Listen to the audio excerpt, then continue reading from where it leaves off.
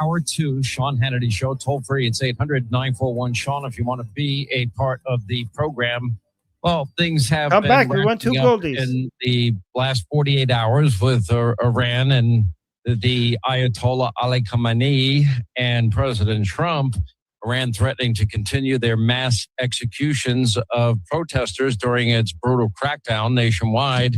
Anywhere between 20 and 30,000 is the conventional estimate of people that have been slaughtered. But if they begin the executions, that will be in direct defiance of everything that President Trump said he's not going to tolerate, and that help is on its way. And, just to give you some updates here, among, many women have been slain, moms, pregnant women among the regime's victims, as reported by the New York Post today. We have nothing but fear and loathing, but the people still stick to the streets. I go back to the videos that I've been telling you that, have been coming out of there. And it is as gruesome a sight as you'd ever see. I mean, one headshot after another and a harsh response. Hundreds have been taken hostage. One interesting moment came when the Crown Prince, Reza Pahlavi, who we've had on this program, multiple Iranian state TV channels were hacked on Sunday amid a near total internet shutdown of footage of the exiled Crown Prince and images of anti-government protesters that have rocked Tehran in recent weeks. They actually hacked the TV stations, which is pretty amazing. The U.S. Navy's Abraham Lincoln aircraft carrier is now headed towards Iran as these tensions now continue to escalate. And the Iran now accused of killing anywhere between 20 and 30,000 people as of now. Iranian regime elites now allegedly, according to Scott Besson and others, the Treasury Department, they are moving millions and millions of dollars out of the country, which would be probably in the lead up to escaping themselves. All reports are that they'd head to Russia. Joining us is Goldie Gamari, a human rights activist born in Iran when she was just a year old when her family fled for Canada in 1986, 7 years after another revolution deposed the Shah of Iran. She herself is a supporter of Reza Pahlavi, the exiled son of the former Shah. But he has said to me he doesn't care if it's him or somebody else, but he just wants this theocracy, this tyrannical Nazi regime to be overthrown and these people to get out of office, that the people, formerly obviously of Persia, be able to live in freedom.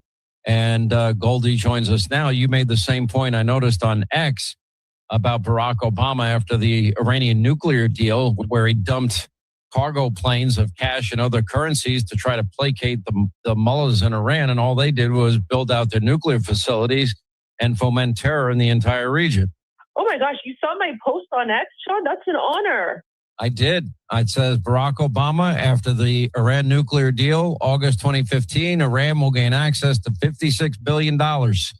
And you also put up on X, in case you're not watching the Iran Revolution live, here is me and my reaction to Iranian freedom fighters hacking Islamic regime state TV. So you were aware of the hacking of state TV, which I thought was very fascinating. Saw our video. Yes. Well, first of all, thank you for having me on your show. It's an honor to be here. I'm a huge fan of you. And thank you for following me along on X. And so I have been broadcasting and covering the Iran Revolution.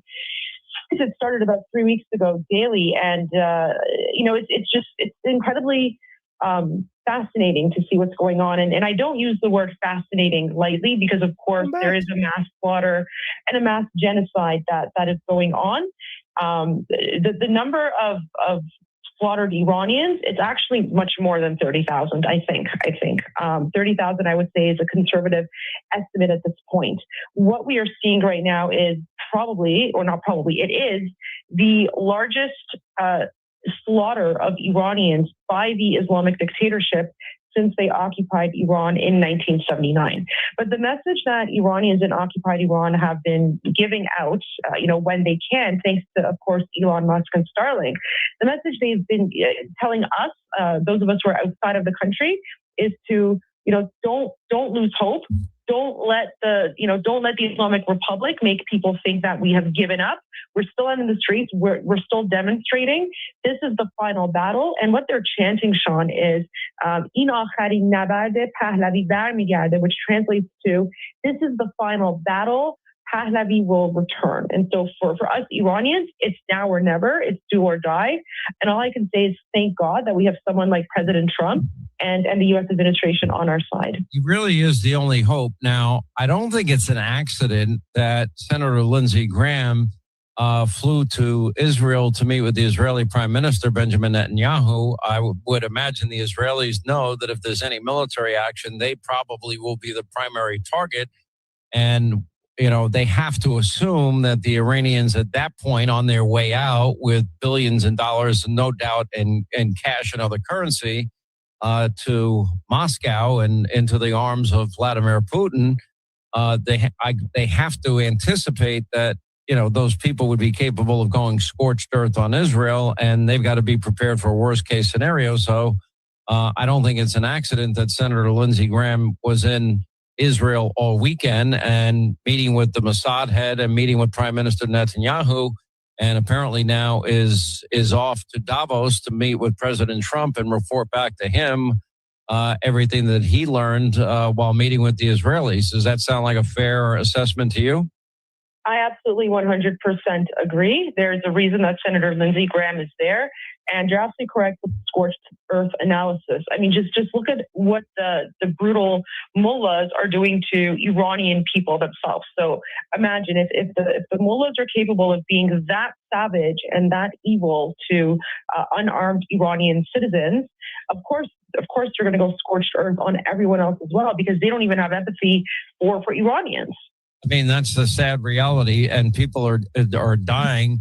I've said this often on the program, is that, people don't win revolutions with slingshots. And when you have a regime that has been this brutal with all their human rights violations and treat women like fifth-class citizens and beat them and torture them if they don't even cover their head properly, and throw gay and lesbian people off of buildings, and it is a brutal theocracy. And these people take to the streets anyway, knowing that the odds are high that they're risking their life doing so. Obviously, they've just had it, and now it's a matter of does the world take notice and pay attention?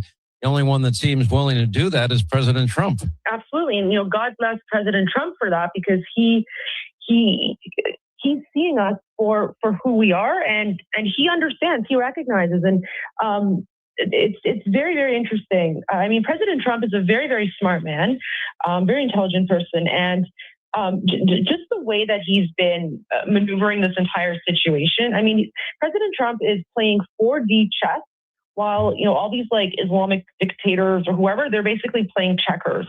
So not even in the same league here. And, President Trump is a winner. He wants to make sure that when the strike happens, it's, going to be successful. And so, I know that there are a lot of Iranians who are impatient or whatever the case might be, but I personally have a lot of faith in President Trump. And it just seems like the stars are aligning. And even His Royal Highness, the Crown Prince, Reza Pahlavi, he met with Senator Lindsey Graham, I believe it was last week, and they put out a joint video message, and they both said, make Iran great again. And they even had Make Iran Great Again hats, which, by the way, I actually have one of them signed by President Trump. Oh, wow. Oh, my gosh. That's fantastic. I didn't know that. Well, maybe I'll give it to you and you can auction it off and send the money to the people that are in need there. How's that? It's real. It's the real deal. Wow. That would be an honor. But you keep that one for now, and then we'll get a second one later, maybe. But that's very, very generous of you. But Oh my gosh, that would be great. But maybe a second one. You keep that because I just love the fact that you have a MIGA hat. Maybe what you could do instead, Sean, is take a photo and put it on your social media with your MIGA hat. That would be a huge mood boost for Iranians. And that's the other thing I just wanted to say. We Iranians around the world, we're going through a very, very dark phase right now with the massacre and everything that's happening. But one of the things that has really made us, given us hope and encouragement is the love and support from people all around the world, especially those who are who have been tuning into Iran Revolution Live pretty much every day, and especially all the Americans. So I just wanted to also give a big shout out to all the Americans who have tuned in, who have, sent their love, all the Americans who are, singing our Iranian revolutionary songs with us, like the Pish and others. I mean, just, you guys are keeping our morale up high as well. And I just cannot wait until Iran is free and that, Iran and America can go back to being the natural allies that we were prior to 1979 when this Islamic dictatorship occupied our country.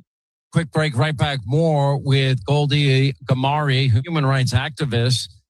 She's following the events and the protesters in Iran very, very closely. Listen, way back in 2017, President Trump issued an executive order to give every U.S. citizen access to the same kind of low-cost, high-quality health plans that used to be available only to employees. So that's the first half. Now I gotta go forward a little bit to the second half. What did you think of that so far? It was amazing. Oh, you hit all the right points. And guys, Goldie mentioned you. That was you. She was talking about you in the chat. So yeah, I guess Bapish. You were amazing. Thank you. Okay.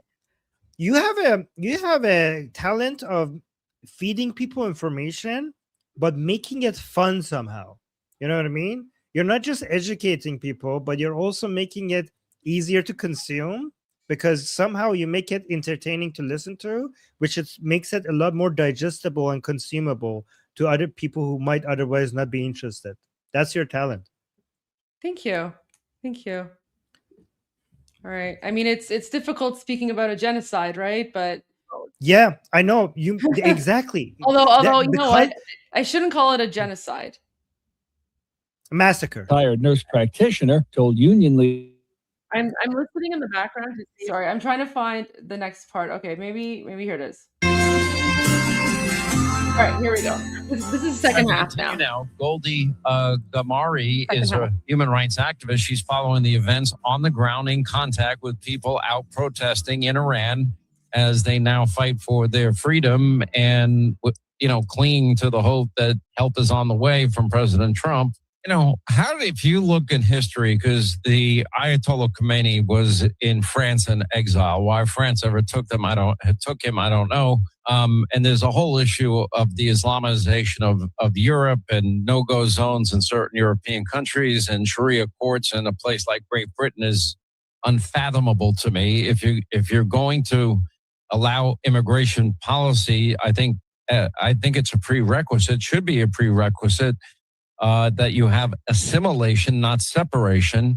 But putting all of that aside, when you look at the rest of the world and the lack of support, I mean, how did this revolution even happen? How did this guy make it out of exile back into Iran, into power, and then take such control over all of society? I mean, the Persian people have such a rich history of innovation, creation, and it's just sad to see the oppression they've lived under.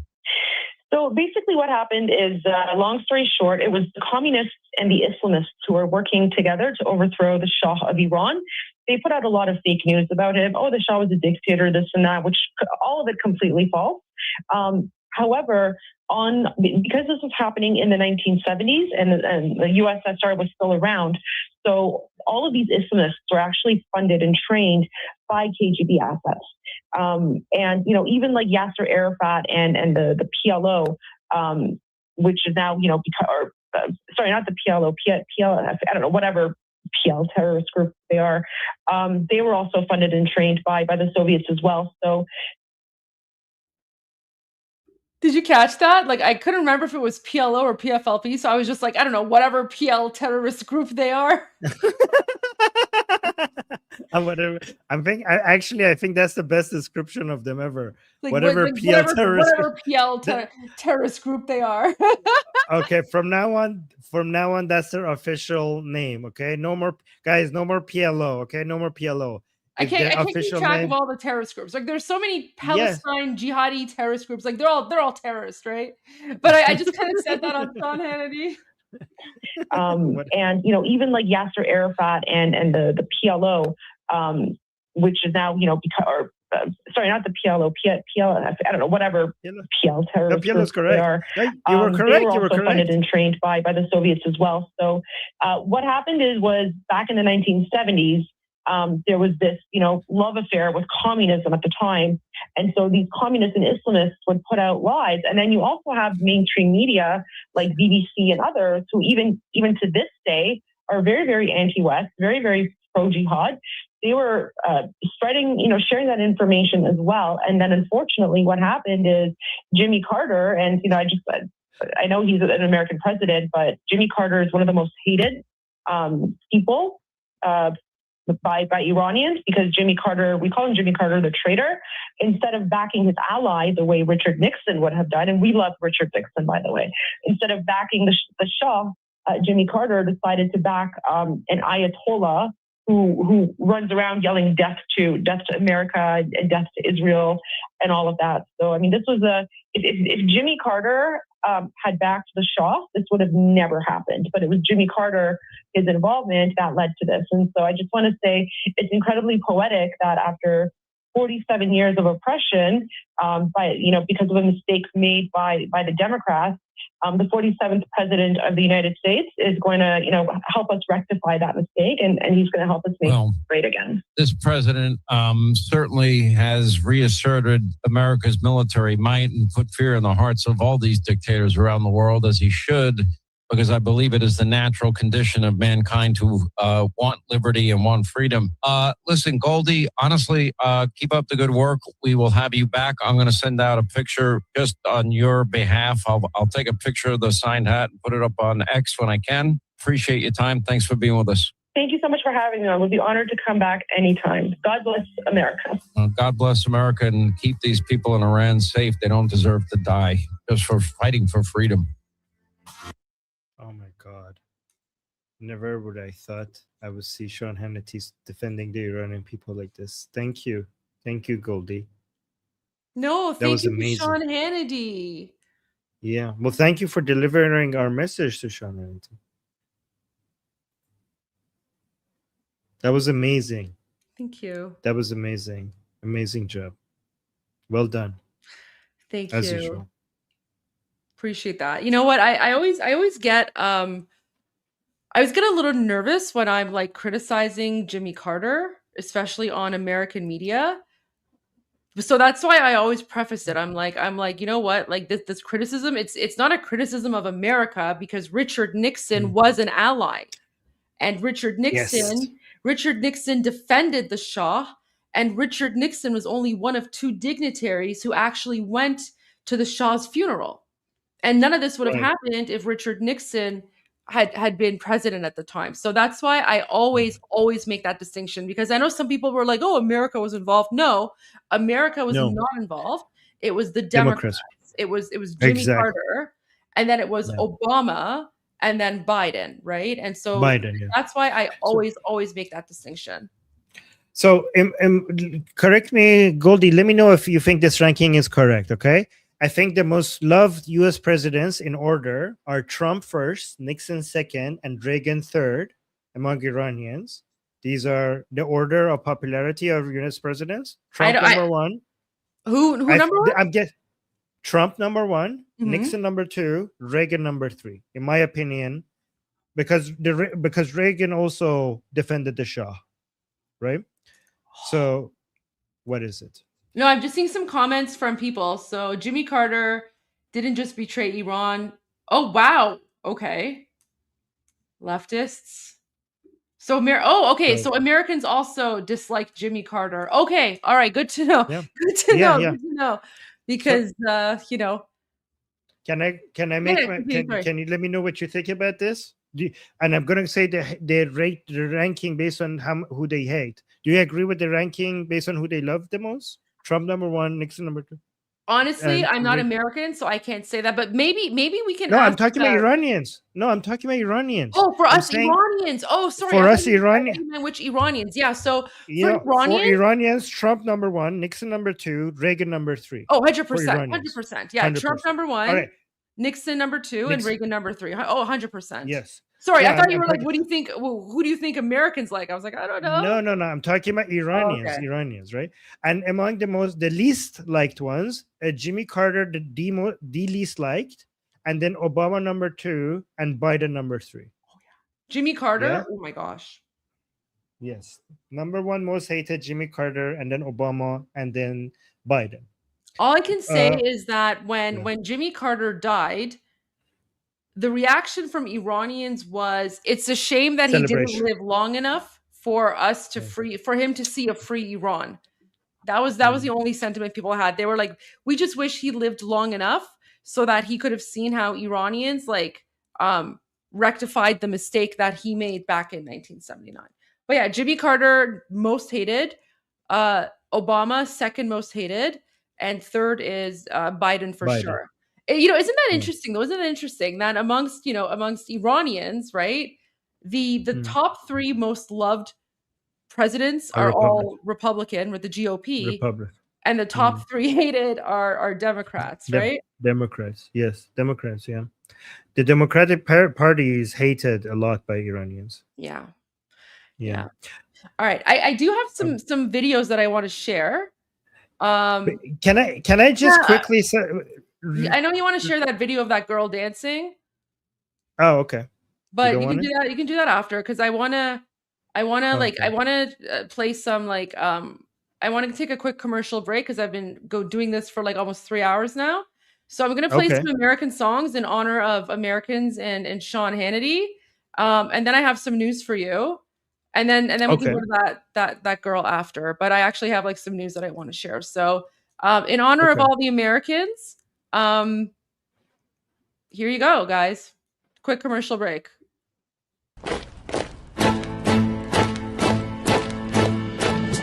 کشور ما تاریخ ما در دگر فرا گرفته گویی اهورا مستا دوباره در نور خود مرا گرفته اکنون سرودی سر میدهم باز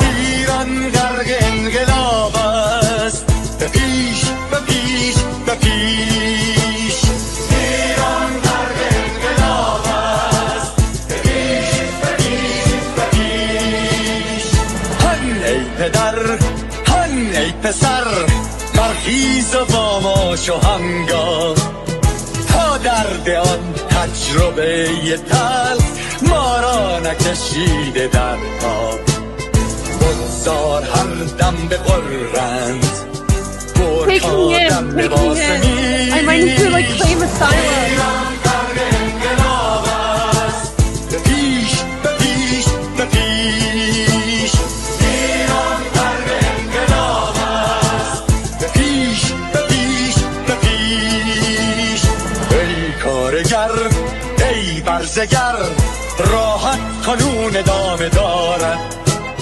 در این زمان که پرتو یزدان از هر سو بر تو میبارد پس پیش به سوی آزادی از بحر خزر تا کیش ایران غرق انقلاب است به پیش به پیش به پیش ایران غرق انقلاب است به پیش به پیش به پیش We need a Trump tower.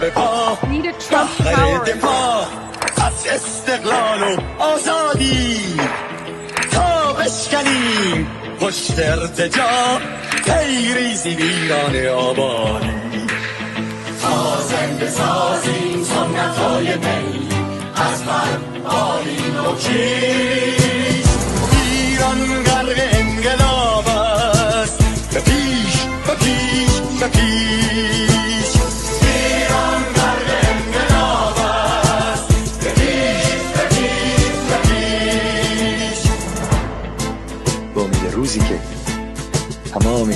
دل بشور انقلاب تموم بشه و ما در روشنایی، نور و سعادت مردم کشورمون غرق بشیم.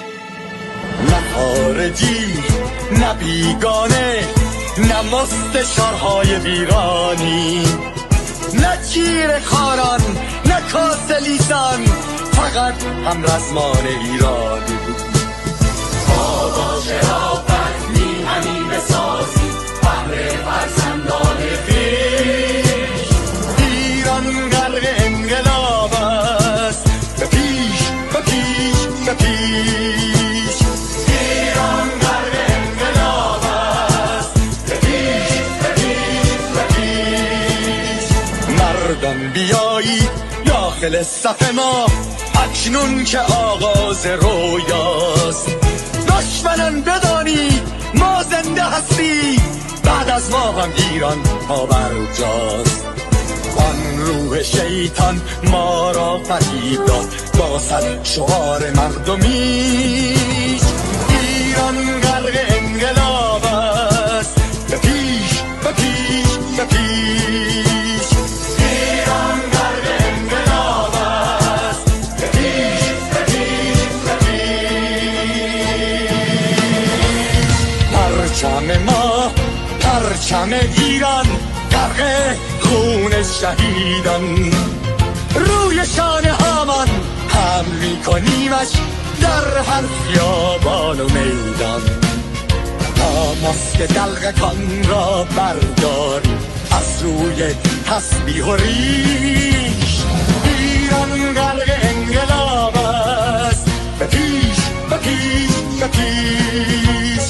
ایران غرق انقلاب است، به پیش به پیش به پیش.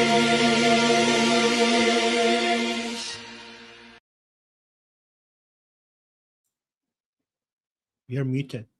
My mic is always muted. Oh my gosh. Okay, so guys, I have some new videos for you that I haven't shown you before.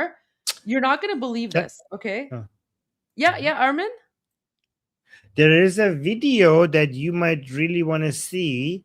It's about Amnesty International group not allowing the lion and sun flag in their gathering. Yes, show that, because Amnesty International, guys, Amnesty International is the biggest fraud. They deny the crimes against Israelis. They deny the crimes against Iranians. Amnesty International is basically like a mouthpiece for communists and Islamists, right? Mhm. Wow, unbelievable. I mean, actually, I shouldn't say unbelievable. I'm not surprised, but Okay, so this is a woman with the lion and sun flag, and she's trying to join a gathering, and they're not letting her in. So she's pointing at another flag. She's saying, but let's just watch it.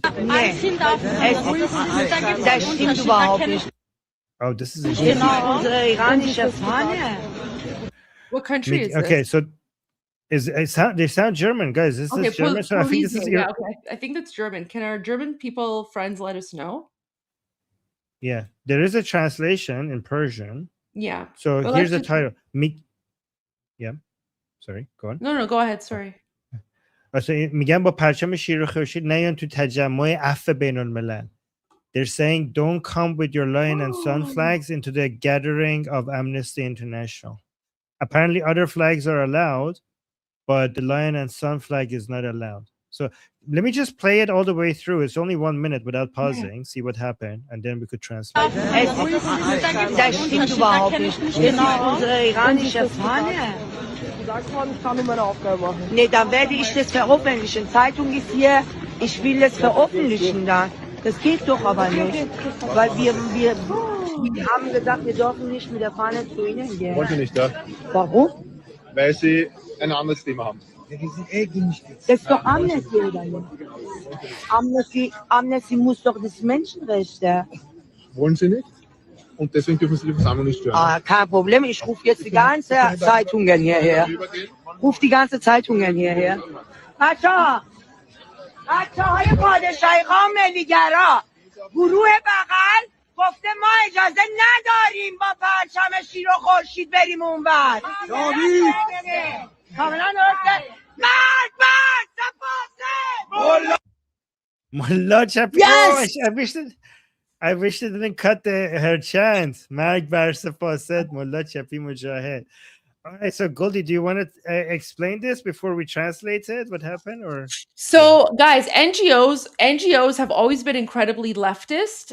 They support the communists. They support the Islamists. One of the most important things that President Trump did was basically get rid of US aid, right? Like he had Elon Musk in like responsible for Doge, and I think they cut like 70% or more of US aid funding. Guys, I'm saying this as a I'm not American, but I've seen where the US aid funding goes. Cut it all off. Just get rid of US aid, because these woke NGO groups have literally taken over the space, I guess, a sphere, whatever you want to call it, and then they create all of these organizations.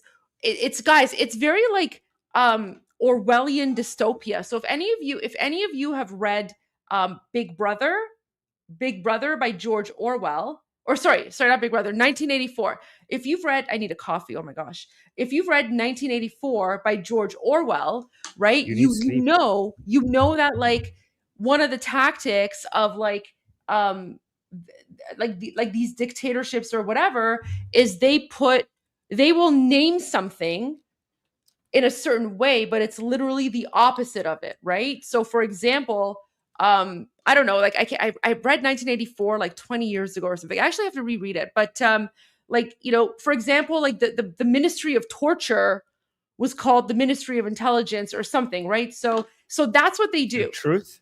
Ministry of Truth, or I don't know, something, right? But they change it around. So you have all these NGOs with these double speak. Yes, that's what it is. Double speak. Exactly. It's double speak. So they have these organizations, and then they will name them something positive and light and friendly.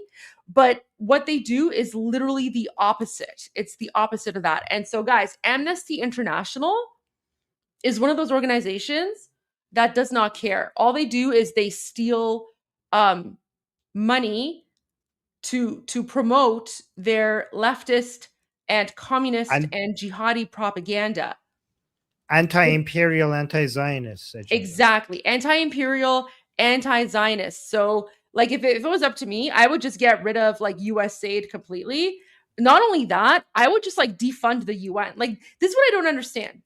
And again, okay, so personal opinion, I'm not an American, so I'm not judging anyone. But all I'm saying is that given the fact that the United States is like the biggest sponsor of the UN, and the UN is now like, supporting like communists and terrorists and all of that, like honestly, the UN is the biggest joke and the biggest scam. Maybe when the UN was created after World War II, it had like a legitimate purpose.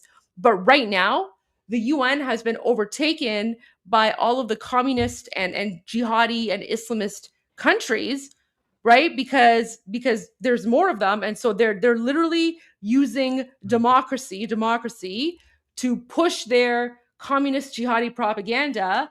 And then I don't know, Americans are literally footing the bill for it. Like if the United States backed out of the UN would just dissolve. It wouldn't be able to survive. Yeah. So I don't know. So I'm not here. I just want to say I'm not here to influence U.S. policy, but all I'm saying is like the UN is a big scam. The UN does not stand for peace or freedom. The UN is literally promoting like Marxism and jihadism and communism. Like the UN has been overtaken by all of these enemy states.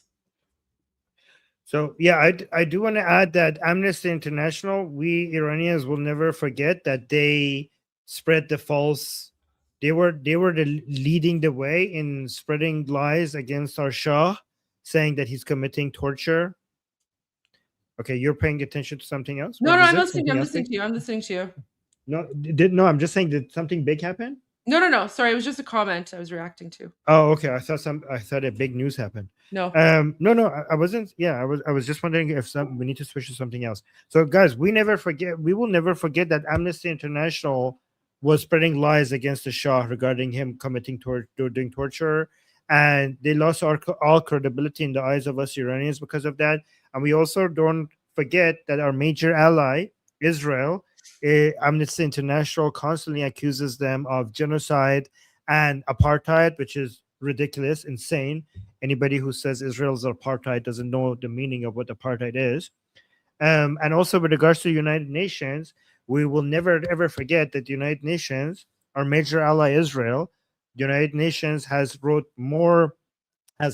issued more declarations against Israel than, I kid you not, North Korea, the Islamic Republic, Russia, and China combined. More declarations against Israel than, so that to us that's a joke.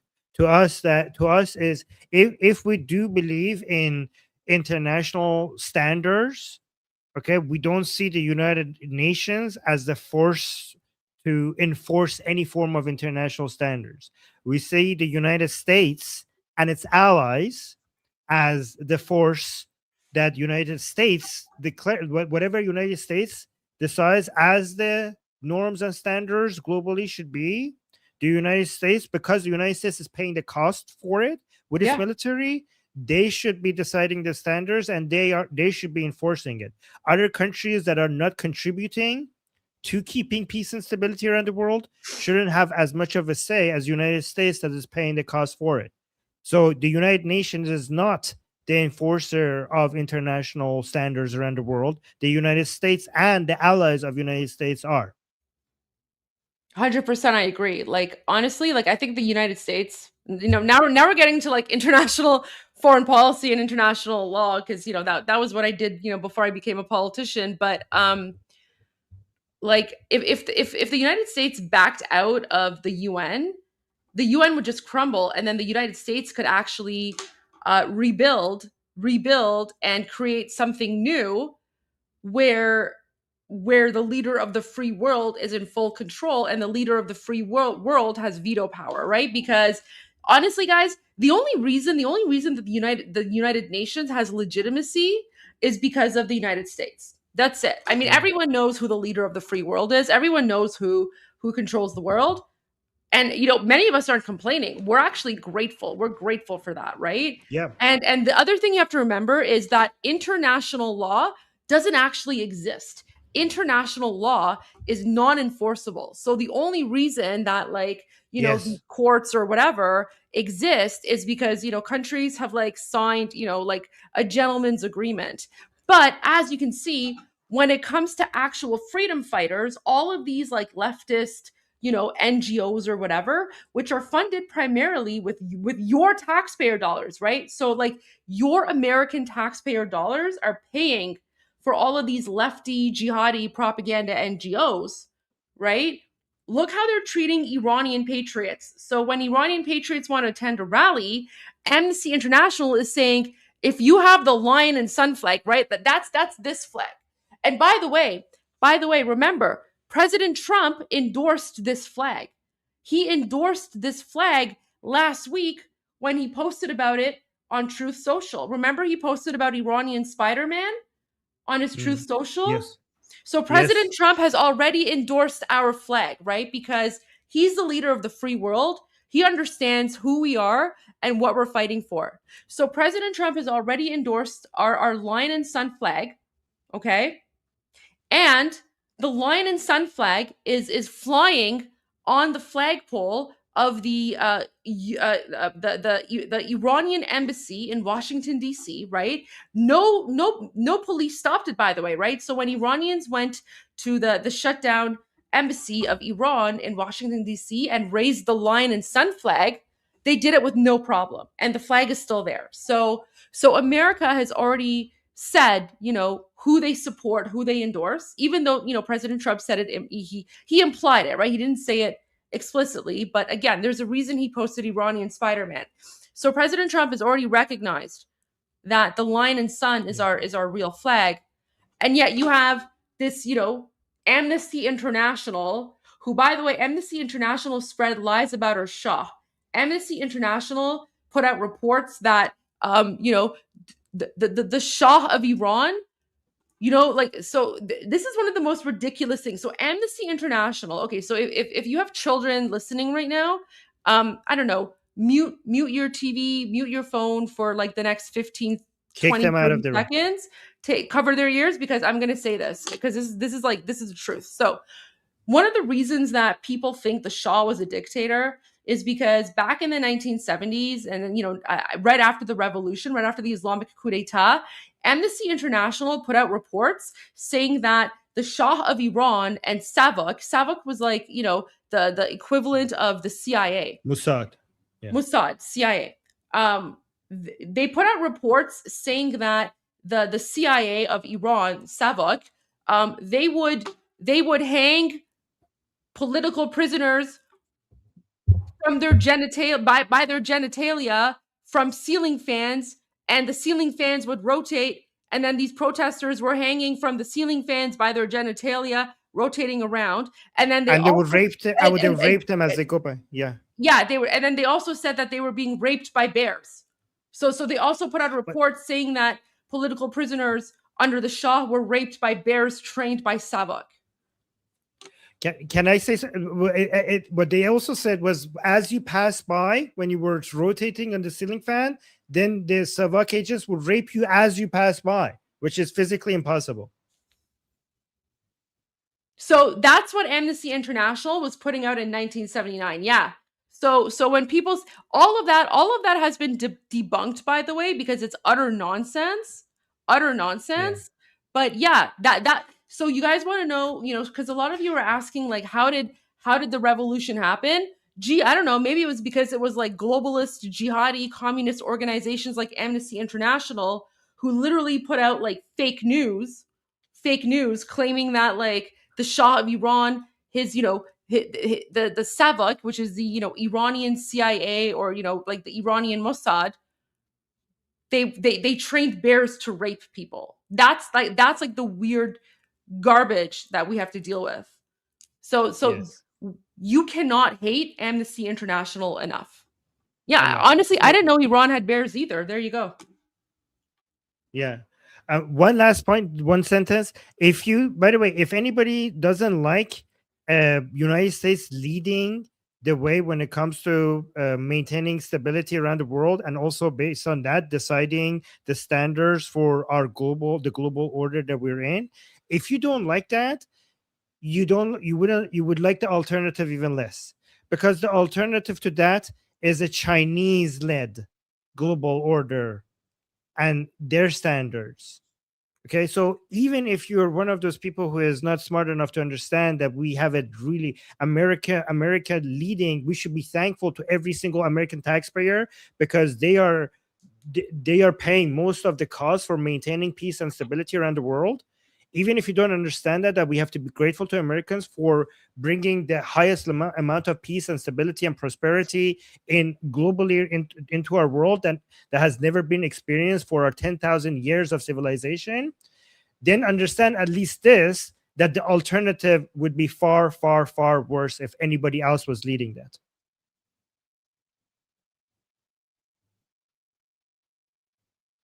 Yeah. All right, so did you want to go in? Did you want to? I think people get the picture. The only part that I want to because I want to see what you want to share. The only part that I want to share is the ending. We'll share the whole thing because it's important. Okay. Yeah. Let's go. Sure. I think this is a really important video, so it's important to share it. Yeah. Okay, so let's translate it then. Okay. Okay, so she's asking, so she's pointing to another flag that they have there. She's saying like, so, but that flag is okay. So why can't we go with this flag, but that flag is okay? And I don't know what flag she's pointing at. She's saying this is not right at all. In Parcham Milli Iran Mas. This is the national flag of Iran. I will basically expose this in the media. So this is the caption saying they're telling them that the lion and sun flag is not allowed in the gathering by Amnesty International. Saying the media is here. I want to make this go viral on the media. Das veröffentlichen. Zeitung ist hier. So basically, she's telling them that if you're not letting my flag, the lion and sun flag, in, this is going to go onto the media. Ich will es veröffentlichen da. Das geht doch aber nicht. اما این که امکان ندارد. ما گفته بودیم که اجازه نداریم با پرچم پیش شما بیاییم. Weil wir So she's saying, what the hell? Like, this is impossible. We are told that we cannot come with this flag towards you. die haben gesagt, wir dürfen nicht mit der Fahne zu ihnen gehen. Wollt ihr nicht da? So the police officer is saying they don't want it. They don't want it. Yes. Warum? And she's asking why. By the way, guys, is this in Austria? I think people said this is in Austria. Weil sie چون شما موضع دیگری دارید این مربوط به عفو بین. So the police is telling the woman, because you have a different position, this is related to Amnesty International. So the police is saying this has nothing to do with this. They don't want you here because you have a different position because of your flag. ein anderes Thema haben. Das ist doch an. عفو بین الملل که باید مربوط به. So she's saying that Amnesty International is supposed to be about human rights. Amnesty muss doch das Menschenrechte. Wollen sie nicht? میخواهند و به همین دلیل شما اجازه ندارید. The police is saying this is what they want, and for this reason you don't have the permission. Und deswegen dürfen sie die Versammlung nicht stören. Kein Problem. So she's saying مشکلی نیست ما به رسانه‌ها تماس میگیریم. She's saying no problem, we will contact the Ich rufe media. jetzt die ganze Zeitungen hierher. Ruf die ganze I will contact the Zeitungen media. hierher. Acha! So now she's speaking Persian to the crowd, the Iranian crowd that is there. So she's saying that people, the monarchists and the patriotic people here. So Guruh Baghal, my assumption is that there's another Iranian group that is like leftist that is over there, organized by Amnesty International, and they have made the police not allow these Iranians there because they don't like them. So she's saying Guruh Baghal, which means this other group, have said that we are not allowed there. We are not allowed there with the lion and sun flag. Guys, the Iranian leftists hate the lion and sun flag. So somebody's saying Javid Shah, but she switches it to a different channel. So she look at this. This is so powerful this year. So she's apparently confirming it with somebody else on the other side of the police. Like they say, like somebody said, like, yeah, you're not allowed here. So she's saying, Commandant, the rest says, so is that completely right? And she confirms it. And as soon as she gets the confirmation, she starts shouting, Mag bar safasid, mullah chapi mujahid. So I will translate that. So look at, she's like, Commandant, the rest and then she starts shouting. Look at this. Mag bar safasid. Oh, so the chant gets cut. So she starts chanting. Hold on.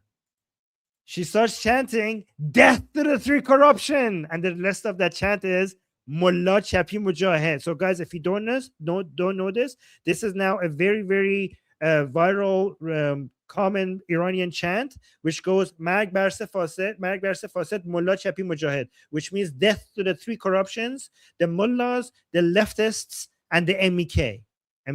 By the way, Goldie, because we have new people from Iran in our chat, a lot of times they don't.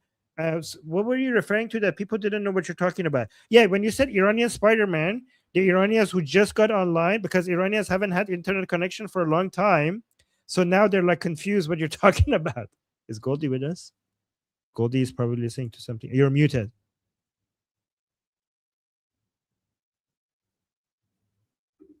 I'm listening. I'm just trying to find something. Yeah. Wait, where's my chat doing this?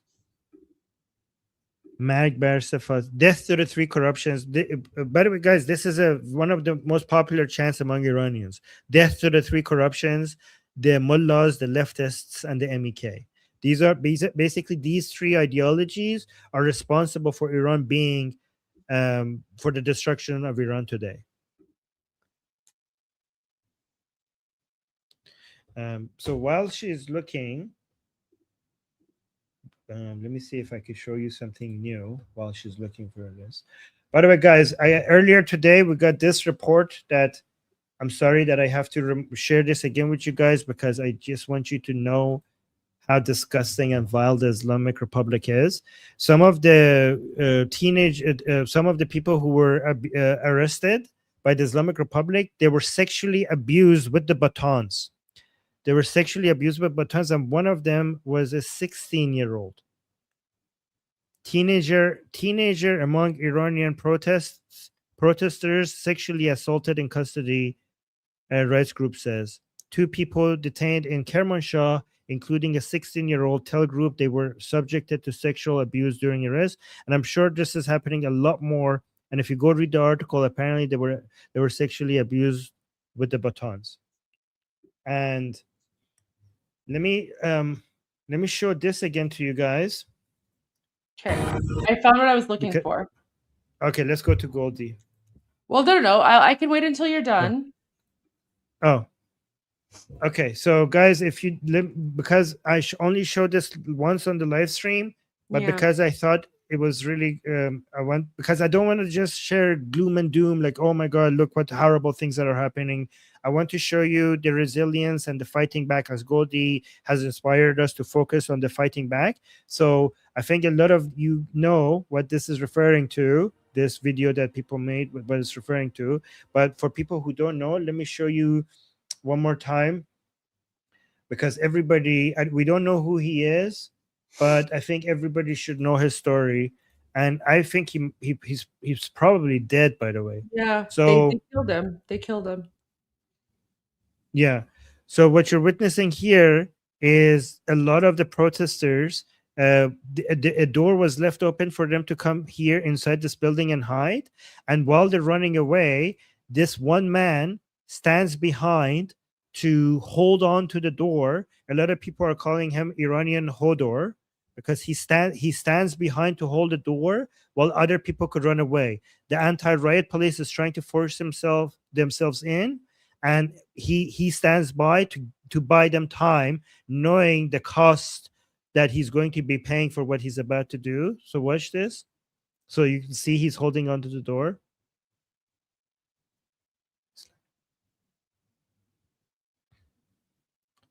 So you can see as soon as they come in, they start beating him up. Like if you look here, as soon as they come in, he falls onto the ground and they start beating him, right? And if you see it from another angle from outside, look at how many they are. Oh, and they also start now knocking out the security camera. But you can see from outside, these are the protesters. The door was left open for them so that they could come inside and hide. These are all the protesters. And these are the last 2 remaining protesters. And now the door is closed and he's holding the door. Just one man by himself is holding the door. And these are the anti-riot police coming in. And if you can see, one of them has a machete. This guy has a machete. You see this? You see this? This guy has a machete. This is what they're using to beat the protesters with, right? So, and they go in, and that's why when they start beating him up. I'm probably dead. But that's the sacrifice. That's what he did to try to save these people, and that's why people made this video in celebrating him. Where is it? Just give me a second. Oh, this one, yeah. Yeah, so this is based on Persian mythology. This is based on Shahnameh mythology. These are the div. The div means like demon in Persian. So let me just explain that. Let me just explain that. So you know how like the Greeks have the Odyssey, and then British people have like Shakespeare, and like all these like epic like titles for like epic stories and novels and stuff. So our version of like the Odyssey is called Shahnameh. And you guys are already familiar with the word Shah, because Shah means king, right? So Shahnameh means Book of Kings. So our like the Persian version of the Odyssey is called Shahnameh. Yeah, King Arthur. There you go, King Arthur. Yes, exactly. So each culture has each culture, each civilization has its own like epic histories, like mythology. So ours is called Shahnameh. And so they made this in like the Shahnameh, right? And Shahnameh means Book of Kings. So, and it was written by Ferdowsi. Yes. Yes. Game of So Thrones. Yeah, absolutely. Game of Thrones for the USA. That's a good one. yes. So Or we had Lord of the Game of Rings. Thrones. No, wait. Lord of the Rings is We had, UK. yeah, we had these. We had Game of Thrones 1,000 years before you guys did, which is the Shahnameh, right? And yeah, and just one more image for you guys to see how vile and disgusting the Islamic Republic is. This is one of the people they took from us during this revolution. This is one of the people who were killed during the revolution by the Islamic Republic. Her name is Melina Asadi. She was 3 years old. So it says Melina Asadi, say her name. Melina was 3 years old. We must end this evil regime. All right. So Goldie, you wanted to share something? We don't. So people are asking. We don't think Hodor. We don't think Iranian Hodor survived. We don't think he did. I mean, I pray that he did, but probably not. Probably not. So yeah. Yeah, I wanted to play a quick video by so this is an interview with the Shah of Iran, Mohammad Reza Pahlavi. And guys, this is gonna explain. So you know how we were telling you about how Amnesty International and like all these other like NGOs, leftist NGOs, were putting out like Islamist propaganda about like the Shah being a dictator and like all that like jihadi nonsense. Like, guys, the Western media was complicit. Western media was complicit. Just listen to this. Listen to this. It's a short clip, but just listen to this. Like it's insane. Every time I hear this, I get so angry.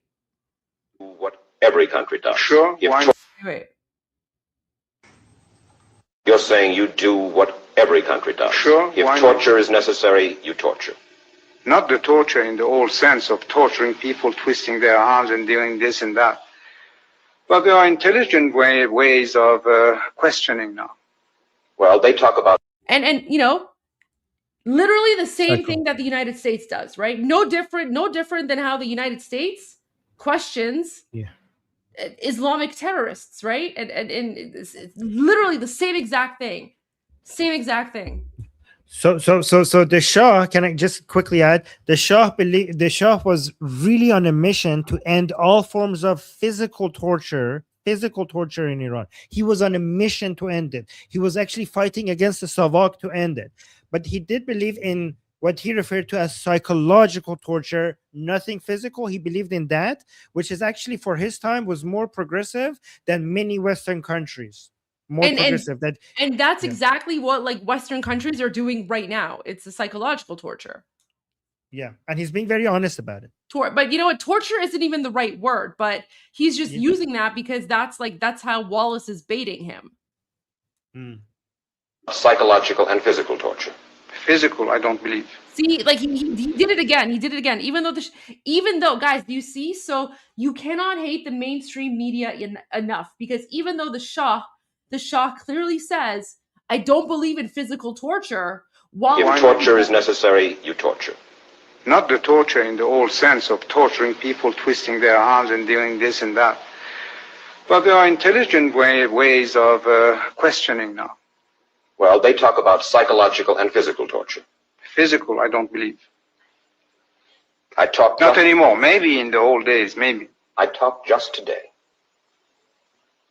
to a man whom I believe, who told about torture.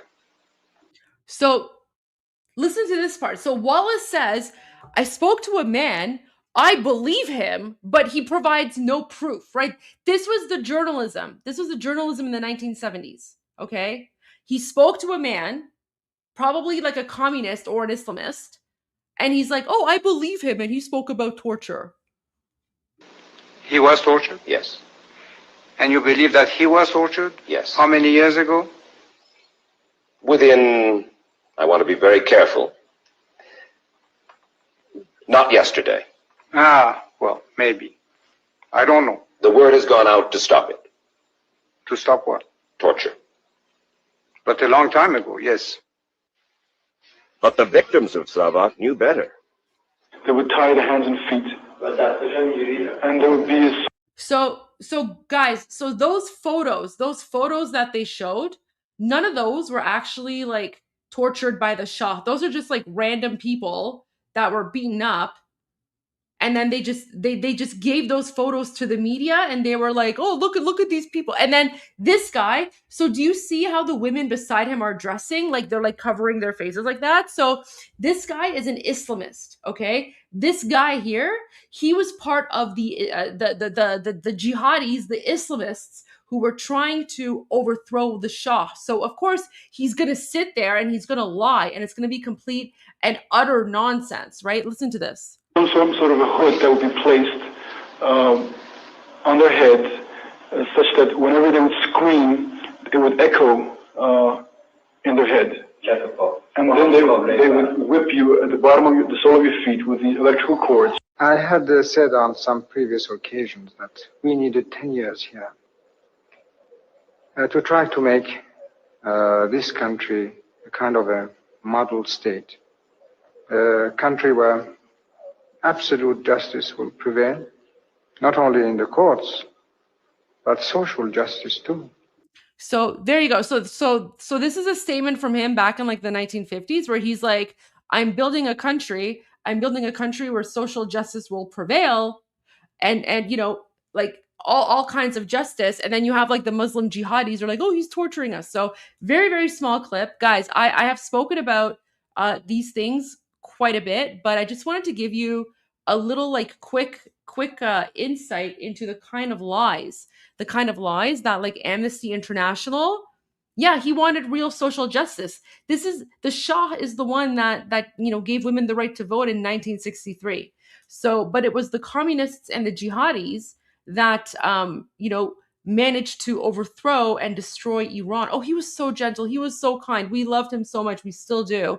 Then you know what? I just want to say thank God. Gentleness. He was too gentle because when Khomeini should have been executed, he forgave Khomeini and exiled him instead. But that's you know for another time. But even Sean Hannity got it today because Sean Hannity was asking about the communists and the jihadis, right? So guys, all of these like pro-Pali, Antifa, progressive people that are in your countries and they're attacking imperialism, they're very dangerous because that's what they did to Iran and that's what led to you know what happening. And then they were like bolstered. They were bolstered by Western media. Anyways, that's what I want to say. But I wanted to share something a little bit more lighthearted. Armin, I think you're going to like this one. Before you go to that, can I just say I'm looking for a documentary and I can't find it about and a documentary regarding Iran's prison during the Shah times. So there was a report that there was a woman, a communist woman, that was beaten up so severely that she can't walk. And I don't know if it was the BBC or no, it was somebody else who secretly was recording the prison courtyard from far away, and she was walking and she was completely healthy. Have you seen that documentary? No. Showing they were lying about, like, everybody, basically the media was believed that, oh my God, the so-and-so woman who was a Marxist has been beaten by the Shah to either she's dead or she's like so severely beaten that she can't walk. So they're recording their prison courtyard from so far away, and she's walking around and she's completely healthy and smoking. So then they go close to her and they talk to her and like, we were told that you're beaten up, and she's like trying to hide her face and run away because she doesn't want to expose that it was a lie. If anybody has that documentary, please send it to me, because that's such a good example. And also in the same documentary, it shows how amazing the prison is. And there was a person that actually threw a grenade, like one of these Marxist terrorists, and he was given like a whole studio to paint, and he was released after 2 years, even though he was trying to kill people. And the Shah forgave the man that shot him. There was somebody that tried to assassinate the Shah, and the Shah forgave him and set him free. So yeah, what an evil, crazy Yeah, Dictator, right? what kind of dictator literally forgives the people who try to assassinate him and shot him in the face, right? Yeah, yeah. Anyways, all right, Armin, I think you're gonna laugh at this one. So this Okay, happened. okay. This happened at like a free Iran demonstration. I think this was in Washington, D.C. So a crazy man in a dress goes to a free Iran demonstration. When he starts attacking President Trump, Iranians get angry, call the police, and tell him to leave. The man in the dress, yeah, the man in the dress then says that Iranians are misinformed. And I said he belongs in a mental institution. So maybe like, Wow. look at this, look at this. So literally, this like, this like this psycho shows up because What you is know that? he thought that like Iranians hate President Trump, and then Right. Iranians get so like these are Iranian Americans. They get so angry at him. And look at Iranian Burt Reynolds. He looks so badass. Yeah, or someone in the comments also said like he's the Iranian Ron Swanson, which I will take because he's definitely. But like guys, look at this. So this like weird like man wearing a woman's dress shows up, and he thinks that like Iranians hate President Trump. But like when this guy like starts attacking President Trump, that actually insults the Iranians there, and they're like, and they're like, leave, get out of here, right? So What did he just expect? watch this. Decency for all human beings in terms of the laws of the Constitution, of the laws of the state of Washington, and the United States. So I think she might be trying to undertake though based on that interaction. Well, that's a bummer. I mean, there's going to be people standing in support of free speech.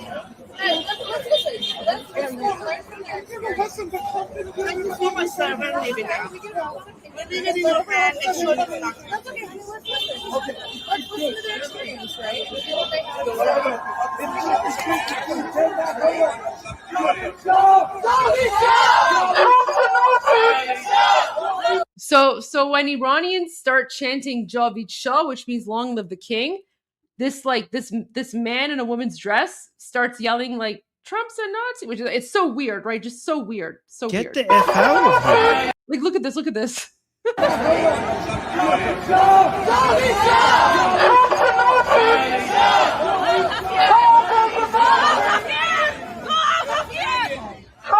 Oh, and then do you see the woman yelling? So as soon as like this like crazy man starts yelling Trump's a Nazi, you can hear like Iranians behind, like standing behind the angle, and they're like yelling at him because they're getting mad because the Iranians, Iranian Americans, like they're very, very pro-Trump, right?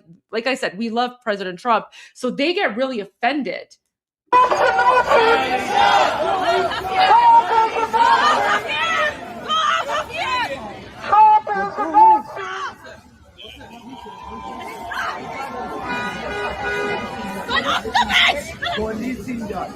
And then you hear like, so this one woman, like you can hear this like Iranian woman shrieking, and then I guess she wants to go after him, and then you hear a man's voice, and he's like, police just, right? He's like, police is here, calm down, police is here.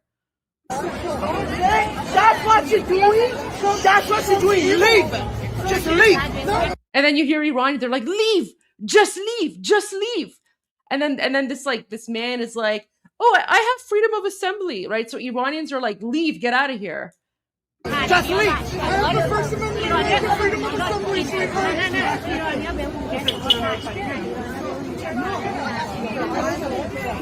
It seems like those people are very interested in amplifying Trump to favor because they're misinformation. Did you hear that? So this is where he says, oh, these people, blah, blah, blah, blah, blah, there's misinformation. So this crazy person in a dress shows up to like a free Iran rally, and then when he finds out that Iranians support Trump, he says, oh, Iranians are just misinformed, right? It seems like those people are very interested in amplifying Trump to favor because they're misinformation. Trump is your king! Trump is the North Sea. There you go. Unbelievable. The audacity to come, Iranians having a protest, and trying to make it his own thing. Like, who the hell do you think you are? Just like, they're trying, like, look at me. This is a look at me moment. Like, we're having our own cause. We're fighting our battle. We're fighting for our freedom. And you're coming here with your own irrelevant message. I mean, beyond the fact that what she's saying is insane, but beyond that, even if it wasn't, go do your own protest. Why are you hijacking other people's cause, fighting for their freedom? Disgusting people. Like, this face. This, I mean, that says it all. Like, what the hell? That's Iranian Ron Swanson. You know, فقط داره نگاهش میکنه و میگه این دیوونه کی از تیمارستان فرار کرده. So basically it's like the expression on his face is like, when the heck did this crazy person manage to escape from the insane asylum? Like, that's his face. I think he's saying, what is that thing? That's yeah. What he's saying. Like, what is this? So, oh my gosh. Honestly, like the left is insane. The left is insane. So guys, like I love that they called the police, right? So guys, pro tip, if you want to go, like, like, what? They should put a what's there, like W-U-T. Like, he's probably saying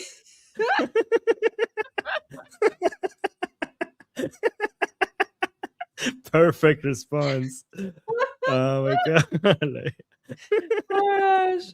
But like, so just, you know, pro tip. Be careful scrolling down. X, be careful, because X might have some things that is not YouTube friendly, so don't scroll down. This is one of my favorite memes. Someone posted this meme. Do you want to read it?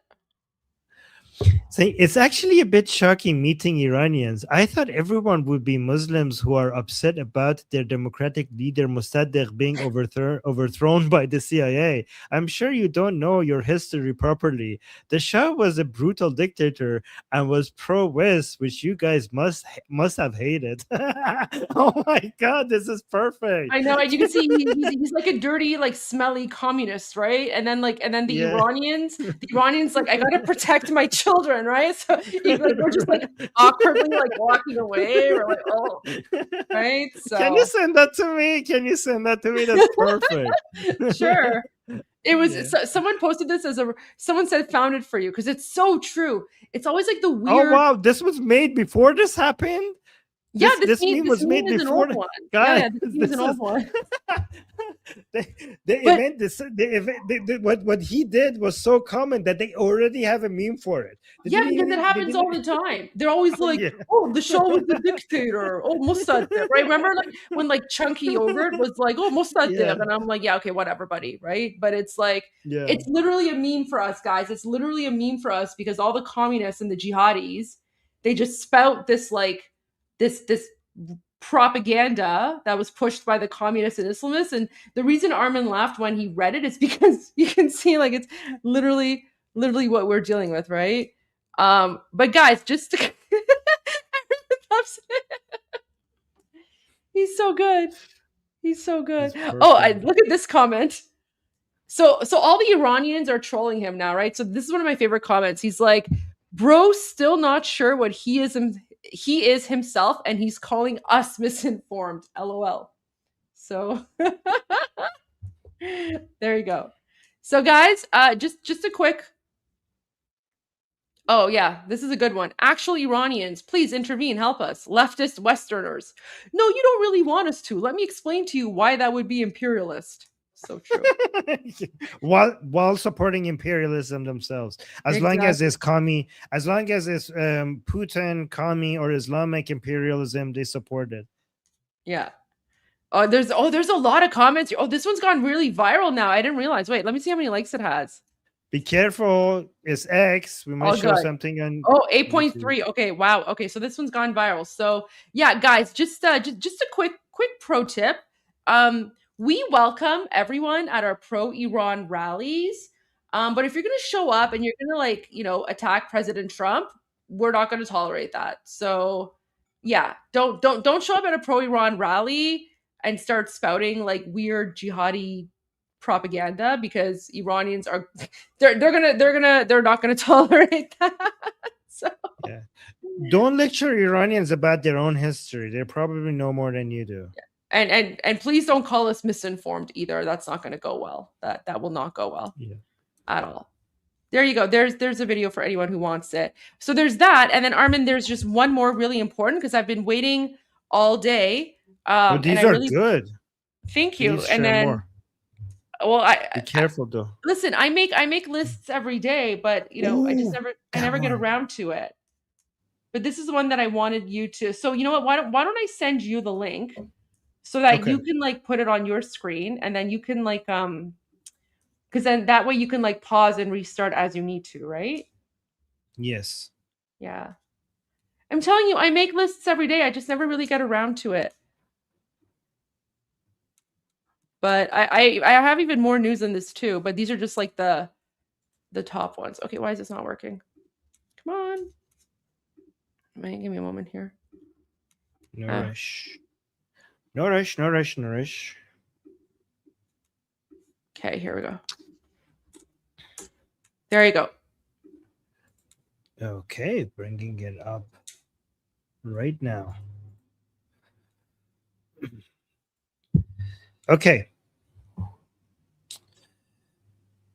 Okay. So guys, before I translate this for legal reasons and YouTube reasons, I have to announce that our translation of this does not mean that we are condoning violence. We are translating this for educational purposes. This is a message that is coming from inside Iran by Garda Javidan, which I'll explain shortly. Please understand that for legal reasons, I'm saying this, that whatever he's saying, me and Goldie and this channel is not endorsing anything. We're just telling you what he's saying for educational purposes, okay? We're not endorsing violence. Clear? Everyone clear? Okay, let's go.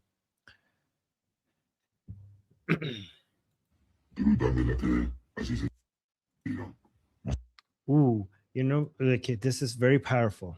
So yeah, I have to tell you what Garda Javidan he is first before I play this. So for people who don't know, Prince Reza Pahlavi, a couple of weeks before this revolution started, he was preparing, him and his team was preparing us for exactly this revolution. That's how wise and forward thinking the prince and his team is. So he and his team released a booklet called Garda Javidan, which means the eternal guardians, which gave Iranians inside Iran a very detailed instruction on how to create groups as small between 3 to 5 members all across Iran to prepare for days like this. So when the revolution happened, so get trained and be ready for exactly a day like this, so that when the revolution happens, they could come into the assistance of Iranians, right? So these are the groups that were created under the order of Prince Reza Pahlavi. So this guy is a member of one of those groups, basically a member of Garda Javidan, right? The Eternal Guardians, which is something historic in our ancient Iranian history, right? It's based on that. It's a reflection of that. So he's saying Payam Mohem Garda Javidan Iran. So, but I mean, the text on the screen says a message, a very important message from the Eternal Guardians of Iran. منتظر باشید نوبت یکی یکیتان خواهد رسید. Be ready. It will be the turn of every single one of you, meaning that the regime forces, the people of the regime, you know how Goldie says, tak taketun, that's what he's saying, that we will come for every single one of you. Again, please understand that I'm just translating what he's saying and I'm not endorsing violence. So let's go and translate what he's saying.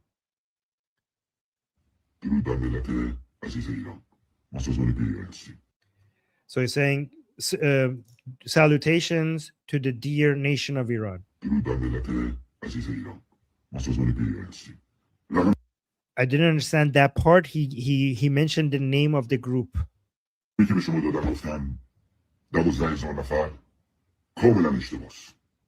So he's saying the number that they're giving you when they're saying 12,000 people, that is completely wrong. The stat that when the number that they're giving you that 12,000 people have died, that number is completely false. Saying these people, meaning the Islamic Republic, have killed more than 30,000 people.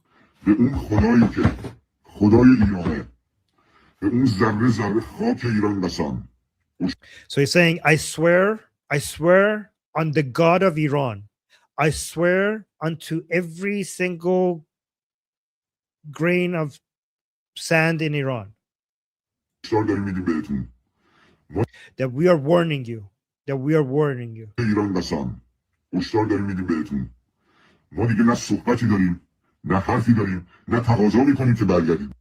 We have no more. We have no more talking. There's no more talking with you. There's no talking to you anymore. Basically the time of talking with you is over. We are done also with asking you to join the people. So he's saying the time that we ask you to join the people, the side of the people, that time is over. We don't have that request from you anymore. This is from us. Done. Khalas, done. I swear to the God of Iran. I swear upon every grain of sand in Iran. We will do something with you.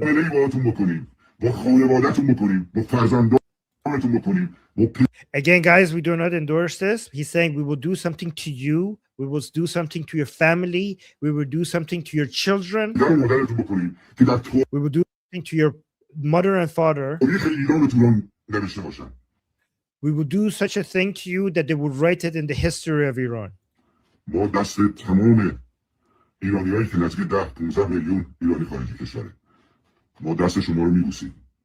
He's now speaking to Iranians outside of Iran.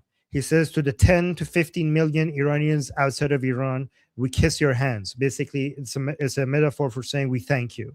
So this is directed. He's from inside Iran to Iranians outside of Iran. That's like all of us outside. Yes. He's saying we thank all the Iranians outside of Iran. You have helped us a lot. You have done a lot of work.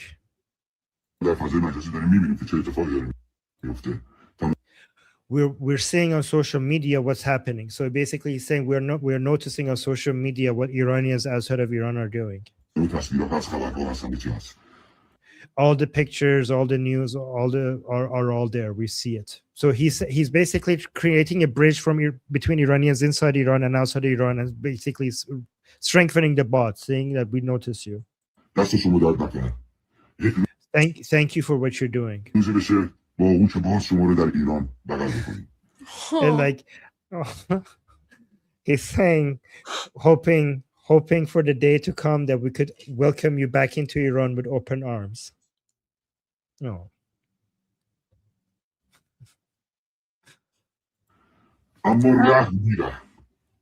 No, Goldie. You want some time before I go to the next? Or? No, I just wanted to say, like, one of the reasons that, for all of you who are, watching and you've been tuning in for the last, 23 days.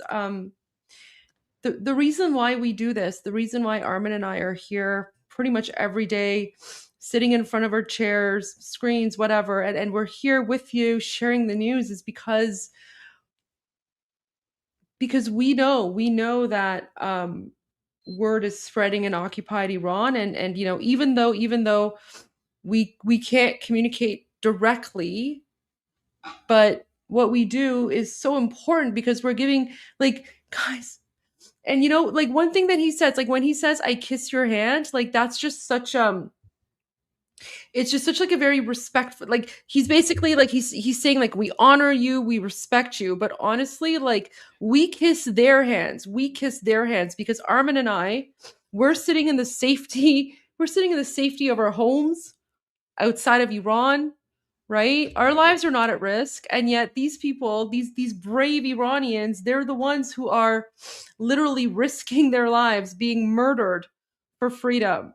And so for him to say like we see you, we acknowledge you, we kiss your hands, like that's just you know, now you guys know why we do this. Now you guys know why we do this, because even when the internet is shut down, we know what's happening in occupied Iran, and we know that because of Starlink, certain things are able to get back in there. And so we will not stop doing Iran Revolution live stream until Iran is free, because this is what people in occupied Iran hope that we would do. And so it is literally our responsibility. It is our responsibility to be doing this, and I could not think of a better person to be doing this with than Armin, because you see the message that we get. Yeah. And Goldie, you're so on point. I wasn't even paying attention to that. Thank you so much for saying this. Imagine him thanking us. He's out there risking his life, and he says, like, I thank you guys, Israel outside of Iran. Like, we should be thanking him. And he's thanking us.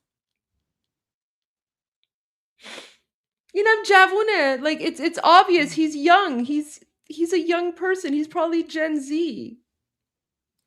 This is why it's so good that I do this with you, because you notice these subtle little things that I miss sometimes, and you're so on point to. It's so good that you pointed that out, because I missed that.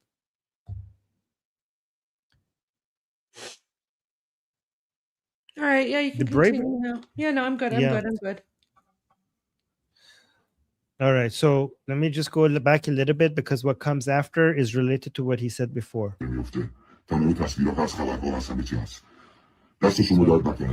So he's saying, we're seeing everything, and thank you to all of you. There will come a day where we will welcome all of you with open arms inside Iran. However, mercy, no mercy.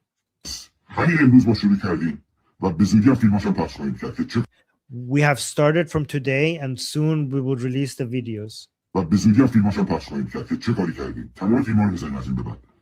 We will show you what we have done. We will release all the videos. We will skin you alive. That's a metaphor, by the way. Yes. Okay. Guys, that's a metaphor. Okay. It's like, we will skin you alive. Yeah, for legal purposes, it's a metaphor.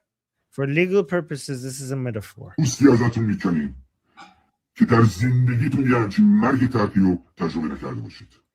We will skin you alive in a way so that you will experience a type of death that is unimaginable, basically. Another metaphor. Another metaphor. Long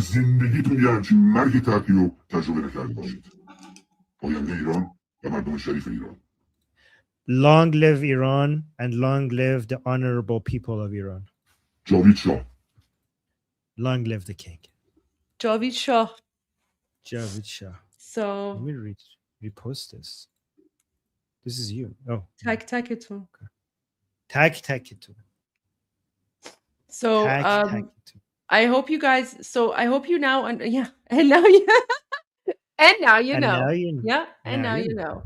So guys, I hope now that the rage and the anger that I had on the Piers Morgan show, I hope it makes sense now, because even though at the time I went on Piers Morgan, we had no communication with people in Iran because the regime had shut down the internet.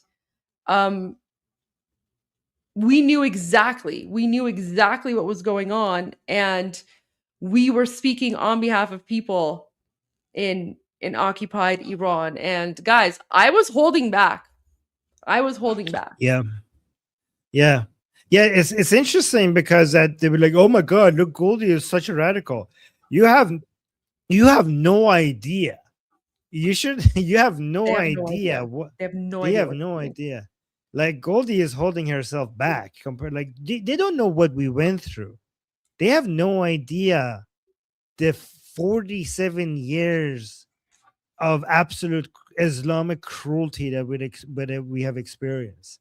I think the same people who are judging you, Goldie, if they experience 1% of that, they would become terrorists immediately. They will become actually terrorists. Right? But by the way, Goldie, I have a, you know how we were talking about them lecturing to us about our own history.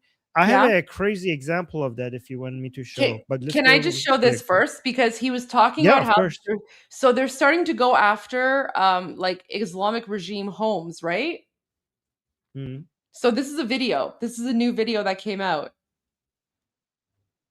شناسایی منازل سرکوبگران ما با خانواده هایتان تصفیه حساب میکنیم. Do you want to translate that? So yes, so identifying the houses of the suppressing forces, we will settle the score with your families. So guys, I know some of you might be judging. Let me tell you the strategy here, okay? Because some people might be like, and first of all, for legal reasons, we do not endorse violence. We do not endorse anybody going after anyone else's family, okay? What we're seeing here is probably not something that these people are going to be doing, okay? We do not endorse going after anyone's family. What we're seeing is a psychological warfare, right? What they're doing is them trying to change the calculation in the minds of the regime forces, not actually going after and after the family members of people, but trying to scare. It's a deterrence strategy. It's a psychological way to tell them to basically make them consider retreating. I mean, what's the thing that like the Palestinian jihadi Islamic Muslim savage terrorists say? They're like, oh, resistance is justified when people are occupied. Well, Iran is occupied. Iran is the real occupation. Iran has been occupied for the last 47 years. Yes. So, but when they need to put the fear, what they're doing is trying to put the fear inside them and change the fear from Iranians to to their occupying force. yeah, absolutely. Yeah. So Play that. watch this video, Armin. And this is a woman. These are the name of the people. So they're writing the name to know. I think to show that they know the name. Yeah. So what does it say there? این خونه مال یه سرکوبگره علی اکبری. So they're writing the name of the person that they know as part of the regime forces, which is his name is Ali Akbari, and saying this house belongs to one of the suppressing forces and his name is Ali Akbari. And the woman, and the reason why she's wearing a chador is for her to be less suspicious until she gets there. And she's writing on the wall Ali Akbari intiqam as, I can't see. We'll go back. Ali Akbari intiqam as Darkulgaran. Hey, the cat. I know, I love the random The cat. laser eyes. Guys, we have a lot of cats in Iran, so I just thought that was really funny and cool that they added that. Okay, that was a nice touch. Oh, that's the address. Intiqam Sarkubgaran. Yeah, so go back a little bit to the red text. So on social media, they're giving you the phone number of the person and his address. They're basically doxing. So now they're doxing all of the Islamic regime terrorists and where they live. Yes. So that's it. That's the guy's address. Yeah, this is why the regime forces wear masks. This is what they're afraid of. Okay, so now we have the full text. Pause here. Oh, guys, go back. Guys, if you guys know what that is, use the emoji in the live chat. Okay, so it says Ali Akbari انتقام از سرکوبگران نزدیک است. So Ali Akbari is the name of the guy, and he says revenge of the suppressing forces is near. Guys, what is that? Tell me what is it called? The Rafshikavyani. So you see the X with the dots around? That's a simple way of drawing the Rafshikavyani, which is the pre-Islamic symbol of Iran, which is the Sassanid dynasty. Are people using it in the chat? Yes, I see people are my using chat it in the is chat. full. That's all I see. Yes, amazing. Okay, so yeah, can I show? Go to the end so that the logo comes up. Okay. Yeah, so because they're going to highlight the logo and bring it on the screen. So play it. Yeah. Let me get the thing. Yeah, there we go. Oh, time is up. I love that. This is honestly, Armin, this is so badass. This is Hollywood next level. They're using Rafshikavyani to go after the Muslim colonizers.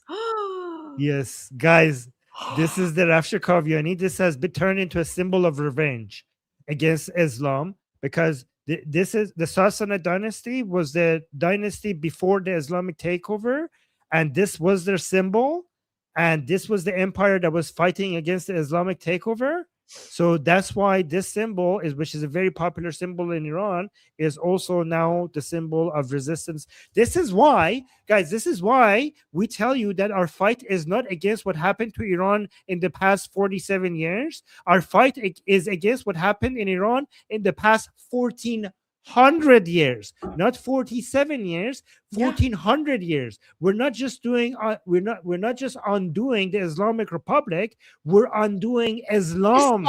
All of it. We're undoing Islam, and that's why they use the symbol. Yes.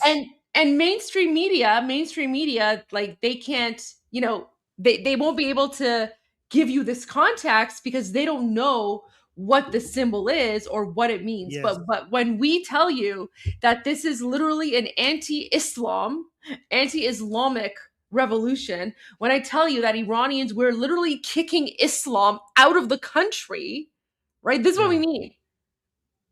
Like we're literally a country of like 90 million Islamophobes, and we're getting rid of every single like Muslim savage.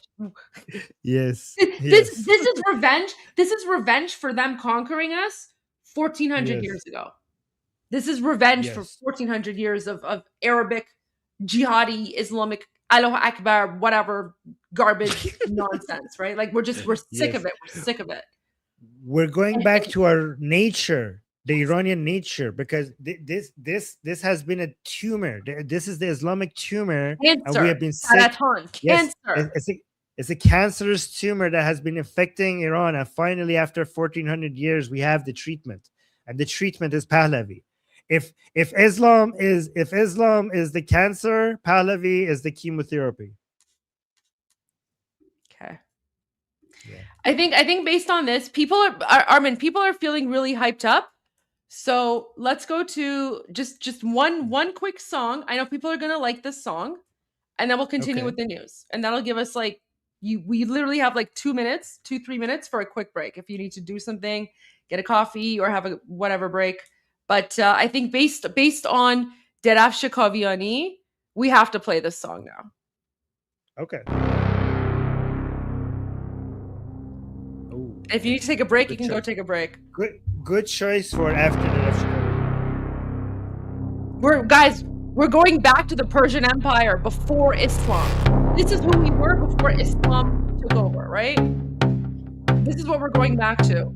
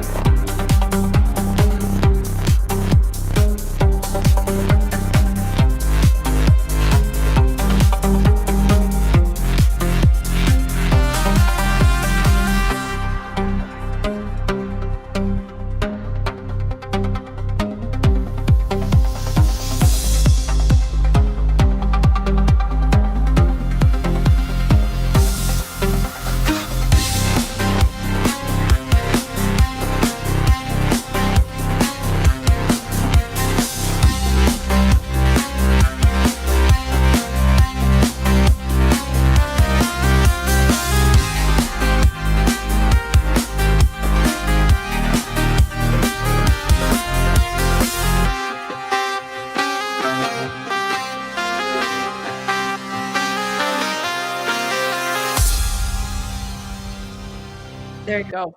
There's a little bit of Miga pride for you guys. All right, Armin. I So that have was something similar. go for it. I have Go for something it. similar. Yes. Okay, hold on. So let's do. Is it okay if I do an AI version of ancient Yes. Persia? What it looked Yes. like? Okay. Listen, AI ancient Persia. I love it. I have so many like AI like ancient Persia videos. Have you seen I this just one? don't play them, but no, I haven't seen. Oh no, I have. This one's really good. Okay, so ancient Persia, Read the 500 title. years. Yeah, so a trip to Persepolis, not the ruins, but the actual how it was, 500 years before Christ. So this was just.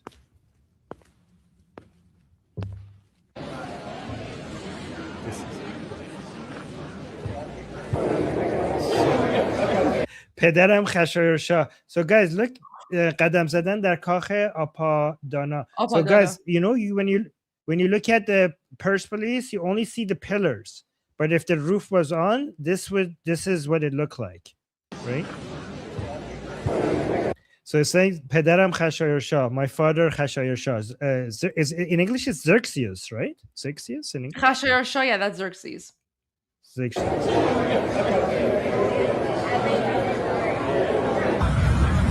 So Kushahaya Persepolis. So around the castle, this is what the historically with the villages around the alleys around look like.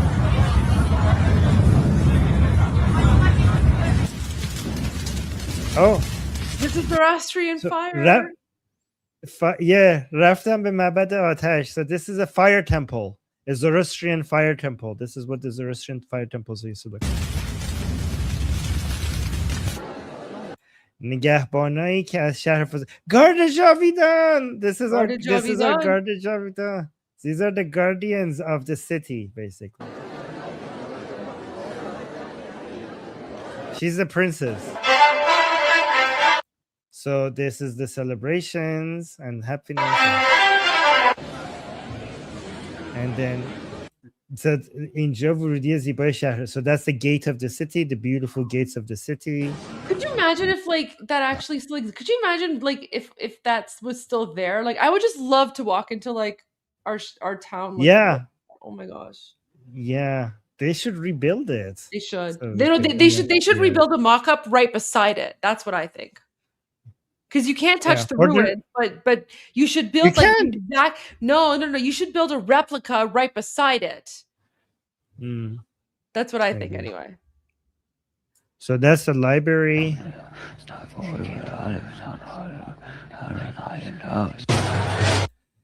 Is in ارتش. So this is where the word ارتش comes from. In ارتش افتخار پدرم هست. So he's saying this ارتش or this army is the proud army of my father.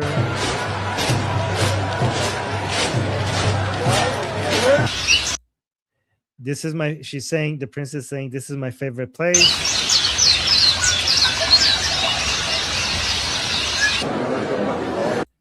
مکان مورد علاقه, another favorite place. خوشحالم که I was glad to be with you. Anyways, so I'm hoping that with better AI we could see we could have historians, because this was just an additional attempt at that, and I think pretty soon we're going to have more historically accurate made by historians AI versions of ancient Persia. So I'm really excited to see long versions of videos like this going through the Achaemenid dynasty and then also the Sassanid dynasty. These are, by the way, guys, for people who don't know, these are the two favorite dynasties among Iranians in their ancient history, the Achaemenid and the Sassanid.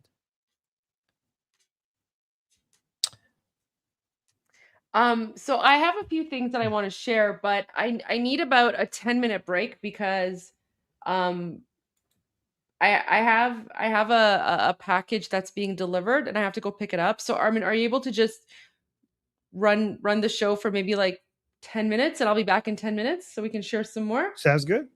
Yeah, sounds good. Let's do that. Okay, all right. I'll be back in 10 minutes. Okay. Let me just close this then. I was gonna go. No, that would be boring, guys. So let's look at this then. So this is crazy. So Emily Schrader just posted this, okay, and we were talking about Iranians being lectured about their history. So Emily posted this in Persian saying ایرانی های عزیز نظرتون درباره این فعال فلسطینی چیست? So she's saying, dear Iranians, what is your view about this Palestinian activist? And then the caption continues, imagine having the audacity to tell the Iranian people that you as Palestinian activists know what they want and need more than them. You cannot make this up. So apparently this Palestinian activist, by the way, Palestinian just means terrorist. Okay, I refuse to accept the Palestinian identity unless you're referring to a terrorist group. Let me know if you agree with me in this chat. So I refer to the people in Gaza as the people in Gaza, and the people in Judea-Samaria, I call them the people living in Judea-Samaria. But if you want to refer to anybody as Palestinian, the only way I recognize that identity is if you are referring to a terrorist group. The Palestine is not a name of a nation, is not a name of a state, is not a name of a group of people, it's not a name of a place, it's not the name of a group of people unless you're referring to the members of a terrorist cause, to a terrorist movement. So yeah, Palestinian, the flag of Palestine and the name Palestine is the name of a terroristic movement. And I refuse to use it in any other way. So here, these so-called Palestinians have posted this. Just a reminder for Iranians who oppose the Islamic government. Oh, guys, wow, Iranians in the chat. Let's see a Palestinian is going to be lecturing us about our political views and our history. Guys, we Iranians, this is exactly what we needed. We're too dumb to understand our own history and our geopolitics and our movement. This Palestinian is going to come and explain it to us. Wow. Okay, guys, sit back and take notes, okay? Let's see what they have to say. It says, the modern political use of the lion on your flag literally celebrates a US-backed coup that destroyed Iran's democratic trajectory, enabled the Shah's dictatorship, and set the conditions for decades of suffering that continued under Khomeini. Wow. Wow. Okay. This is where the Free Palestine crowd actually is, trying to explain basic history to one of the most misinformed diasporas in the world about what their symbols even mean. Guys, given that I'm on Goldie's show, I cannot express myself the way I want to express myself right now.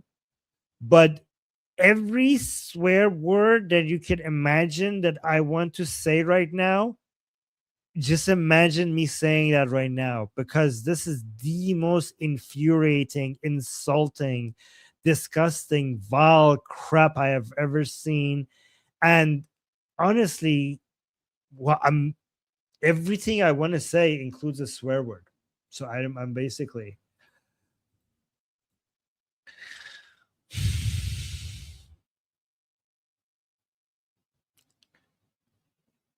Look at, like, guys, you could not, I could not imagine the Palestinian cause being more hated by Iranians anymore.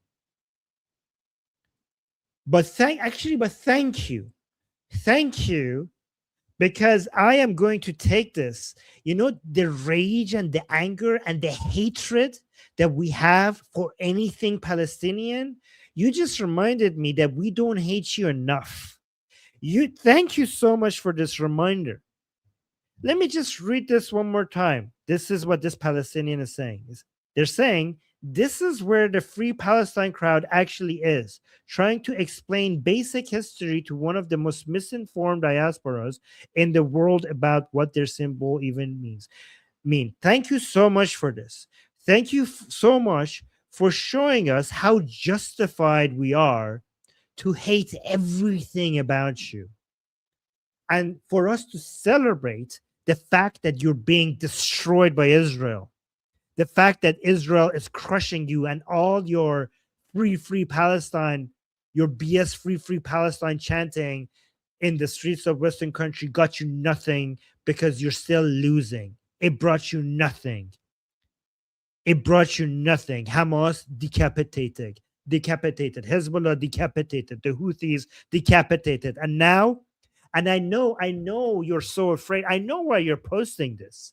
I know why you're posting this, because you are afraid. You are afraid because we're going for your main supporter, your main funder, your main trainer. This is game over for you. This is why you're crying. This is why you're so afraid. This is why you're so much, you hate the Iranian people. This is why you hate the Iranian people, because the Iranian people are toppling your main funder. And you think this is the worst thing you can happen to you? You think that by toppling the Islamic Republic, that's the end of it? You think that's the end of it? You think like, oh, wow, you're scared because the Islamic Republic is gone, and all of a sudden the main supporter of this BS Palestinian cause, of your terroristic cause that you call resistance, you think that will be it? And this is the tragedy? That is not the end. That is not your main tragedy. Your main tragedy, your nightmare has just begun.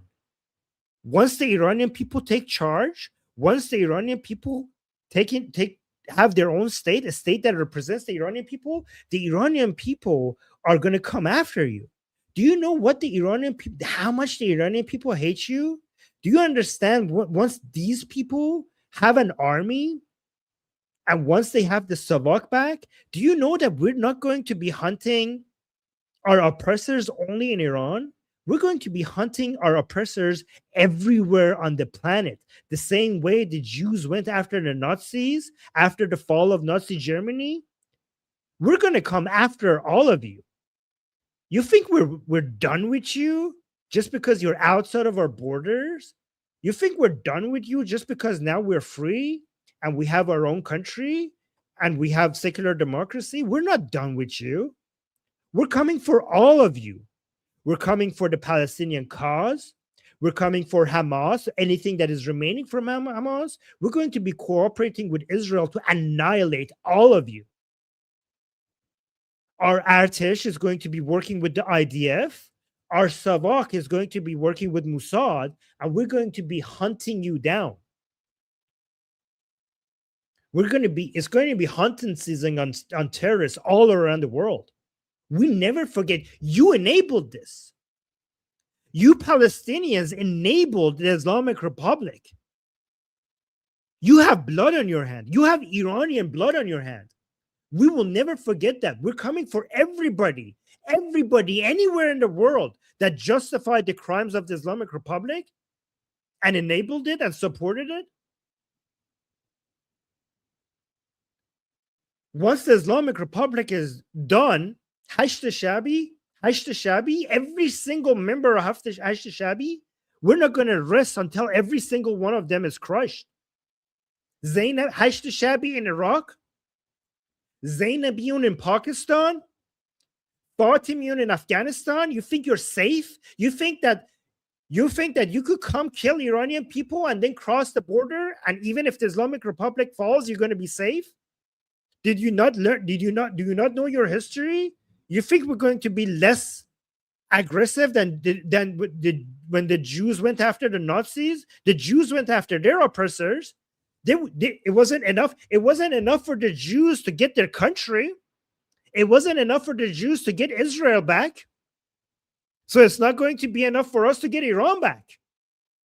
When Israelis got their country back, they came hunting for the people who used to be oppressing them, and we're going to copy that. That's going to be a role model. That's what we're going to do to you.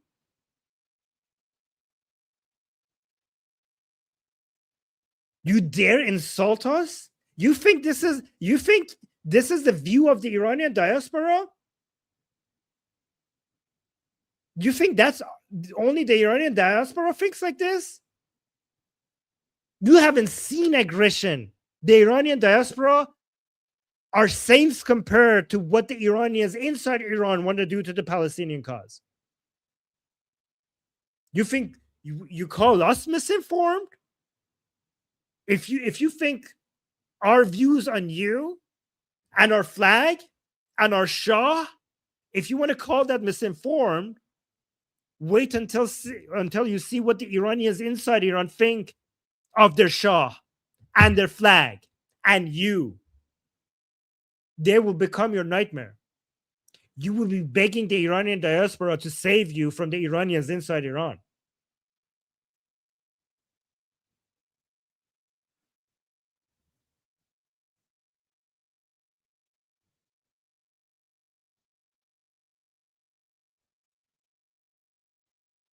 For your sake, I hope there is a God, because you're going to be on your knees praying, man, because there's nothing else that might be coming to your aid. Just wait until we're free. We will unleash hell upon you. We will unleash hell upon you. Even if Israel manages to take over all of Gaza and Judea and Samaria, wherever you run away from, we're going to come, even if you're not in Gaza anymore, because Israel is finally full, Israel is finally complete. And believe me, your cause has no success, has no chance of success or victory. All of your land, everything you're fighting for is going to be Israel, as it should be. But whatever desert you run away to, we will find you there. We will chase you everywhere you are. We will chase you until the end, and even in hell if we have to, because even hell is not good enough for you guys. You see what they're doing to Iranian people? You guys, it was the Palestinians who trained, it was the Palestinians, so the Palestinian terrorists who trained the Marxists who started the Islamic Revolution of 1979. It was you guys who armed them. We will never forget that. It was you who took advantage of the fact that we have an Islamic rule, who take advantage of the mullahs just stealing the wealth of the Iranian people to spend it on your insane cause, stealing our wealth and our resources. You have to pay that back one way or another.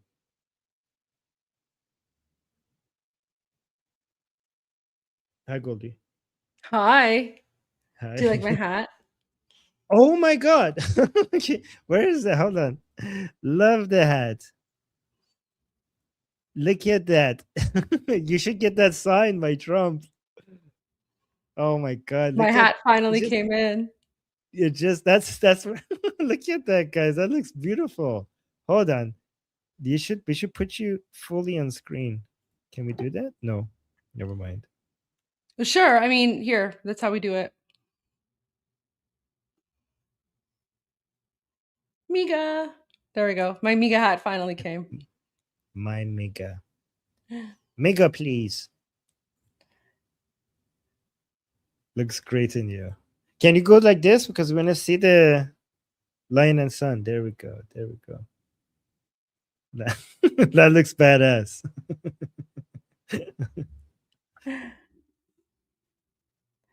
All right. Armin, I sent you a video. Oh, let's go with that one.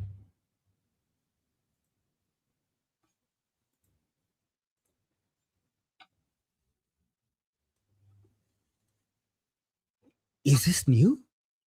It's from yesterday. Well, it was posted yesterday. Oh. So go back. Yeah.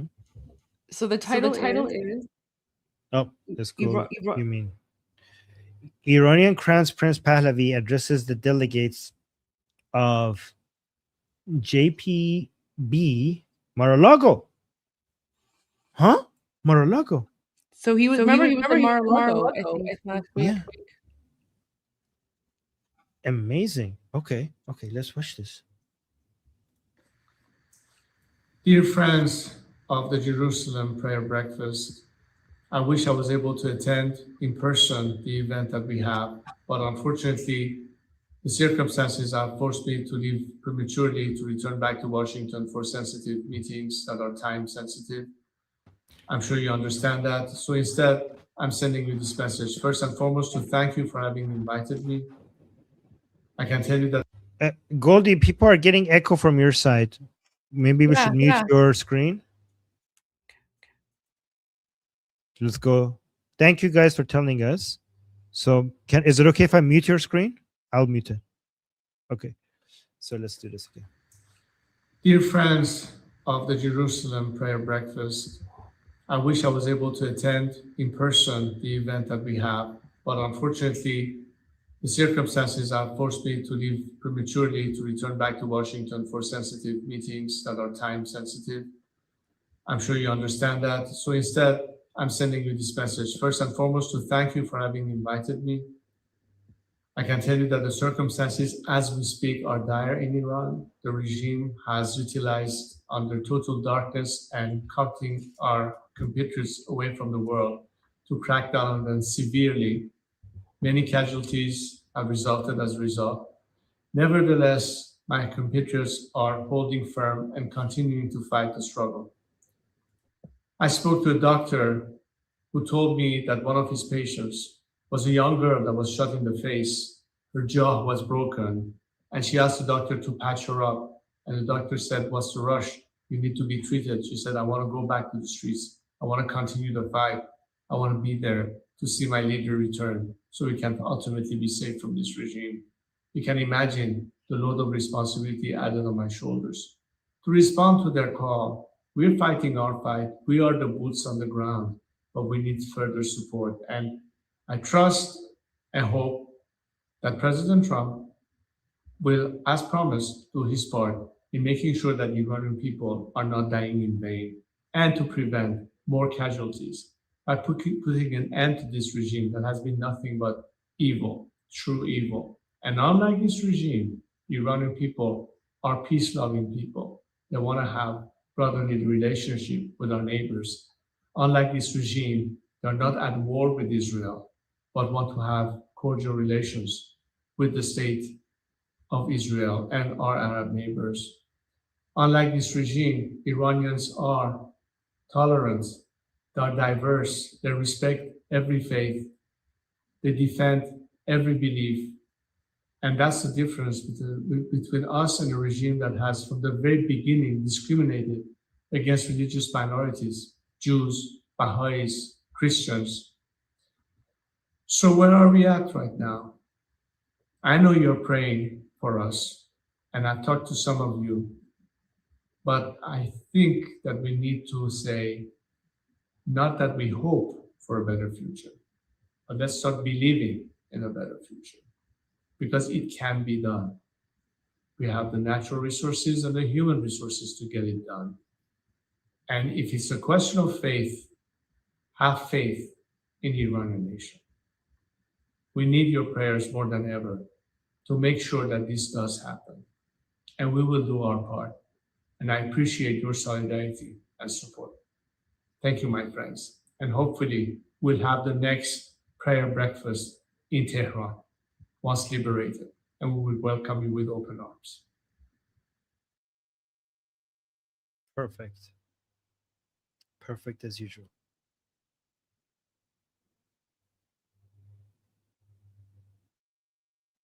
Muted. You're muted. That was an Wait. Why is this echoing? Wait, what about now? Okay. I muted your screen and that stopped the echo. Yeah. That's kind of strange. I think you might have two browser open that is showing StreamYard on another browser. No. Or YouTube open on another browser? No. Okay, weird. Because if like my screen's unmuted right now and there's no there's no echo. So the echo's coming from when your screen is unmuted for some reason. Yeah, same thing was for your screen. When I muted your screen, the echo Oh, stopped. weird. Okay, I don't know. I mean, I can leave and come back, or No, it's fine. We'll just mute the screen. okay. But there's another video that I wanted you to translate. This is a new one from Manoto. Let me pull it up. You know how Manoto has like the translated videos? Oh. So here's another one. Yeah. I'm gonna send this to you. And then I'll mute my screen.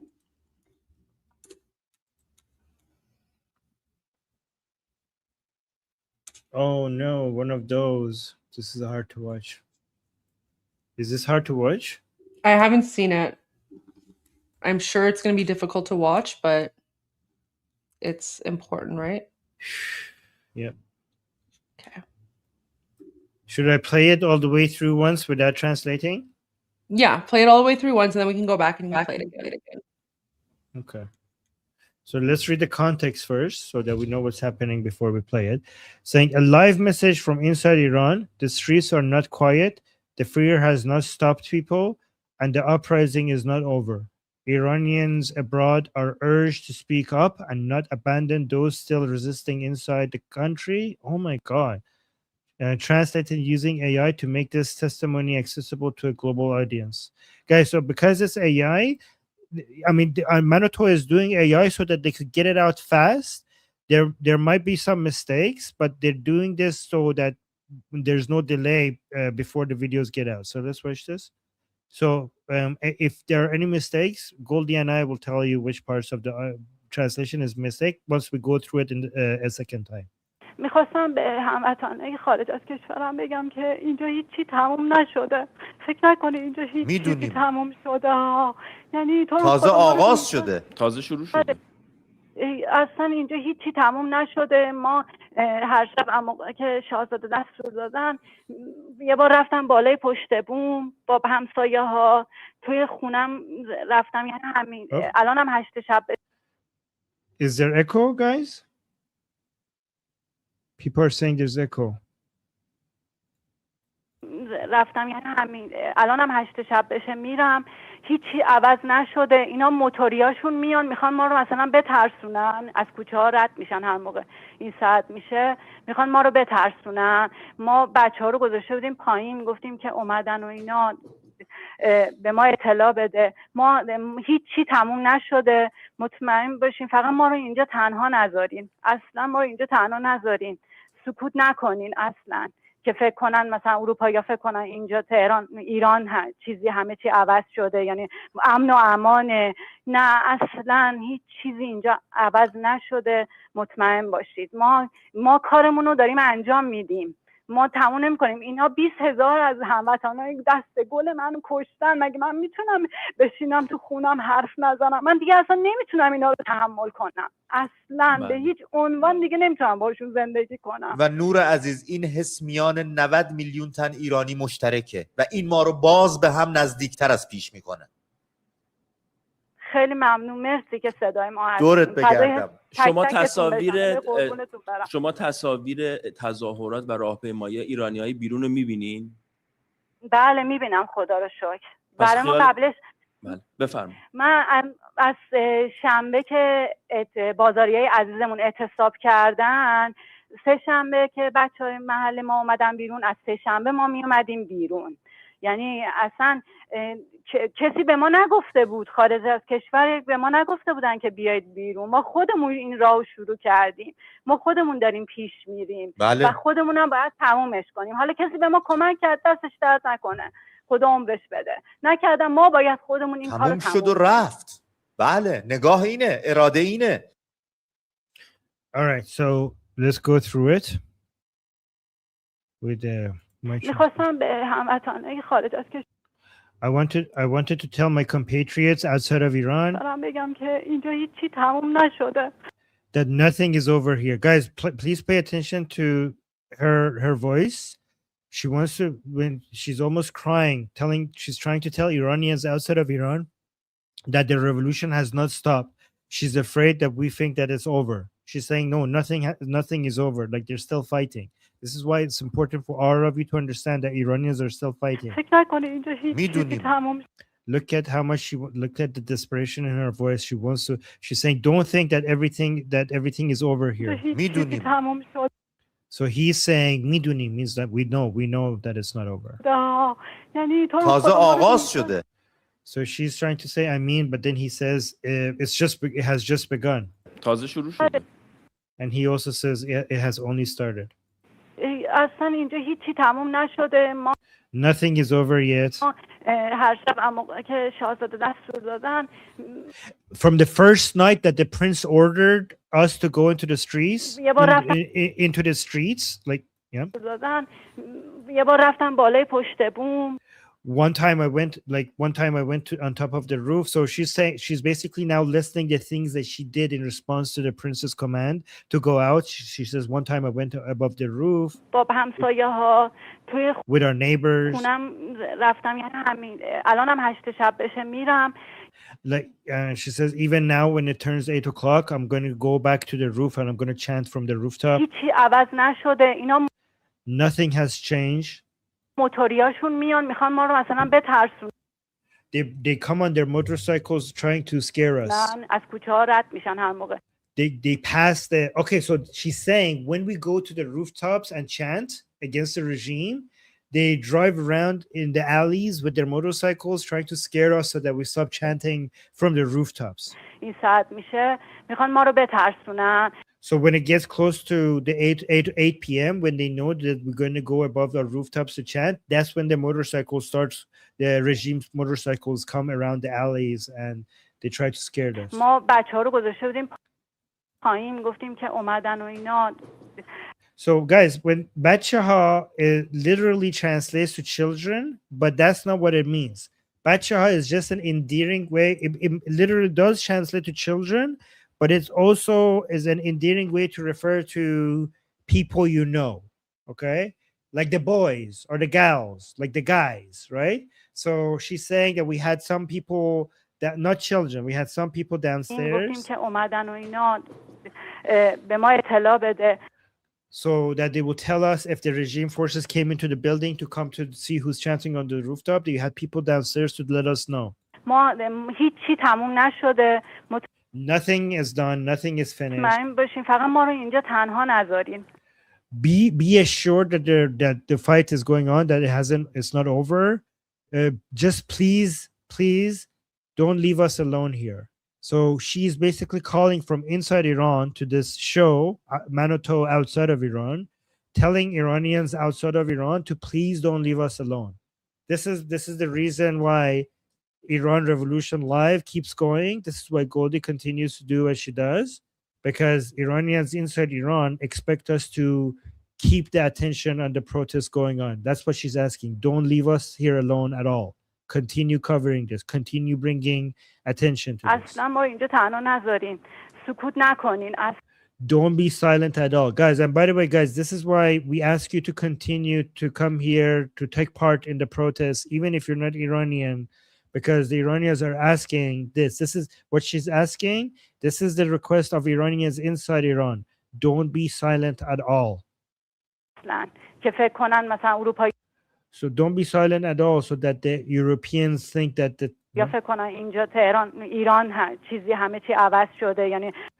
so that the Europeans don't think that inside Iran everything has changed, basically meaning that the revolution is over. So everything is back to safety and security. No, nothing has changed. She's basically saying that the chaos still continues. Nothing has changed. Be sure that nothing has changed. We are doing what we're supposed to be doing. We're doing our job in the protest.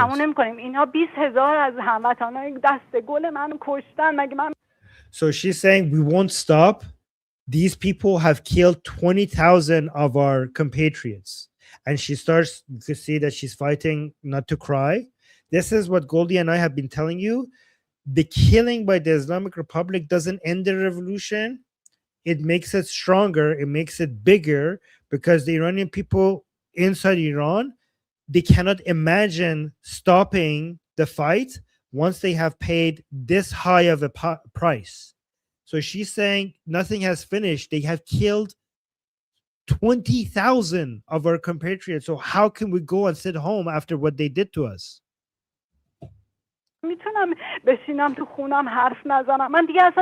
Like she's saying, how could I go home and not say anything anymore? I cannot.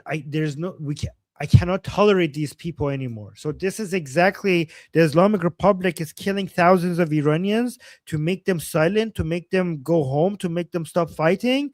But they're miscalculated, because after so many people dying, this is the response. She's saying, after what they have done, how could we go home?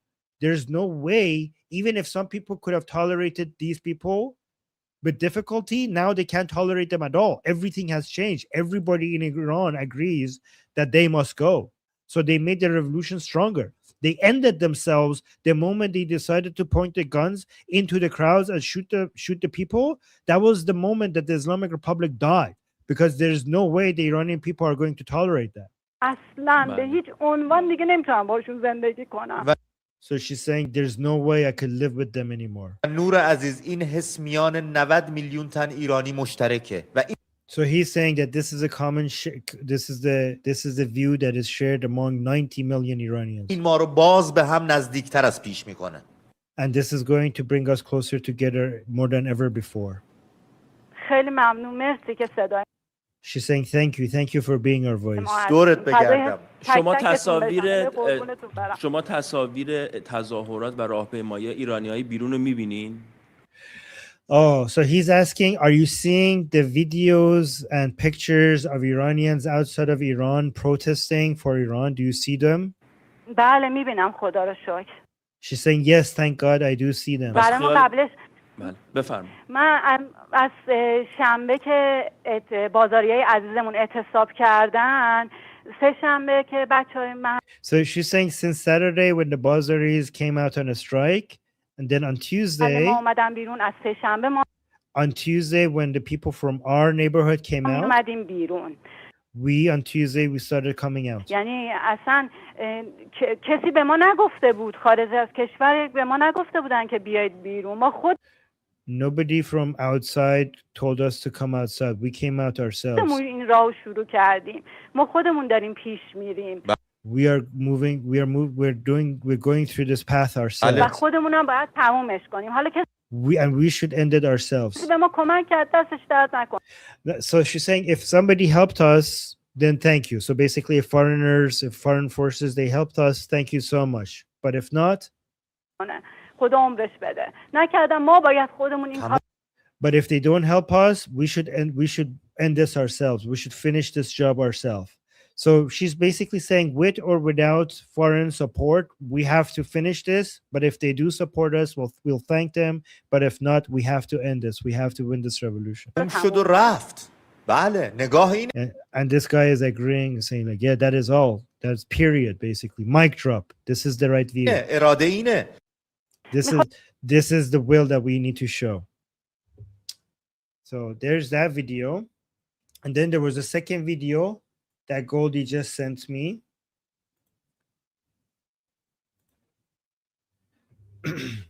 So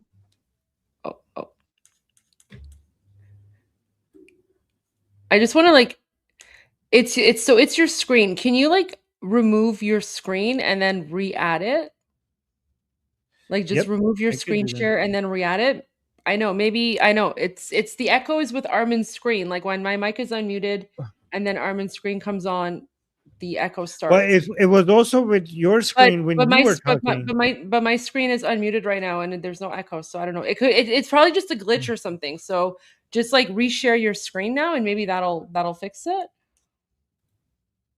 Let's see. Yeah, testing, okay. So now it's working. Now there's no echo anymore. Let me play it a little bit, see if it hold on. Because like I can speak right now and there's no echo. Yeah. No, honestly, it's just a glitch sometimes. It's a StreamYard glitch. It just happens. So when it happens, you just remove the screen and re-add it. So it's all good. The echo's gone. Okay. Yeah, this is the other one that I sent to you. All right, so let's just listen. Oh, this is 7 minutes. So let's go through this one. Does this have this one doesn't have AI translation? Do you want No, me to but just translate? Oh. yeah, I think you should just like translate it. Like don't play the whole thing because this one's really long. Yeah. But maybe just go through it because this one's also really important. But before Goldie, you know the video of the person, the woman who's dancing to Bepish? That's not just a random girl. That's Rebecca Barsev, which is a famous among Israelis. That's Okay, what I cool. want to know. Yeah. Okay. So let's watch this. And she's a big fan of you, by the way. Oh, that's so So, sweet.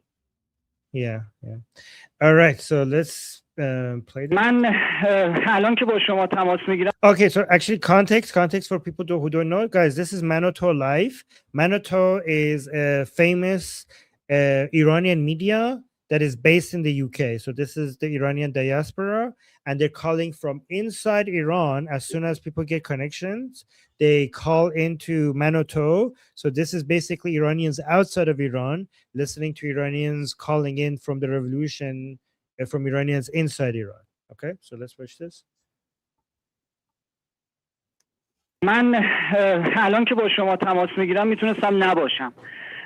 So she's saying me who is calling you right now, I could have died by now, so I could have been not existing right now.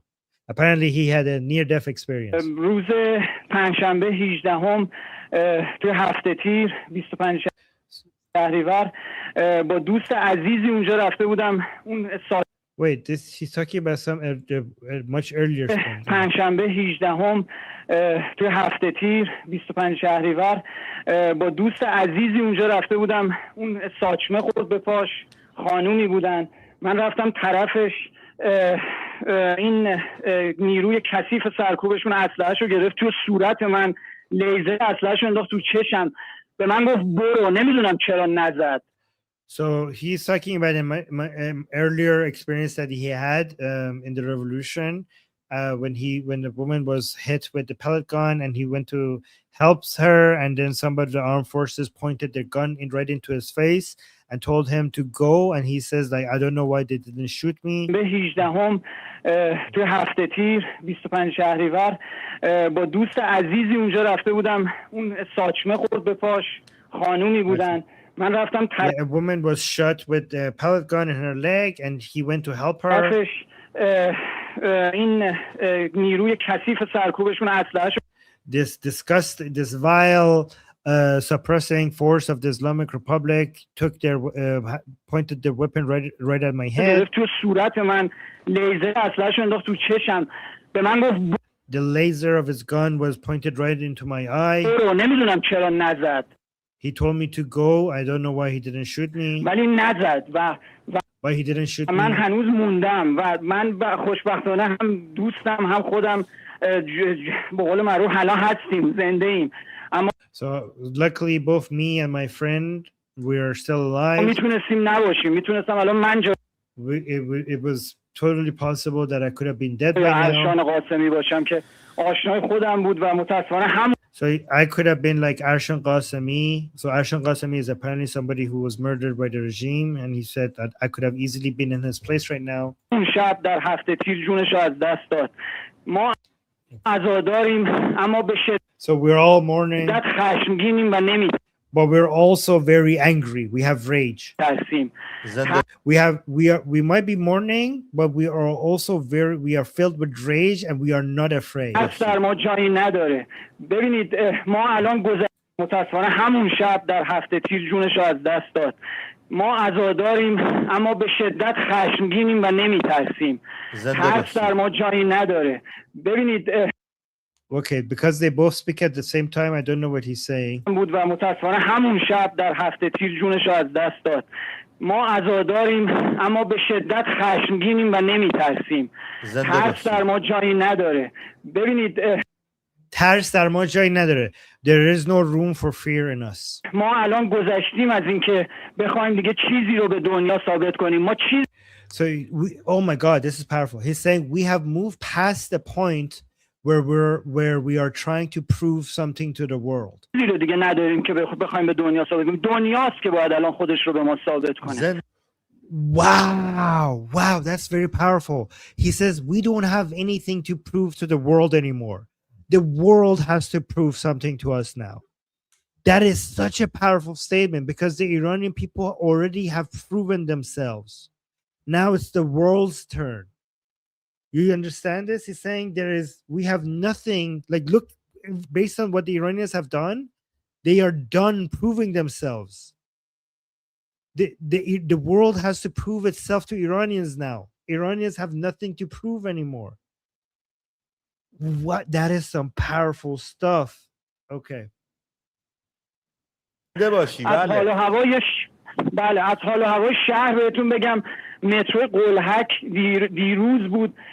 So he's now wants to talk about the conditions of the city, like he's talking about the metro. یک جوونی سوار شد شروع کرد به خوندن یک رپ اعتراضی تمام کابین. So inside the metro, there was one young person that started singing a protest rap song against the regime. Okay, so مترو قلهک دیروز بود یک جوونی سوار شد شروع کرد به خوندن یک رپ اعتراضی تمام کابین مترو ما زار میزدیم از خوندن این جوون شجاع ولی با So the entire cabin in the metro, okay, the underground train, when this rapper started singing a rap against the regime, the entire cabin was moved by it, and they were crying, and they were basically making, in responding to this rap, like basically saying everybody was responding and being basically trying to show that how the environment in Iran is that everybody is seeing eye to eye now. این وجود سر اون بیت هایی که تکرار میشد همه یک صدا اون بیت ها رو تکرار میکردیم. But the parts of this rap that were repetitive, everybody would repeat those parts. Like everybody was basically vibing with that rap and repeating the parts of those parts of the rap. یه فضای عجیبی تو شهر حاکمه. So like there's a very strange sense in the entire city. Basically, it's trying to describe that everybody is united. Everybody is on the same wavelength. Everybody is united for the same cause. That's what he's trying. Everybody's chanting the same thing. Like they were, yeah. So he was basically saying, like, even in the metro, when a rapper comes and says raps against the regime, the parts of the chant that people could repeat, they would just, like, you could see that there's nobody that is not does not agree. Like everybody feels like they're connected somehow with each other. That's what he's trying to communicate with this example. میخوام بهتون بگم که ما ترس در ما باز تکرار میکنم جایی نداره اما So he says, I want to repeat, there is no room in fear for us. This is what the Islamic Republic has done. The Islamic Republic has tried to scare the Iranian people, but by taking too much, they have made it so that they have nothing more to lose. So instead, they have killed any remaining fear they had in them, right? So if you come and if you scare me that I'm going to come kill your child, you might scare me. But if you then kill my child, then I'm going to be so enraged that I'm going to feel rage instead of fear. Do you understand? If you scare me by taking my child away, if you threaten me that you're going to take my child away, I might experience fear. But if you actually do it, then there's no more room for fear. I'm only filled with rage, and there's nothing else you could do to scare me. So that's what that environment is in Iran right now. یه نکته رو می‌خواستم بهتون بگم امیدوارم فرصت باشه که بتونم حرفمو کامل بزنم. حتما. So he's saying, I want to make another point. I hope there is enough time to make my point. So the guy is saying, yes, for sure. ببینید من این روزها خیلی با خودم فکر میکنم که چرا ما باید به یک همچین جایی برسیم. So he's saying, these days I think to myself, why do we have to get to this point where که ده ها هزار نفرمون به این شکل به خاک و خون کشیده بشن. so that tens of thousands of us are die like this, bleed like this, are destroyed like this. دلایل واضحش که مشخصه و این هم راجبش صحبت شده اما یک The real reasons, the main reasons are obvious and they have been talked about a lot. So about how we got to this point. که دلایلش به نظر من در افرادیه که در این سالها نذاشتن صدای واقعی مخالفت ما به دنیا برسه. But oh my God, this is so good. He's saying, but part of the reason are the people who didn't allow the real voices of our opposition against the regime to get out there. از نوبل بگیرش تا روزنامه نگارش تا فیلمساز نوبل بگیرش تا from the people who received the Nobel Prize. You guys, write in the chat who is he talking about? He says as Nobel Begirish. Give me the name. Say the name in the chat. Who is he talking about? He says the people who didn't allow our voice, our opposition against the Islamic Republic to get out there in the world. Who is he talking? And then he says, so he starts with from the Nobel receivers. Yes, the Iranians are mentioning her name in the chat. Their name is Nargis. People are saying Nargis. No, not Obama, Nargis. Nargis Mohammadi. That's who he's calling out. Nargis, yes, the Iranians know. The Iranians are giving the right answer. Nargis Mohammadi. Yeah. So he's saying from the Nobel receivers, from the Nobel Prize receivers to the newspaper writers, to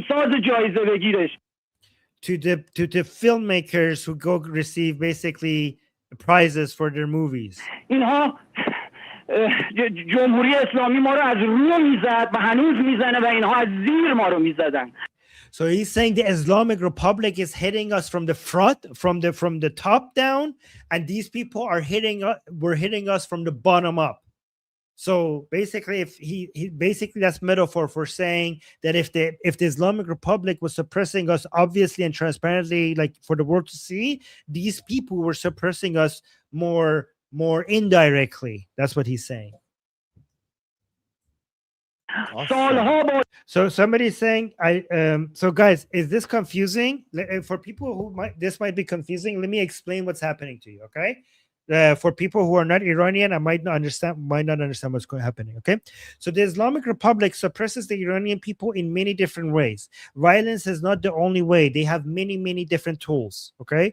One way that the Islamic Republic very actually geniusly has managed to suppress the Iranian people is by creating fake opposition against itself and introducing that to the world, to the Western world, as the actual opposition against the Islamic Republic. And they create these people, and they use their lobbies in the West to get them prizes, like prizes for their films, prizes for their writing, Nobel Peace Prizes for Nargis Mohammadi, access to journalists around the world. And also in Iran, the Islamic Republic imprisons the very opposition so-called leaders that it has created to basically build up their resume.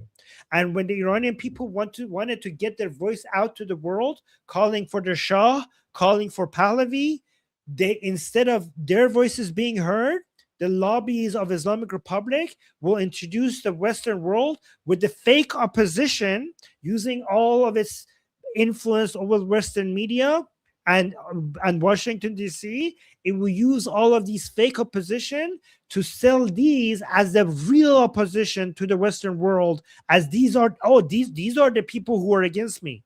But they were with the Islamic Republic. These people were with the Islamic Republic. People like Masih Ali-Nejad, people like Nargis Mohammadi, people like Taraneh Ali Dusti, okay? These are the people who are, and like the BBC and Sadai Amrika and different, for example, Angelina Jolie was given access to that. There's a lot of detail. I'm not going to go over all of these details, okay?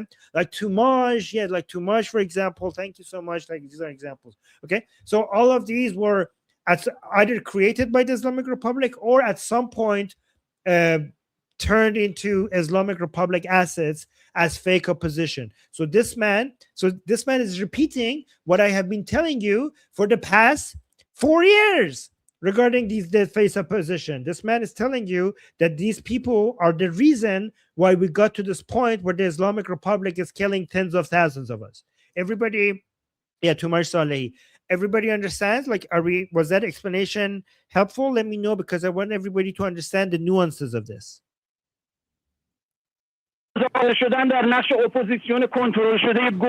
Oh, he's saying it. I didn't know he's going to say this. Look at this. He's actually saying what I just said. No, guys, I didn't say Angelina Jolie was created by the IRGC. Oh my God. Nargis Mohammadi, who is a fake opposition inside the prison in Iran, she was given access to be interviewed by Angelina Jolie. Okay, Nargis Mohammadi. Okay, which pro-Pahlavi and monarchist Iranians inside prison, they can't even talk to their own kids. And she, like, what kind of an opposition gets access to Angelina Jolie inside the Islamic Republic prison? And by the way, she gained weight while she was in prison. And there are videos from her, like, having a party inside prison. Like, she has the best conditions inside the Islamic Republic prison. There was leaked videos showing that they're dancing and having a party. She gained weight. She has access to the whole world media. She even was given access to speak to Angelina Jolie, which shows that the Islamic Republic was treating her very well when she was in prison. Unlike for somebody like Fatima Sepehri, who is a supporter of Princess Pahlavi, and she's being treated extremely badly inside prison. So that's what I'm saying. Does that make sense? Does that make sense now?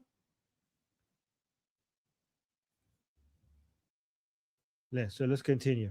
دلایلش به نظر من در افرادیه که در این سالها نذاشتن صدای واقعی مخالفت ما. So he's saying these are the people who didn't allow the real voice of Iranian people, the real opposition to the regime of the Iranian به people, دنیا برسه. to reach the world. از نوبل بگیرش تا روزنامه نگار، from the Nobel receiver to the newspaper تا writer فیلمساز جایزه بگیر، to the prize receiving filmmaker. اینها جمهوری اسلامی ما رو از رو میزد و هنوز میزنه و اینها The Islamic Republic hit us from the front, and these people were hitting us from the back. از زیر ما رو میزدن. سالها بازآورده شدن در نشر اپوزیسیون کنترل شده گلخونه‌ای از درون خود سیستم. Oh my God, I love this man. He's saying for years, this fake opposition, was being grown inside the greenhouse, like a plant inside the greenhouse of the Islamic Republic. I knew you'd like this one. I know it's long, but I knew you'd like it. Yeah, no, I'm loving every second of this. Thank you. He's saying for years, this fake opposition was being grown in the greenhouse of the Islamic Republic. و هنوز میزنه و اینها از زیر ما رو میزدن. سالها بازآورده شدن در نشر اپوزیسیون کنترل شده گلخونه‌ای از the controlled opposition of the Islamic Republic. درون خود سیستم صدای مخالفت Pause for so guys, you can actually hear him say control. He says control شده. Right? So he says opposizione control شده. So go back and you'll hear him literally say the word opposition and control. So he's referring to the controlled opposition. Yes. تا فیلمساز جایزه بگیرش، اینها جمهوری اسلامی ما رو از رو میزد و هنوز میزنه و اینها از زیر ما رو میزدن. سالها بازآورده شدن در نشر اپوزیسیون کنترل شده اپوزیسیون کنترل شده. Controlled opposition. He said opposition control شده. Right. Thank you. Yeah.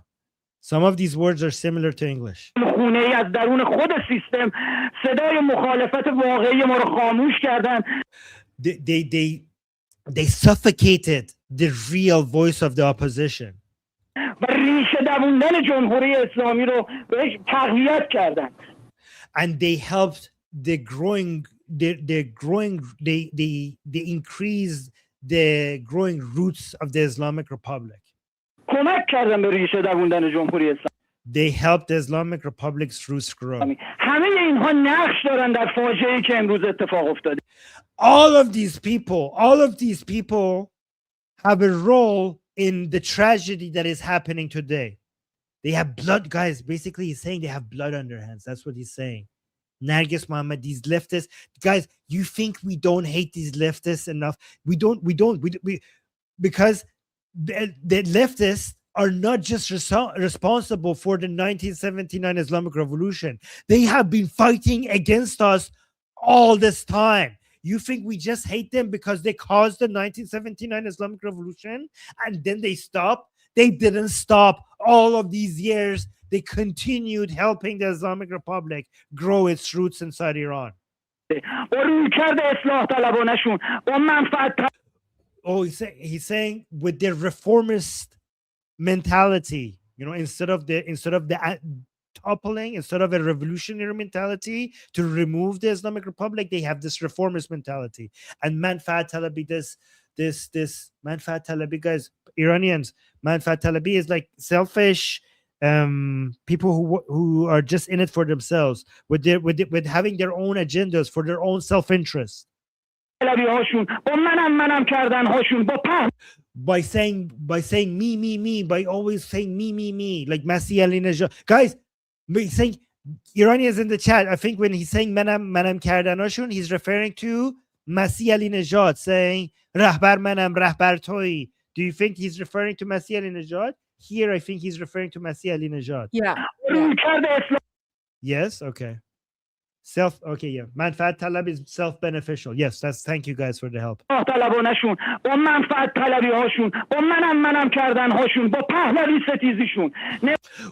With their anti-Pahlavi agenda. These people, he's saying these people with their anti-Pahlavi narratives, their anti-Pahlavi agenda, these are the people who are responsible for all the crimes that are happening.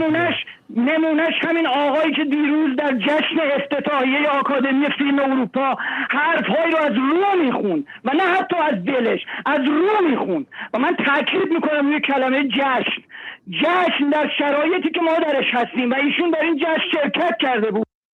Okay, so now he's talking about an Iranian filmmaker that was taking part in a celebration for a movie or something, and he's saying, for example, I don't know, guys, who's this guy he's referring to? And so he's saying that he's referring to some people who are celebrating an opening of a movie, and so while such a tragedy is happening.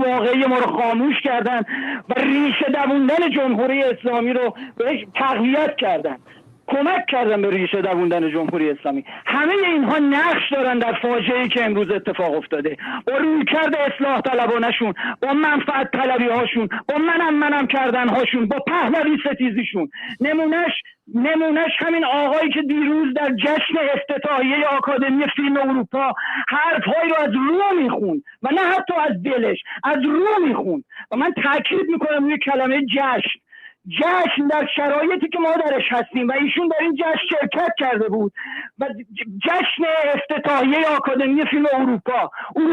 So he's basically talking about these people, these kind of academic elite people who are, one of them, for example, is taking part of in a celebration well, no, I think it's an opening. Sorry, not academic. In an opening of a movie in this European celebration of movies. I don't know.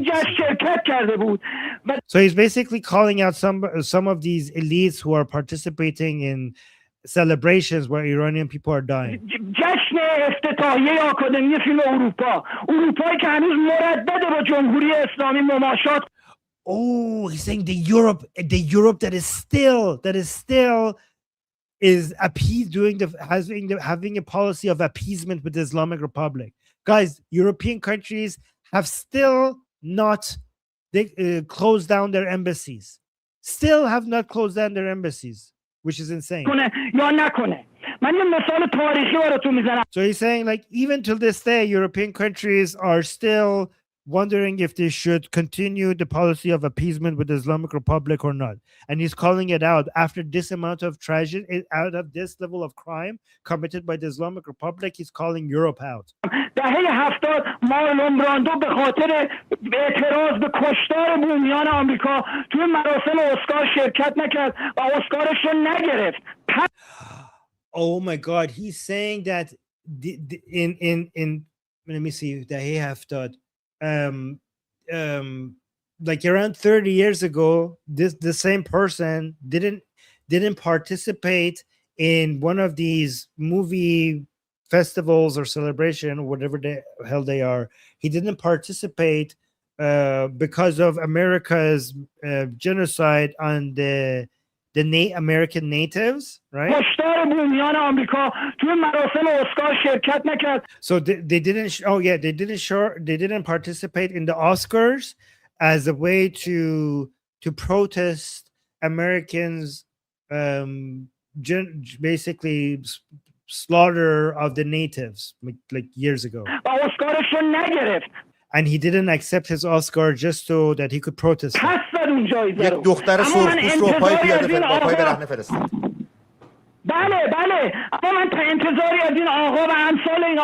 So basically he's saying that the Iranians, for example, that didn't go to the Oscars to show their opposition against Americans killing the natives many years ago, now when they're killing Iranians, they're going into these ceremony, they're going into these gatherings and they're accepting their rewards for their movies, and they're not actually opposing this. So basically showing the hypocrisy, because this shows that the leftists are basically just anti-American when it comes to the killing their own people. These leftist Iranians are not showing any, they're not demonstrating any protest or any opposition. They're not protesting that. But when it comes to protesting against America, they're always ready to do that. He's saying it's true that our hearts are broken. Well, he didn't say broken. He says our hearts are torn apart. It's true that right now our hearts are torn apart, but we still remember our history.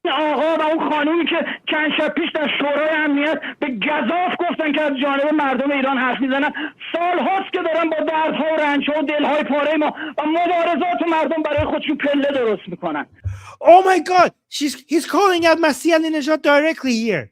He's saying in the Security Council, he's saying that man and woman who were speaking on behalf of the Iranian people in the Security Council, those are the same two people who for years have been building a ladder based on the suffering of the Iranian people. Okay, pause for a second. For a second. Pause. So, guys, remember. So Armin wasn't here. Remember when I was playing the UN Security Council, and as soon as Masih Alinejad came on, I was like, guys, this is controlled opposition. This is controlled opposition. Remember? And I was like, she's part of the controlled opposition. She's like a regime plant. And you know, we went over it. And some of you guys were like, oh, we don't know. There's not enough proof. But do you guys remember that? Do you remember? Believe us. But I'm telling you, when Armin and I tell you something, please believe us, because what we're saying is this isn't our personal opinion. We are speaking on behalf of 90 million Iranians. And even this Iranian man in occupied Iran, okay, he's seen that those people went there and he's calling them out. So when I was calling them out, I was doing it on behalf of Iranians in occupied Iran. Because we know, guys, we know the controlled opposition. We know the fake opposition. So please trust us. Listen, when it comes to like Iranian politics and the Islamic regime and all the politics and stuff, I know it's very confusing. There's a lot of layers, but that's because we're dealing with an Islamic totalitarian dictatorship and their propaganda, right? So the things that we talk about are things that you would never see in like a normal country or normal democratic country, right? Like you wouldn't see that in a democracy or anything. But when it comes to Iranians, unfortunately, our political situation is much different. So just wanted to say, so I hope now you guys understand why when the UN Security Council meeting was happening, And I was like, guys, like Masih Alinejad is a plant. Like she's controlled opposition. So anyways, I just want to add that. Sorry, Armin. No, that's really good. Just really quickly, let me just show you the 3 fake opposition that the Islamic Republic tried to sell to us to basically remove all the attention from Prince Reza Pahlavi. 1 is Masih Alinejad, and 2 is, hold on, where is this frozen here? Oh yeah, there we go. 2 is Narges Mohammadi. Okay, this is the one that got the Nobel Peace Prize, and the most recent one they're attempting was right before the revolution started, Taraneh Ali Dosti. And guys, notice what is the similarity between all 3 of them? Narges Mohammadi, Masih Alinejad, and Taraneh Ali Dosti. They're all women, right? So the Islamic Republic has figured, like, their understanding is that nobody, like, they're trying to fool the world because the world thinks like, okay, well, if they're women and if they're against the Islamic Republic, they must be the real opposition because the Islamic Republic is anti-women. So that's how sneaky they are. Okay, this is what you're seeing with these 3 women. This is the Islamic Republic. Okay, all 3 of them. These are the fake controlled opposition. Yeah. And I just want to say, so one of our viewers, you're absolutely correct. So when we played Masih Alinejad's speech, she never mentioned the Shah, and I was like, that is how the reformists are sneaking their way in there. So you know what? There you go. But that. Thank you guys for believing us, and thank you for trusting us, because I know it's complicated. I know there's like a lot of layers here, but guys, we are here to share with you the real voice of Iranians. So there you go. Even that Iranian man now is literally calling out Masih Alinejad. All right, sorry. Go back to that part again, because that's so critical. Yeah, I went back to replay that, but you guys could tell Masih Alinejad is not real opposition because at the United Nations Security Council, she didn't mention the name that the Iranian people are giving their lives for, to say his name once. And also we know, but another evidence, clear evidence, is that when the revolution started, when thousands and thousands of Iranian people were being killed in the streets of Iran, she was cherry picking the videos that she was showing on her Instagram and X to make sure none of the chants that she shows has any Javid Shah or Pahlavi chants in there. She would only share chants that says death to the dictator or death to the Islamic Republic or death to Khamenei, but nothing mentioning Javid Shah and nothing mentioning Pahlavi will return. Eventually, when she was called out by Iranians on social media that you're cherry picking and you're disgusting for doing that, she started sprinkling in just a few of them in, but only a few. But for a few days at the peak of the revolution, she was cherry picking the videos without sharing any of the pro-Pahlavi chants from inside Iran. That's how disgusting of a person this is. For her, this is a competition against Pahlavi. Anyways, so let's listen to that part again. هشدار بومیان آمریکا توی مراسم بله اما من انتظاری از این آقا و امثال این آقا ندارم. ما دلهامون پاره است. اما our hearts are torn apart. حافظه تاریخی داریم.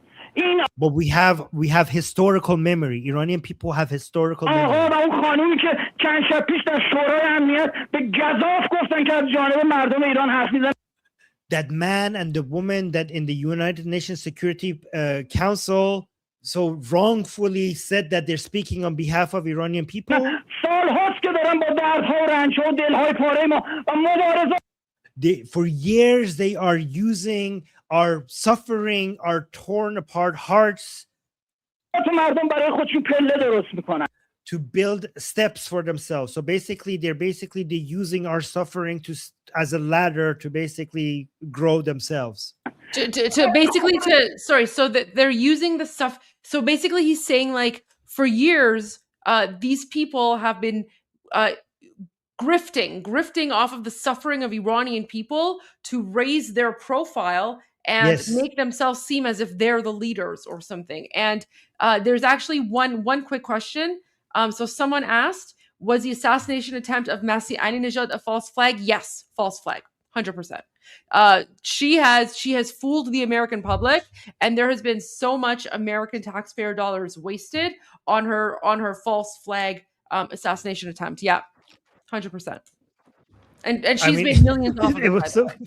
It was the worst assassin in the world, by the way. False flag.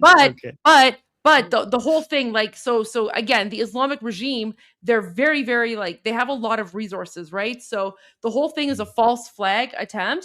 And what's really frustrating is that she's basically wasted, I don't know how many millions of dollars of American taxpayer money to portray herself as a victim with like the courts and like the fake evidence and like everything. Oh yeah, 100% false flag. 100% false flag. Yeah. All right. So let's continue. They want he actually used the English word. He said میخوان در spotlight قرار بگیرن با دردهای ما. So he says that they want to be in the spotlight using our pain. That's what he said. They want to remain in the spotlight using our pain. But we are aware. We are aware. He's basically saying we Iranian people, we are aware. آقایی که یک روز 2 روز قبل از اینکه اینترنت ها قطع بشه وقتی مردم داشتن کف خیابون فریاد میزدن جاوید شاه و پهلوی برمیگرده ویدیوی اعتراضات مردم رو گذاشته بود روی صفحه اینستاگرامش و صدای واقعی رو مردم رو حذف کرده بود. Oh, he just repeated what we just said. He said this is the same guy. These are the same people who 2 days before the regime got he's repeating what he exactly just said. He said these are the same people who 2 days before the Islamic Republic cut the internet, he was putting the videos of the protests on their Instagram, on their social media.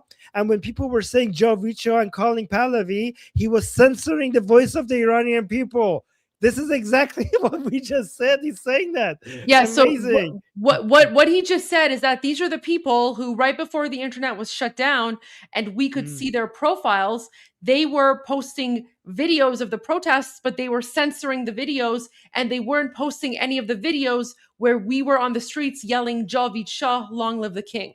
So even people in occupied Iran know that these people are fake controlled opposition. And yet, unfortunately, you have Western politicians, Western media, Western pundits who treat them as if they're like the voices of the Iranian people. Imagine how vile and disgusting and scumbag you have to be as a person for you to watch the Iranian people give up their lives to call out Prince Reza Pahlavi. And you call yourself the voice of the Iranian people and you censor their voice and you try to represent your version of reality to the whole world and at the same time pretending that you're reflecting what they're saying while censoring the voice of your own people, Like, can you be any more vile? Can you be any more disgusting?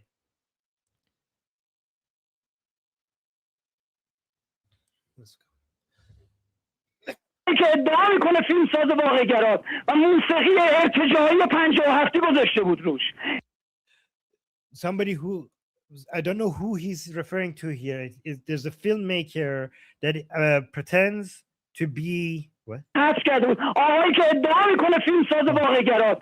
Oh, so the man who pretends to be a filmmaker that represents reality with his movies. موسیقی ارتجاعی 57 گذاشته بود روش. But he was putting the ideology of 57 on the music representing the ideology of 57 on his movie, guys. So the ideology of 57, if you watch Goldie and I, you'll know the 57 refers to the people with the ideology that started the Islamic Revolution. So this is basically the mix of leftism and Islamism ideology. So he's referring to music representing that. Go on, Goldie. 57 is the equivalent of 1979. So when you hear Iranians say 57, that's the Iranian calendar. So when we talk about like the 57 people or the generation of 57, we're referring to the people in 1979, the globalists and communists and Islamists who got together to overthrow the Shah and bring about the Islamic regime. So 57 actually means 1979 in the Gregorian calendar. Yeah, and it represents a group of people that think like that are anti-Pahlavi, anti-imperialist, anti-Zionist, and it represents those ideas, right? Isolationist against the West, right? So he's basically calling out the filmmaker that acts like he's representing reality, but he uses music on his movies that represents those types of ideology. همون آقایی که روزی که اعلام کردن 12,000 دست کم 12,000 نفر کشته ما دادیم روی فرش قرمز تو نیویورک واسطه بود با جایزش عکس میگرفت و منت. This is the same person when it was announced that at least 12,000 Iranians have been murdered by the regime. He was on the red carpet and he was the pictures were being taken of him while he was accepting the prize for his movie.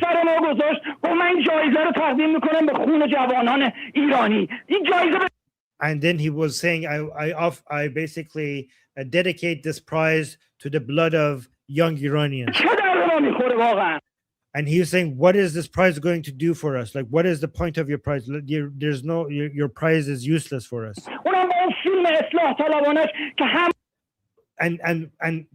And also with the garbage reformist movie that you made, okay? By the way, guys, reformist in Iran is a very dirty word.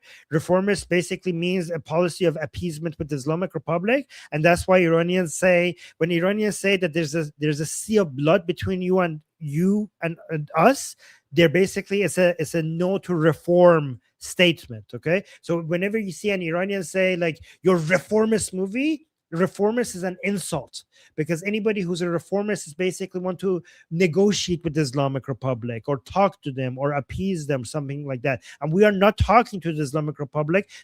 We don't want the Islamic Republic to reform. The only thing we want the Islamic Republic to do is die. همکار فیلمنامه‌نویسش توی اون فیلم توی صفحه ایکسش یه فعال اصلاح طلبه که توی صفحه ایکسش بدترین توهین‌ها رو به شاهزاده میکرد. So he's saying his co-worker who's the screenwriter for his movie, he's also a reformer, that on his X account he has posted the worst insults to Prince Reza Pahlavi. حالا ما الان باید هیجان زده بشیم که این آقا اومده با روزنامه گاردین مصاحبه کرده. And now we Iranian people have to be so excited that this man has come and talked to the Guardian. یک کلمه نام شاهزاده رو برده اونم بدون هیچ. And he has in his interview with the Guardian, he hasn't mentioned the Prince Reza Pahlavi even once. Go on, Goldie. I just want to add something. So guys, do you see how this one random Iranian man who's calling in to Manoto and he's speaking in Persian, he is well aware of everything that's going on outside Iran, right? He knows about the X pages, he knows about the Guardian, he knows about all the articles, right? Why? Because we Iranians were educated, we speak English, we understand English, right? But this is what I'm saying. So Iranians in occupied Iran, they're not like just, random, like they're not like, I don't know, Somalis or something, I don't know, like they're not like yes, Iran is occupied by like third world savage barbarians, but we Iranians were actually very educated, we're very smart, and we know and we speak English. So all of this propaganda that like the woke left and the communists and the reformists and whoever are putting out, guys, everyone in Iran is aware of all of this, right? And I guarantee you people in Iran are also aware of our channel as well, right? So it's not like we're doing this and people don't know. They know. So when he is calling out like the Guardian and all these other things, that's because they know, like we know, Iranians know what's going on, and they know which, that's all I want to say. Like they know everything. Don't assume that just because the internet is cut off, that Iranians have no idea what's going on. They know everything that's going on. They monitor everything, right? And there's going to be like a day of reckoning when the revolution is successful. But that's why he's mentioning the Guardian, right? Because like Iranians are familiar with all of these media outlets. So I just wanted to add that context there. Yeah. Very politically aware and very historically aware for people who want to educate us about our history. So let's continue. Yeah, by the way, that was a very good observation. That look at just people from Iran when they call, they know, they see everything, they know everything. That's a very good point, Goldie. So he's basically talking about how in the Guardian article they didn't mention anything about Prince Reza Pahlavi, nothing at all. Why should we be excited about you talking to Guardian?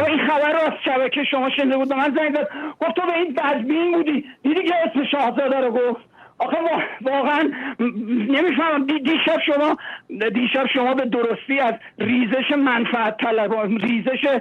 So apparently there was another guy that mentioned Prince Reza Pahlavi, and he's saying there was somebody who said like, oh, you guys were against this person, but you see he actually finally mentioned Prince Reza Pahlavi. So he's actually suspicious to those people who are now mentioning Prince Reza Pahlavi as well, because he says that these are defections, selfish, what was that? Manfaat talabo? What did you guys say? Self-serving defections. So this man, the caller, even some people who might now be mentioning Prince Reza Pahlavi, he's not trusting them as well, because he considers these people to be anti-Reza Pahlavi for so long that now if they're just like slightly mentioning Prince Reza Pahlavi's name, they're doing that for their own benefits. Right? So that's what he's saying. So he's saying, sorry, I'm so angry and I'm so in a rush to say all of these things that it's not coming up. Oh, ریزش منفعلانه نه منفعت طلبانه. So he changed his word. So ریزش منفعلانه بد کردید. من اسم کاری که اینها میکنن اگر ریزشی واقعا باشه میذارم ریزش منفعت طلبانه. Oh, ریزش منفعت طلبانه. He's saying even if these people are actually defecting and actually coming to Pahlavi's side, they're doing this for self-interest. اینها همیشه هر جا که نفعشون بوده چرخیدن. These type of people, where they always turn to the direction that was in their best interest. حالا که الان دنیا داره به صدای مردم، به رهبری شاهزاده در این انقلاب، به خونهای ریخته شده واکنش نشون میده، نفع رو در این دیدن که همچنان که متمایل به چپ هستن راهنمای راستشون رو هم بزنن. So he's saying now that the world is paying attention to Iran, now that the world is watching what the Iranian people are bleeding for, now that the whole world is saying that the Iranian people are calling the Pahlavi name, basically, he's saying now they have seen that it's in their best interest, that even though they're going to continue to be left-leaning, they're going to turn their right signal on as well. So, while you're driving, you turn your signal right turning signal on to turn right. So they're saying their nature is going to continue be left-leaning, but they're also like, because it's in their interest, they're going to just slightly come to the right. That's what he's saying. He's using a metaphor in Persian that it sounds a lot better in Persian than in English. So me translating it verbatim to English doesn't do it justice. So he's basically calling them two-face. Yeah, it's basically Iranian he basically in a very nice poetic way is calling them two-face, that they are continue to have their garbage leftist ideology, but because they're seeing that the whole world is noticing that what Iranian people are bleeding for, they're going to mention like Pahlavi and just act like they are also celebrating this because this is where the money is. That's what he's saying. Oh my God, this guy. Look at you guys. I'm really not doing it justice in English. He said it so well that the host just he was so impressed by how he described it that the host just threw his pen on the table and he did you look at his reaction?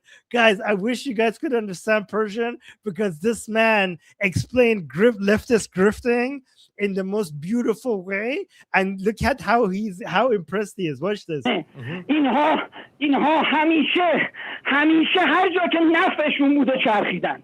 حالا که الان دنیا داره به صدای مردم، به رهبری شاهزاده در این انقلاب، به خونها ریخته شده واکنش نشون میده. نفت رو در این دیدن که همچنان که متمایل به چپ هستن راهنمای راستشون رو هم بزنن. اون موقعی که امید سرلک ها رو میکشتن اینا کجا بودن؟ داشت رگ گردنشون برای گزره زده بود.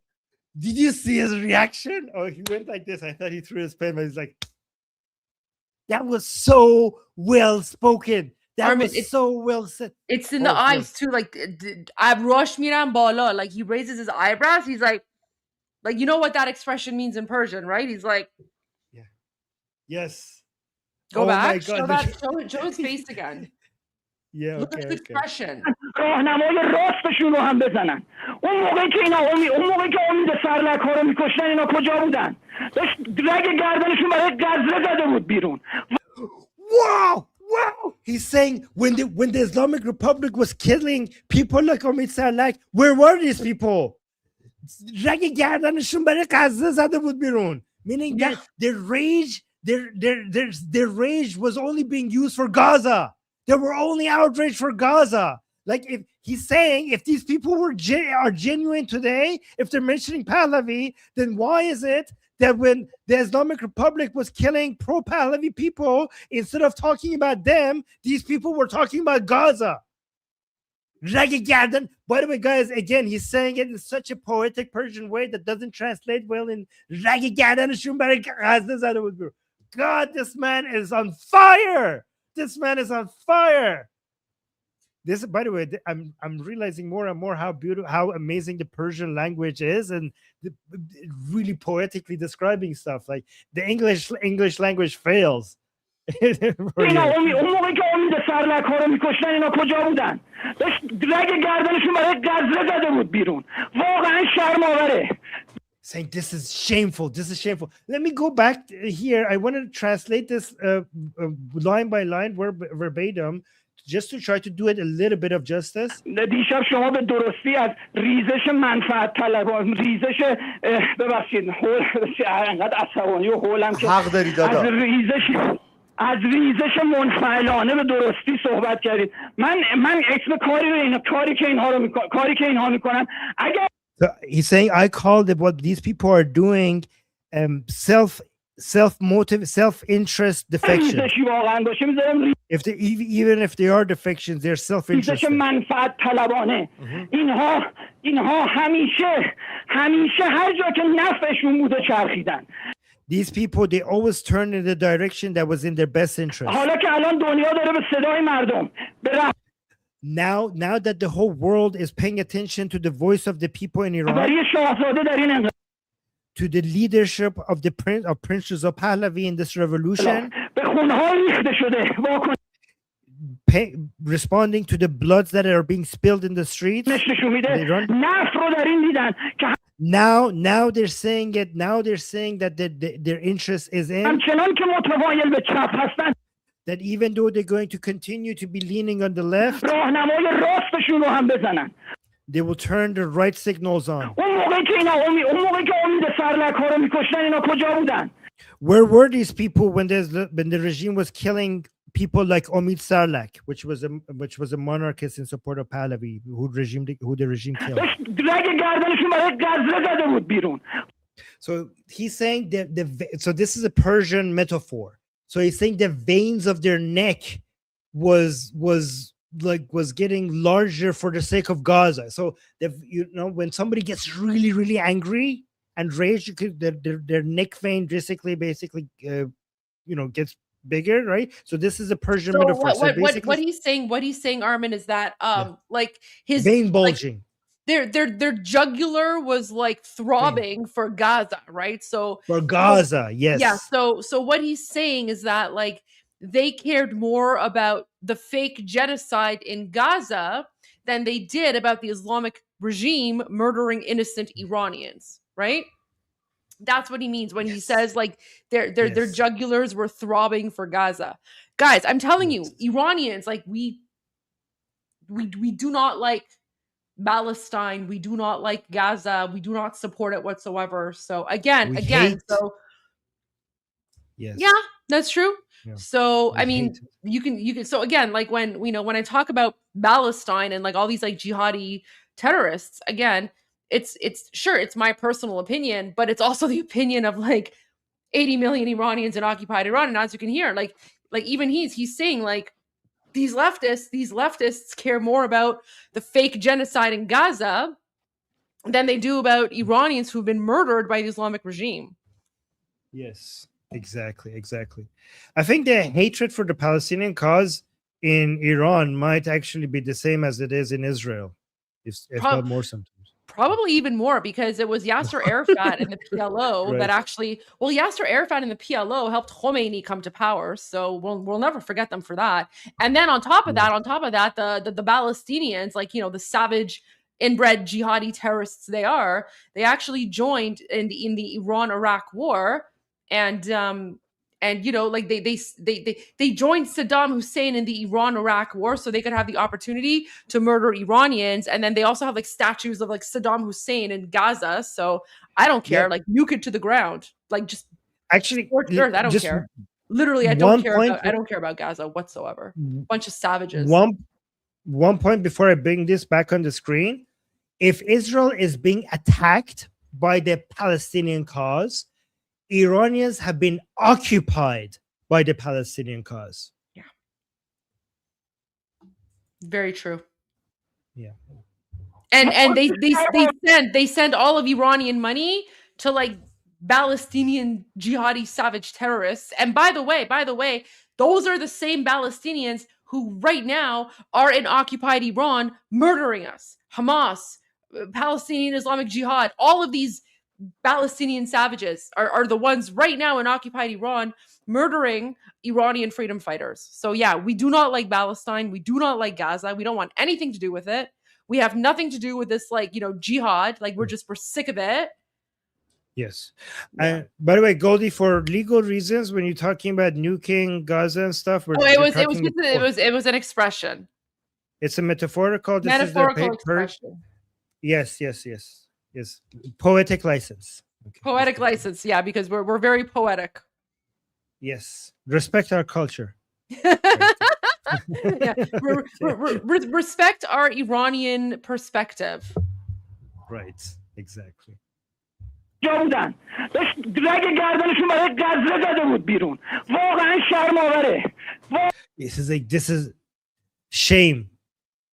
This is something that should bring shame. واقعا من از اینجا بهشون میگم خسته نشدید که سالهاست دارید از درد ما، از رنج ما، از مبارزات میدانی مردم برای خودتون پله میسازید و He's saying, are you not tired that all of these years you have built yourself steps, like build yourself a ladder from our pain, from our misery,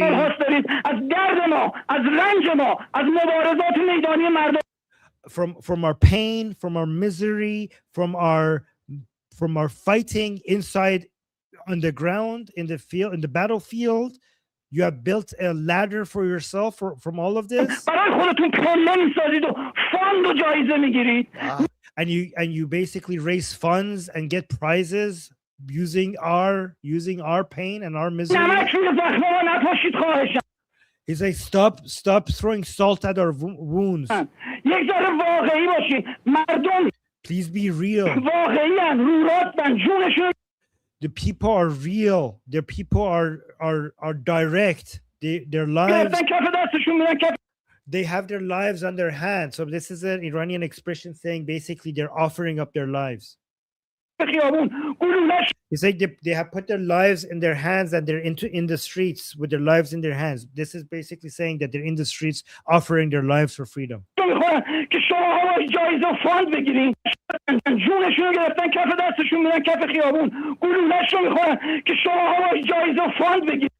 She's saying they're receiving their bullets in their bodies so that you could go get funds and get prizes.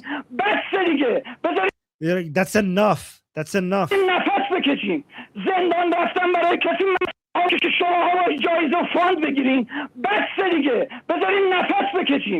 Let us breathe, he's telling them.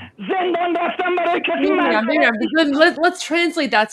So guys, he's like, بس دیگه, بذار نفس بکشیم. So بس دیگه means enough, like stop it, enough. And then he's like, بذار نفس بکشیم, like let us breathe. He's like, stop it, let us breathe. Yeah, I did translate that. Gosh. Yeah. I know. I just wanted to say it again because emphasize it. You wanted to say it again, yeah. Oh. It's so you بمیرم could hear the بمیرم yeah. بمیرم. Okay, all right. Do you can see do you hear the frustration, the pain in his voice? Yes, he's like, stop it, let us breathe.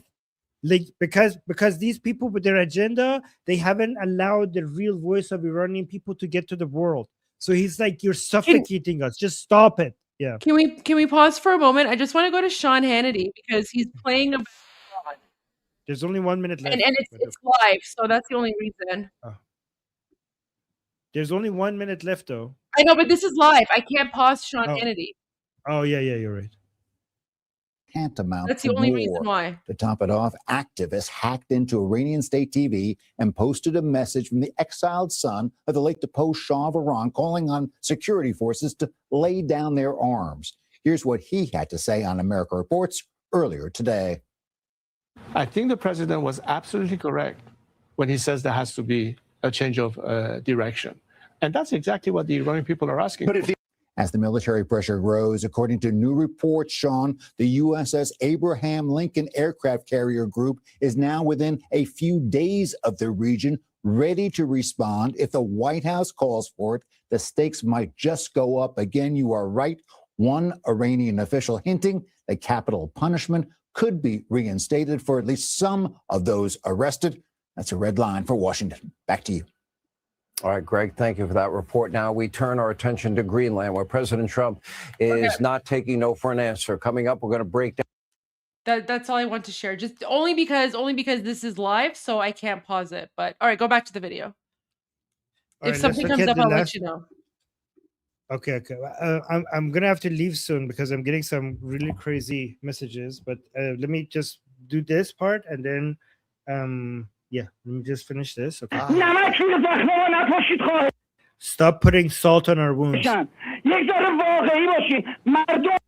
Be real.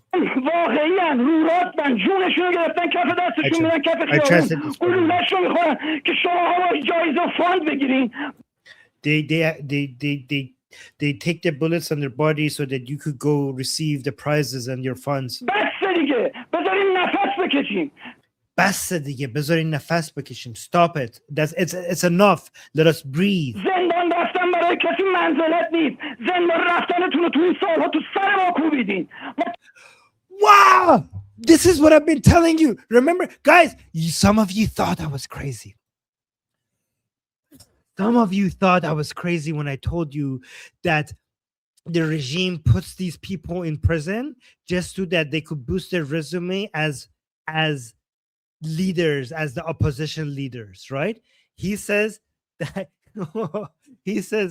for years you have been hitting us with you in the head by your prison sentences. Like, stop telling us that you've been in prison. You know, you have been shoving this, basically saying you have been shoving this down our throats by saying us like, oh, we've been to prison. So listen to this part. Good manzalat. What is that in Persian? Like in English, there's a good translation for that. If there is, like, let me know. Iranian speaking.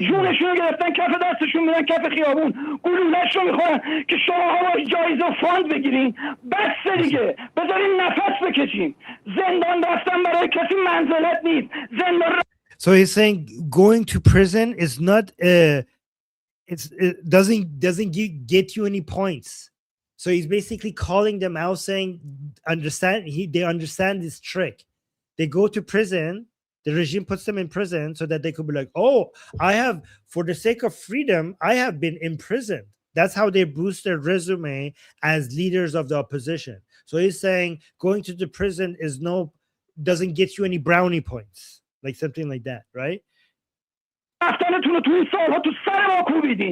So he's saying that you have been hitting us in the head for years by telling us that we have been to prison. Yeah, it doesn't get you any street cred. Exactly. That's a good translation. You don't get any street creds because you have been to prison.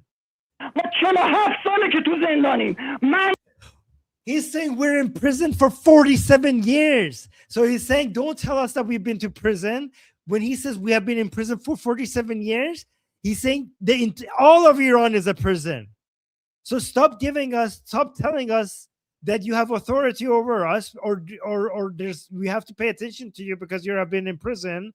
We have all been in prison because all of Iran is a prison. We have been in prison for 47 years. That's what he's saying. به اندازه سنم به اندازه عمر 47 سالم توی زندان و توقیف بودم. So he's saying I have been in prison my entire life. The years that I have been in prison is basically my age because Iran is a prison. So stop telling us that you have street cred because you have been imprisoned by the Islamic Republic. We all are in prison because we live in Iran. فرق بین زندان رفتن اینها که به قول هم پالکیاشون تو هتل موندن و با guys, you remember I told you Nargis Mohammadi, when she went into prison, she got chubbier, and she also was basically dancing, and they had parties in prison, and she got to get interviews with the biggest world media, Western media, and including an interview with Angelina Jolie. She's saying that even their own people say that the prison for these people is like a hotel. Like the fake opposition that the Islamic Republic has, when they go to prison, they go to a different part of prison, and they get treated very well in prison. And he says that even their own people, because Faiz Rafsanjani just recently came out and said that Iranian prisons, at least for their people, is like hotel. Like it's actually a nice place to be. So Fatima Sepehri, for example, is a woman who is pro-Pahlavi, and prison for her is absolute torture. The way that they treated her is so disgusting. It's so vile. They wouldn't even let her get treatment from the doctor when she was sick, and wasn't even be able to meet people. But the prison section and the way that they treat people who are the fake opposition, even Faiz Rafsanjani, which is part of the reformers, she came out recently and admitted that it's like a hotel. So he's pointing at that even your own people are telling us that your prison is like a hotel. He mentioned the exact example I used, because he said Fatima Sepehri. So I keep using the example Fatima Sepehri as somebody who's mistreated in prison because she's pro-Pahlavi. He's using the exact same example. So people like Nargis Mohammadi, when she goes to prison, she has hotel-like experience. Faiz Rafsanjani, when she goes to prison, she has hotel-like experience. But Fatima Sepehri, who's pro-Pahlavi, when she goes to prison, it's absolute torture. So he's giving the exact same example. Hey guys, we Iranians think alike. We finish each other's sentences. فرق بین زندان رفتن اینها که به قول هم پالکیاشون تو هتل موندن و بانو فاطمه سپهری ها که زنج حبس رو در خاموشی تحمل میکنن. So, oh my God. Banu Fatima Sepehriya is so beautiful the way he's saying it. Let me actually make sure I do it justice. من 47 سالم تو زندان و توقیف بودم. فرق بین زندان رفتن اینها که به قول هم پالکیاشون تو هتل موندن و بانو فاطمه سپهری ها که زنج حبس رو در خاموشی تحمل میکنن چیه واقعا؟ So he's saying, what is the difference between these reformist prisons who is like hotel, the prison experience of these reformers who is like a hotel, right? Compared to Our Lady Fatima Sepehri, who suffers the experience of prison in silence. So the people who basically what he's saying is that the reformers, when they experience in prison, they have a good experience in prison, but they constantly talk about it. Like, oh my God, I've been to prison, I've been to prison, I've been to prison. But Fatima Sepehri, who has the worst experience in prison because she's pro-Pahlavi, she actually doesn't, every time she's speaking, she doesn't actually even talk about, oh my God, poor me, poor me. She always talks about other people. She doesn't say like, oh my God, poor me, I've been in prison. She suffers her prison experience in silence. That's what he's saying. Look, she's so impressed by him. Look at you can see her, like, look at this, look at the way she's like, oh my God, look at خیلی ممنون از اینکه Oh no, that was him. حرف من گوش دادین و ببخشید که من انقدر داد زدم. He's saying thank you so much for listening to me and I apologize for shouting so much. بازم زنگ بزن، بازم داد بزن. So he's saying call again and shout again. That's what he's saying. He's like, I'm sorry for shouting, for talking so much, and for shouting so much. And the host is saying, call again and shout again. سر من داد بزن ولی زنگ بزن و حرف بزن. Oh wait. زنگ بزن، بازم داد بزن، سر من داد بزن ولی زنگ بزن و حرف بزن. You can shout with me, but please call and talk more. دمت گرم بید به شرفت. It's like he's saying congratulate your honor. You think amazing job. I congratulate your honor.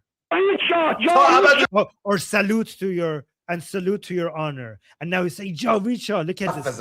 دمت گرم بید به شرفت. تا ابد یک روز بفیر.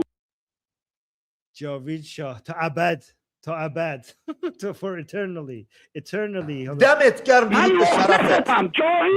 تا ابد یک روز بفیر. Guys, do you see? I just want to say, do you see how the person on the phone in occupied Iran, the way that he's yelling Javid Shah, like he's not just saying regularly, like it's coming from like the bottom of his heart. He's like Javid Shah, like it's coming. It's 47 years of oppression, right? Javid Shah is our cry for freedom. So Iranians are saying we want our king to return and free us from this Islamic occupation. And he's so fed up. So he's just like Javid Shah, Javid Shah. Sorry, I just wanted to add. No, that's good. That's good. But the amazing thing they said that I want to explain it word by word because this is so poetic. He said Javid Shah to abad o yek ruz. This is, I mean, guys, forever and a day. Forever and a day. So not even forever. Okay, not even forever is enough. Forever plus 1 day. So basically saying eternity is not enough. We should add 1 more day to eternity. So Javid Shah for eternity and an extra day on top of that.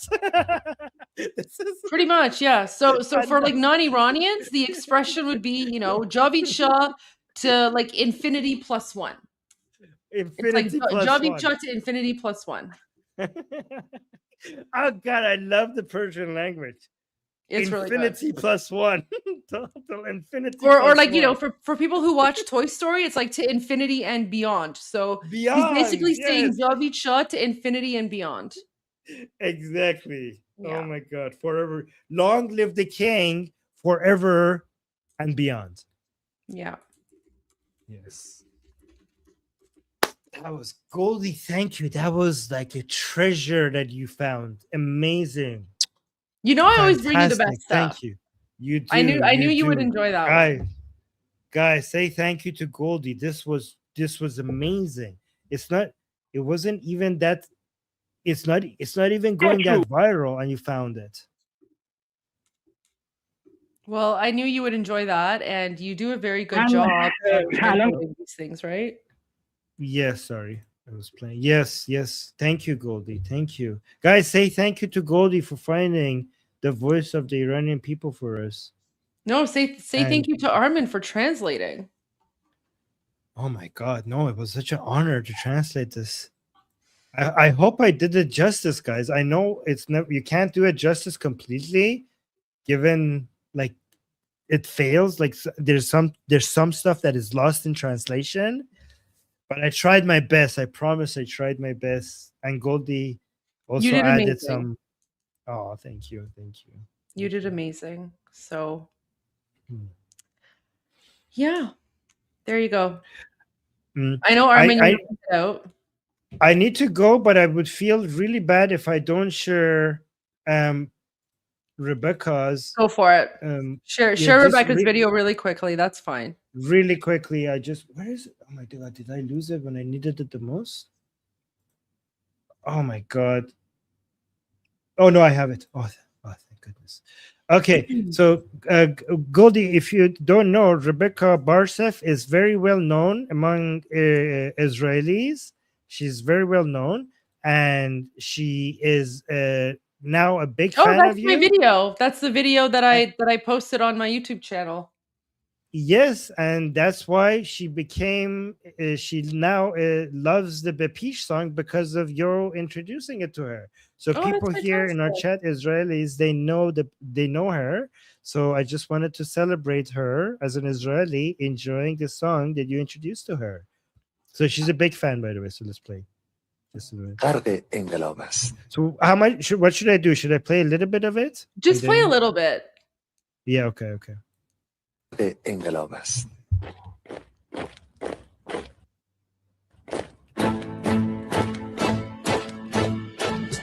کشور ما تاریخ ما نفسی دگر فرا گرفته گویی اهوران مستا دوباره در نور خود مرا گرفته سرودی سر میدهم باز باره وطن جو مشکیش ایران غرق انقلاب است به پیش به پیش به پیش ایران غرق انقلاب است به پیش به پیش به پیش.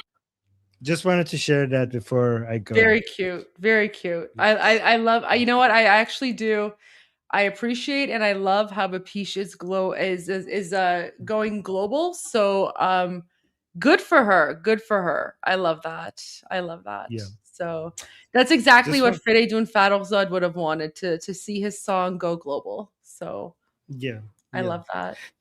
And we appreciate all the Israelis supporting us in this time of need. We see you, we appreciate you, and we will never forget. We will never forget what you're doing for us in our darkest hour. So thank you.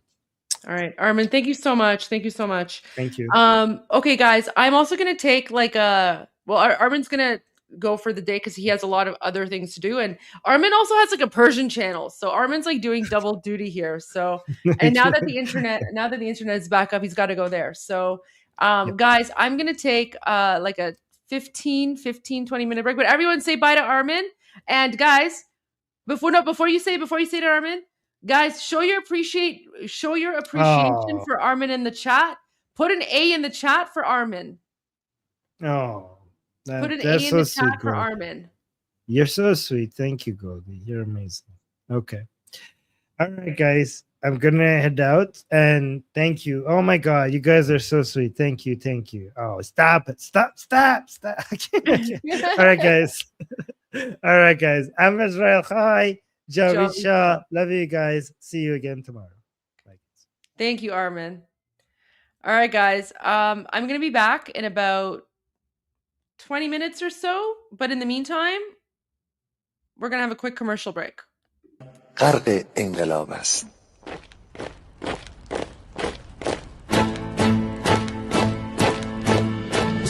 کشور ما تاریخ ما نفسی دگر فرا گرفته گویی اهوران مستا دوباره در نور خود مرا گرفته مجنون سرودی سر میدهم باز باره وطن جو مشکیش ایران غرق انقلاب است به پیش به پیش به پیش ایران غرق انقلاب است به پیش به پیش به پیش هن ای پدر هن ای پسر برخیز و با ما شو همگام تا درد آن تجربه تل ما را نکشیده در آب بگذار هر دم بغرند گرگ‌ها دم لباس میش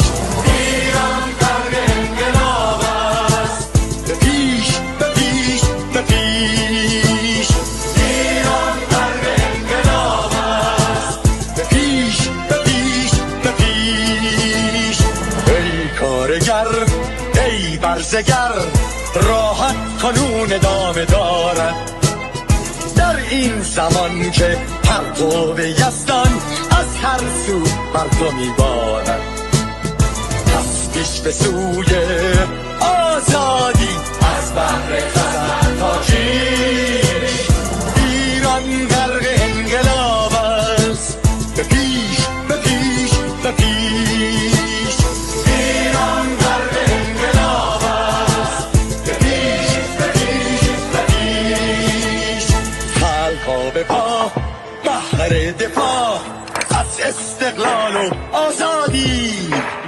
تا بشکنیم پشت ارتجاع تیریزی ویران آبادی تا زنده سازیم سنت‌های می از من آیین و کیش ایران غرق انقلاب است به پیش به پیش به پیش ایران غرق انقلاب است به پیش به پیش به پیش با امید روزی که تمام این دلبشو و انقلاب تموم بشه و ما در روشنایی، نور و سعادت مردم کشورمون غرق بشیم. نه خارجی نه بیگانه نه مستشارهای ویرانی نه کیر خاران نه کاسلیسان فقط هم رزمان ایرانی تا با شرافت میهنی بسازی بهر فرزندان خویش ایران غرق انقلاب است به پیش به پیش به پیش ایران غرق انقلاب است به پیش به پیش به پیش مردان بیایید داخل صف ما اکنون که آغاز رویاست دشمنان بدانید ما زنده هستیم بعد از ما هم ایران پابرجاست آن روح شیطان ما را فریب داد با صد شعار مردمیش ایران غرق انقلاب است به پیش به پیش به پیش ایران غرق انقلاب است به پیش به پیش به پیش پرچم ما پرچم ایران غرق خون شهیدان روی شانه هامان هم میکنیمش در هر خیابان و میدان تا ماسک دلغکان را برداریم از روی تسبیح و ریش ایران غرق انقلاب است به پیش به پیش به پیش ایران غرق انقلاب است به پیش به پیش به پیش.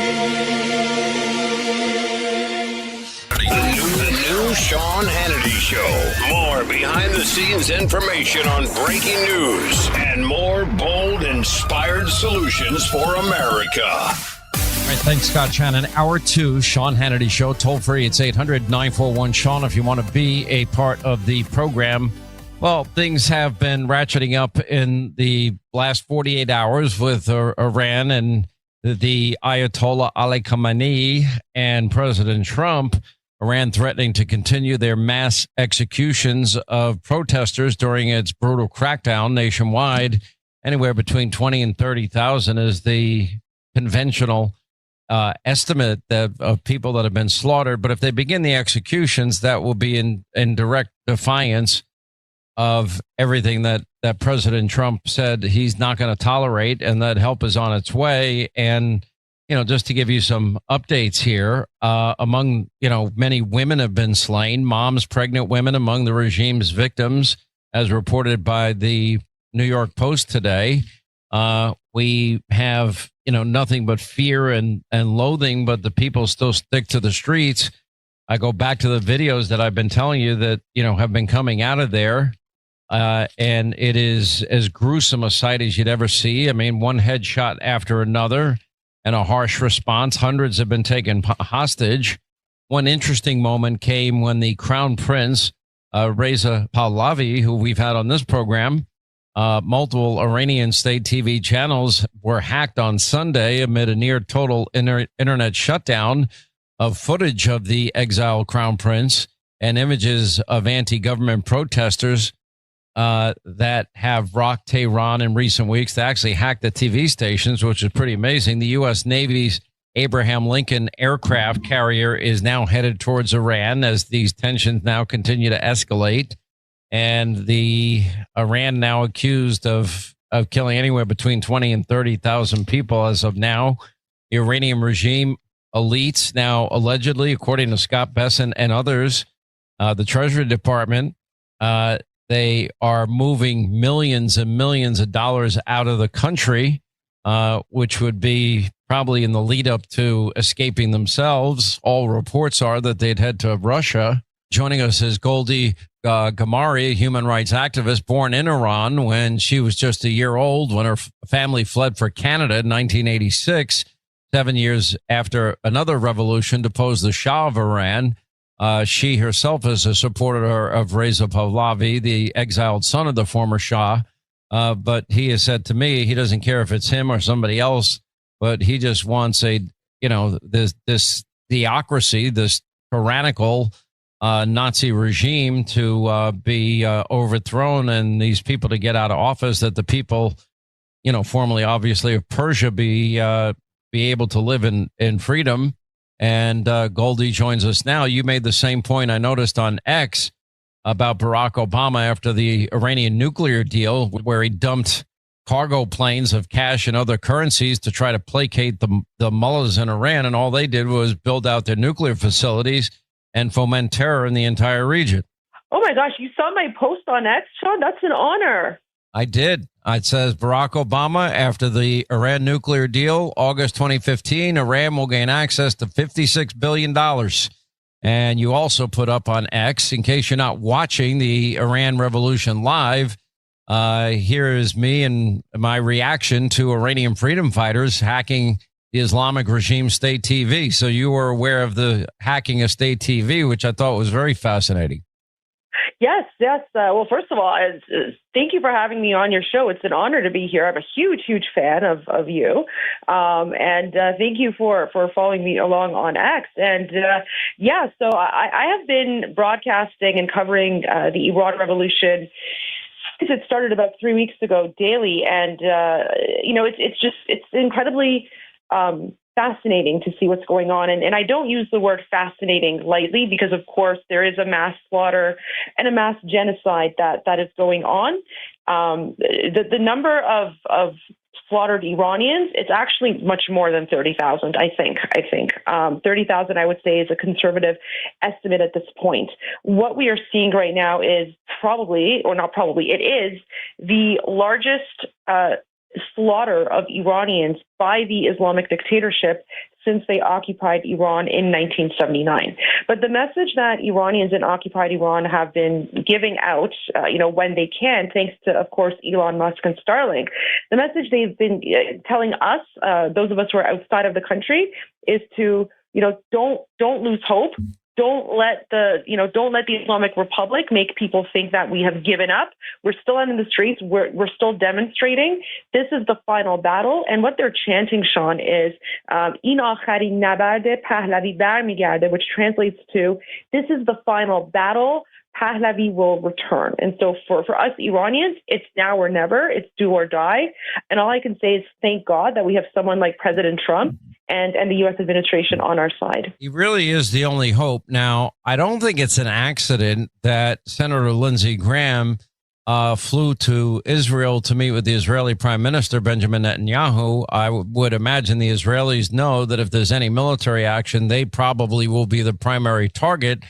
And they have to assume that the Iranians at that point, on their way out with billions of dollars and no doubt in cash and other currency to Moscow and into the arms of Vladimir Putin, they have to anticipate that those people would be capable of going scorched earth on Israel, and they've got to be prepared for a worst case scenario. So I don't think it's an accident that Senator Lindsey Graham was in Israel all weekend and meeting with the Mossad head and meeting with Prime Minister Netanyahu and apparently now is off to Davos to meet with President Trump and report back to him everything that he learned while meeting with the Israelis. Does that sound like a fair assessment to you? I absolutely 100% agree. There's a reason that Senator Lindsey Graham is there, and you're absolutely correct with the scorched earth analysis. I mean, just look at what the brutal mullahs are doing to Iranian people themselves. So imagine if the mullahs are capable of being that savage and that evil to unarmed Iranian citizens, of course they're going to go scorched earth on everyone else as well, because they don't even have empathy for Iranians. I mean, that's the sad reality, and people are dying. You know, I've said this often on the program, is that, you know, people don't win revolutions with slingshots. And when you have a regime that has been this brutal with all their human rights violations and treat women like fifth-class citizens and beat them and torture them if they don't even cover their head properly, and, you know, throw gay and lesbian people off of buildings, and it is a brutal theocracy. And these people take to the streets anyway, knowing that the odds are high that they're risking their life doing so. Obviously, they've just had it. And now it's a matter of, you know, does the world take notice and pay attention? The only one that seems willing to do that is President Trump. Absolutely. And, you know, God bless President Trump for that, because he's seeing us for who we are, and he understands, he recognizes, and it's very, very interesting. I mean, President Trump is a very, very smart man, very intelligent person, and just the way that he's been maneuvering this entire situation. I mean, President Trump is playing 4D chess, while, you know, all these like Islamic dictators or whoever, they're basically playing checkers. So not even in the same league here. And, you know, President Trump is a winner.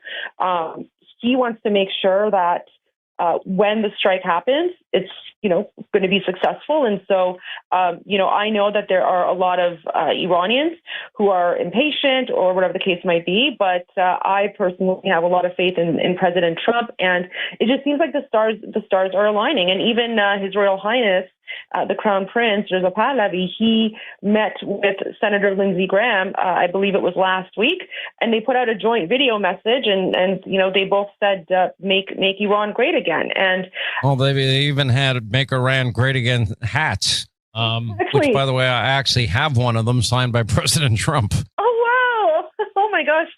That's fantastic. I didn't know that.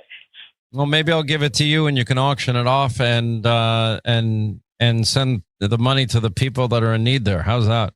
It's real. It's the real deal. Wow. That you know, that would be an honor. But you keep that one for now, and then we'll get a second one later, maybe. But that's very, very generous of you. But oh my gosh, that would be great. But maybe a second one. You keep that, because I just love the fact that you have a MIGA hat. Maybe what you could do instead, Sean, is take a photo and put it on your social media with your MIGA hat. That would be a huge mood boost for Iranians.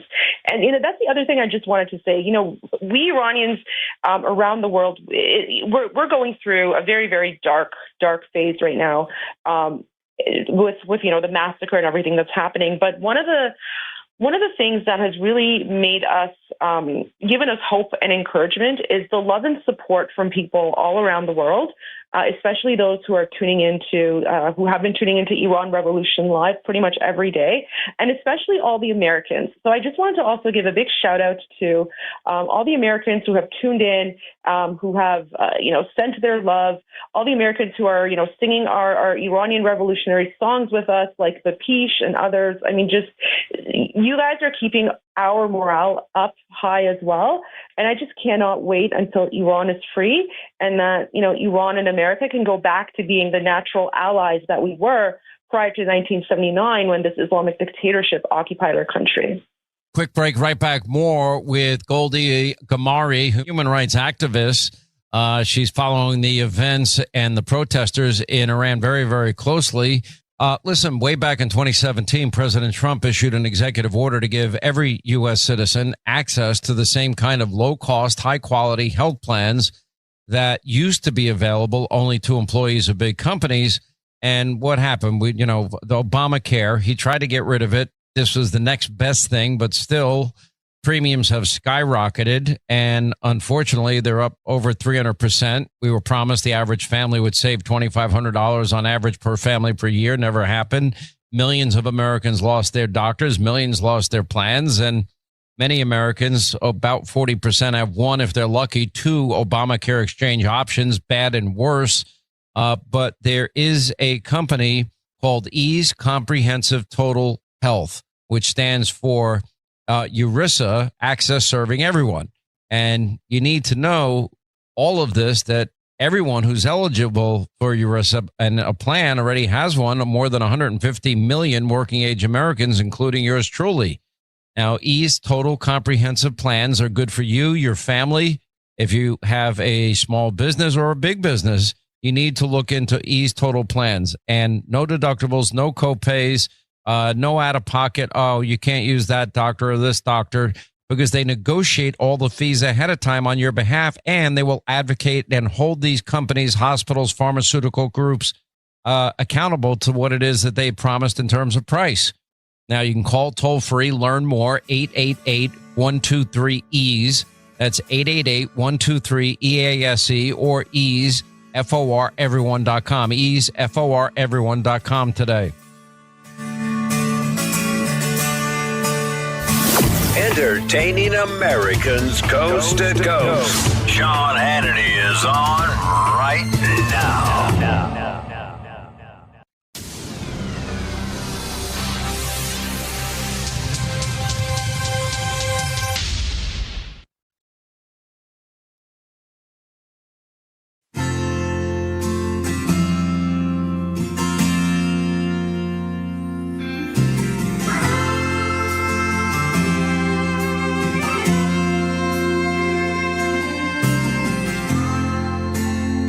All right, we continue now. Goldie Gamari is a human rights activist. She's following the events on the ground, in contact with people out protesting in Iran as they now fight for their freedom and, clinging to the hope that help is on the way from President Trump. If you look in history, because the Ayatollah Khomeini was in France in exile. Why France ever took him, I don't know. And there's a whole issue of the Islamization of Europe and no-go zones in certain European countries, and Sharia courts in a place like Great Britain is unfathomable to me. If you're going to allow immigration policy, I think it's a prerequisite, should be a prerequisite, that you have assimilation, not separation.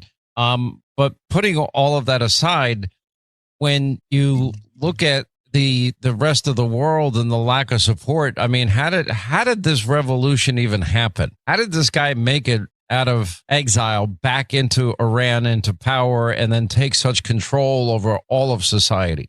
I mean, the Persian people have such a rich history of innovation, creation, and it's just sad to see the oppression they've lived under. So basically what happened is, long story short, it was the communists and the Islamists who were working together to overthrow the Shah of Iran. They put out a lot of fake news about him. Oh, the Shah was a dictator, this and that, which all of it completely false. However, because this was happening in the 1970s and the USSR was still around, so all of these Islamists were actually funded and trained by KGB assets.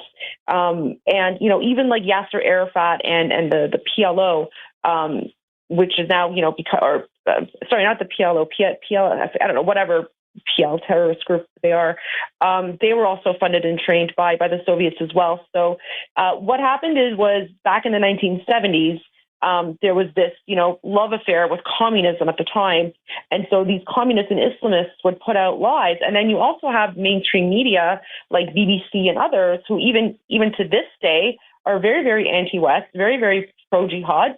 They were spreading, sharing that information as well. And then unfortunately what happened is Jimmy Carter, and, I know he's an American president, but Jimmy Carter is one of the most hated people by Iranians, because Jimmy Carter, we call him Jimmy Carter the traitor, instead of backing his ally the way Richard Nixon would have done. And we love Richard Nixon, by the way. Instead of backing the Shah, Jimmy Carter decided to back an Ayatollah who runs around yelling death to America and death to Israel and all of that. So, I mean, this was if Jimmy Carter had backed the Shah, this would have never happened. But it was Jimmy Carter, his involvement, that led to this. And so I just want to say it's incredibly poetic that after 47 years of oppression, because of a mistake made by the Democrats, the 47th president of the United States is going to, help us rectify that mistake, and he's going to help us make it great again. This president certainly has reasserted America's military might and put fear in the hearts of all these dictators around the world, as he should, because I believe it is the natural condition of mankind to want liberty and want freedom. Listen, Goldie, honestly, keep up the good work. We will have you back. I'm going to send out a picture just on your behalf. I'll take a picture of the signed hat and put it up on X when I can. Appreciate your time. Thanks for being with us. Thank you so much for having me on. We'll be honored to come back anytime. God bless America. God bless America, and keep these people in Iran safe. They don't deserve to die just for fighting for freedom.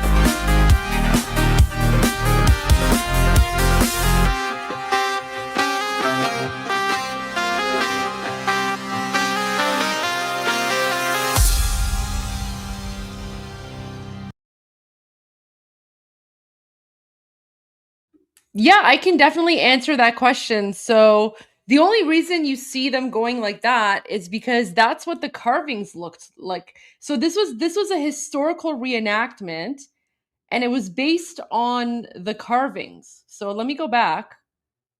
I'll show you. There's no like special meaning or anything. It's just because a lot of the carvings in the Persian Empire, like 3,000 years ago. It just looked like that, right? So here, let me pull up one. I think it's here.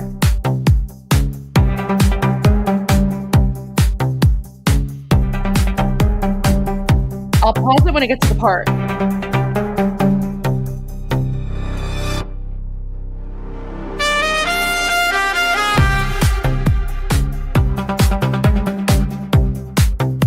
If I had to guess, I would say that was probably the military salute. So that was probably like 3,000 years ago. That's how I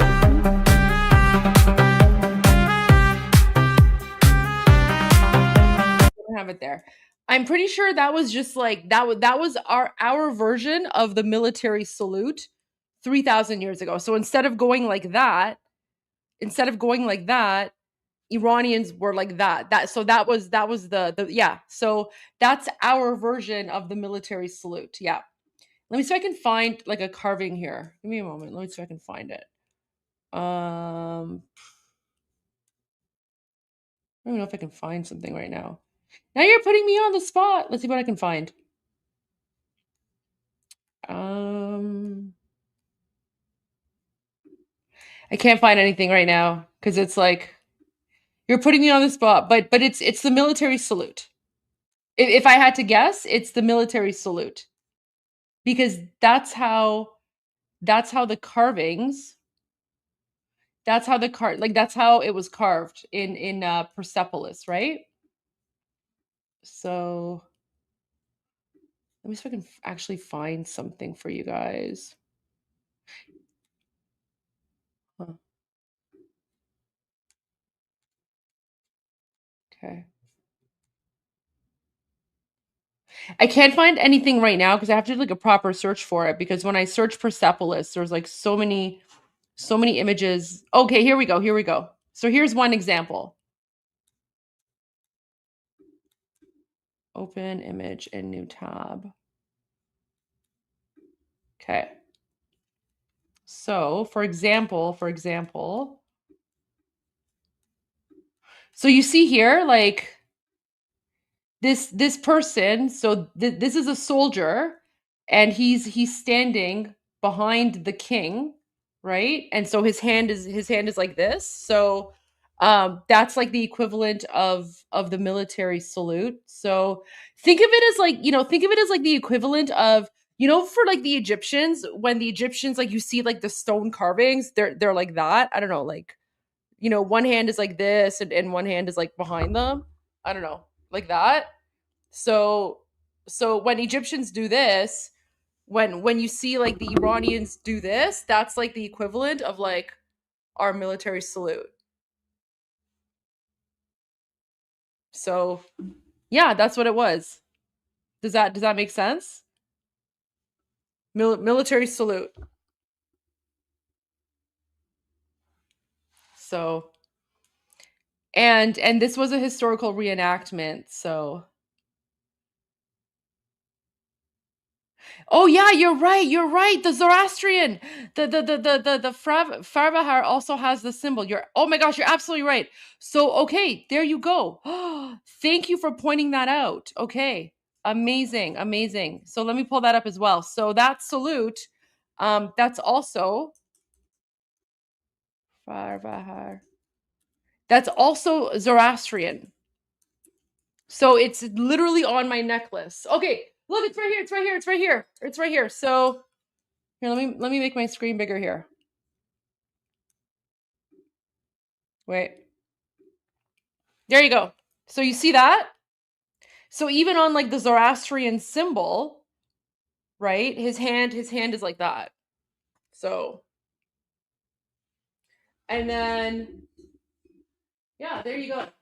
So that's what it is. It's like a just, like a very, very Persian, cool, like Persian thing. So there you go. Yeah, like guys, everything about that military, it's literally a historical reenactment.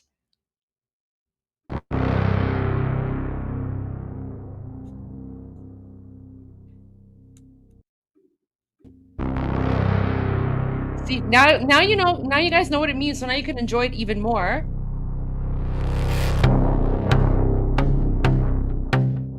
Like even all of this was based on the carving, right? So the costumes, the outfits. Oh yeah, we got a Persian gang sign. Yeah, we do. Our gang sign has existed for 3,000 years, guys.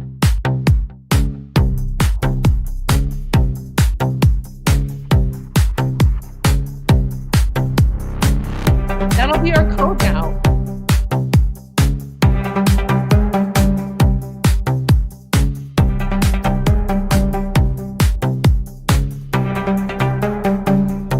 Origin of rock, paper, scissors.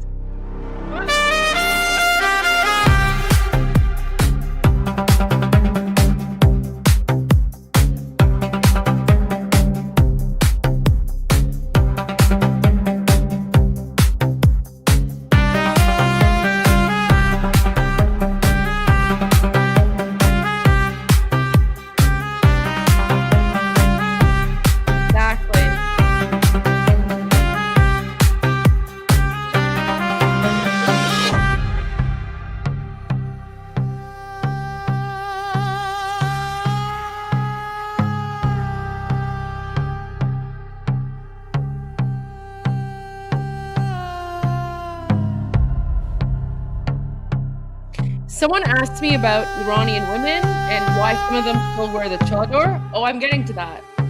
That's coming after this.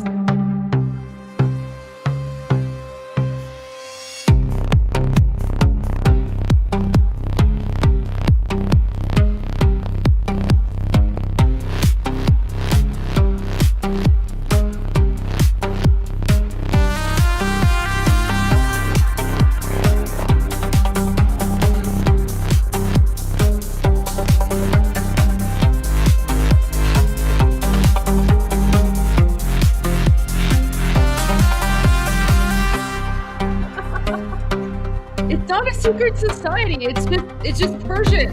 You guys you're just becoming Iranian. That's all it is. You're now one of us.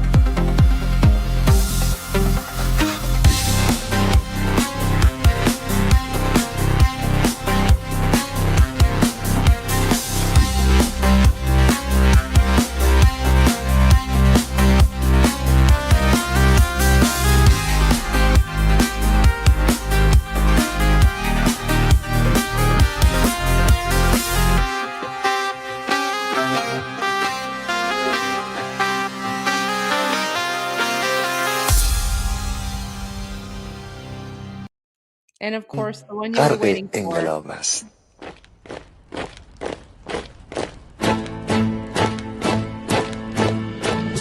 کشور ما تاریخ ما تفسیر گر فرا گرفته گویی اهورا مستا دوباره در نور خود مرا گرفته اکنون سرودی سر میدهم باز فارغ از رنج و تشویش ایران غرق انقلاب است به پیش به پیش به پیش ایران غرق انقلاب است به پیش به پیش به پیش هن ای پدر هن ای پسر برخیز و باماش و همگام تا درد آن تجربه تلخ ما را نکشیده در خواب بگذار هر دم بغرند گرگ‌ها در لباس میش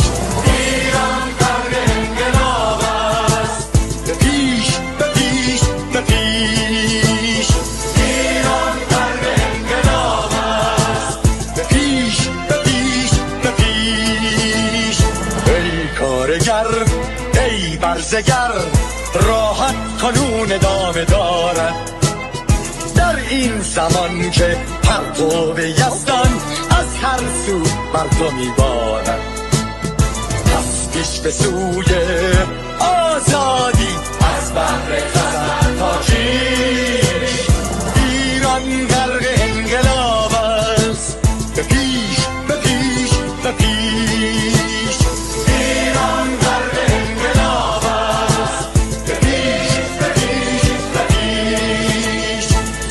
پا به پا بهر دفاع از استقلال و آزادی تا بشکنیم پشت ارتجاع تیریزی ویران آبادی تا زنده سازیم سنت‌های می از هر آیین و کیش ایران غرق انقلاب است به پیش به پیش به پیش ایران غرق انقلاب است به پیش به پیش به پیش با امید روزی که تمام این دلبشور و انقلاب تموم بشه و ما در روشنایی، نور و سعادت مردم کشورمون غرق بشیم. نه خارجی نه بیگانه نه مستشارهای ویرانی نه چیر خاران نه کاسه لیسان فقط هم رزمان ایرانی تا با شرافت میهنی بسازی بهر فرزندان خویش ایران غرق انقلاب است به پیش به پیش به پیش ایران غرق انقلاب است به پیش به پیش به پیش مردان بیایید داخل صف ما اکنون که آغاز رویاست دشمنان بدانید ما زنده هستیم بعد از ما هم ایران پابرجاست آن روح شیطان ما را فریب داد با صد شعار مردمیش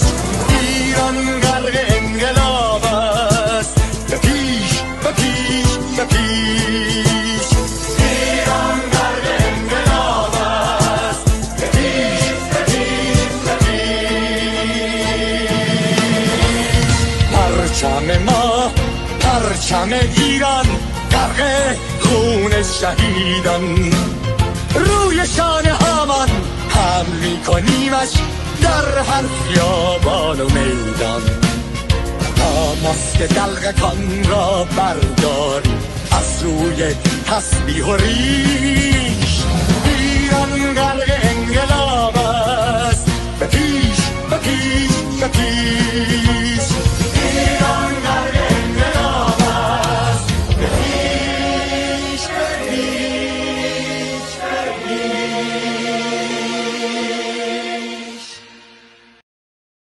Okay, I wanted to answer some of your questions, but you asked me about the tomb of Cyrus the Great. I can't say no to that. I can't say no to that. So, okay. So, let me share with you a few videos. Okay? So, let me move this one. Okay. So, this video that I'm about to share with you, this is from 1971. This is from the 2,500 year anniversary of the Persian Empire. So, yeah, Americans, I think you recently celebrated like 250 years or something. Love you, Americans. Love you guys so much. But in 1971, we celebrated 2,500 years of Iran. That was, of course, before the Islamic dictatorship occupied our country. But like, this is how much we Iranians, like, we're patriotic and we love our country. So, and Iran is I think Iran is like the oldest modern country in the world. So this year's 250? Amazing. I love that for you guys.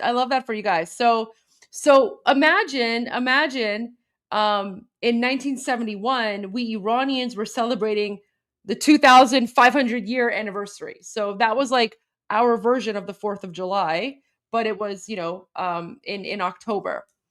And so just watch this. So basically he's saying, so what the Shah of Iran did, he said, on behalf of me, the Emperor of Iran, and on behalf of the Iranian nation. So that this is the tomb of Cyrus the Great here. So he's like, we oath, we swear 2500 سال پیش برافراشتی. So basically he's honoring Cyrus the Great, okay? So in 1971, the Shah of Iran honored Cyrus the Great, the founder of the Persian Empire. That's his tomb over there, okay? So there was a big you know, Iranian Persian Empire celebration to honor our history in front of the tomb of Cyrus the Great. And then he says, let me just play this. Oh, okay, guys. So do you see this? Wait, let me go back. Do you see that? Do you see that emoji? So for the YouTube, the YouTube members, for me, you guys have that emoji, okay? Do you see that emoji? That's called the Shahbaz.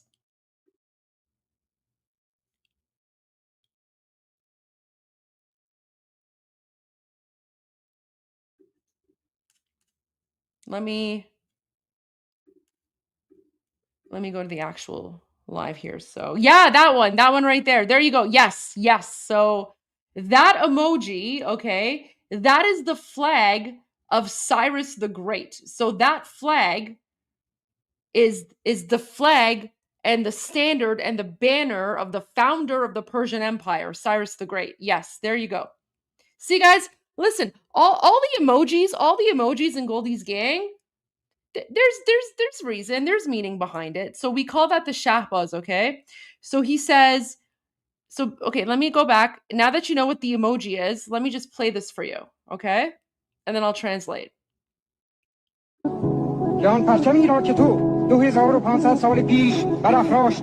So he's saying we make an oath to you, we commit to you that the flag, the banner, the standard that you raised 2,500 years ago, we will raise it high and we will honor it.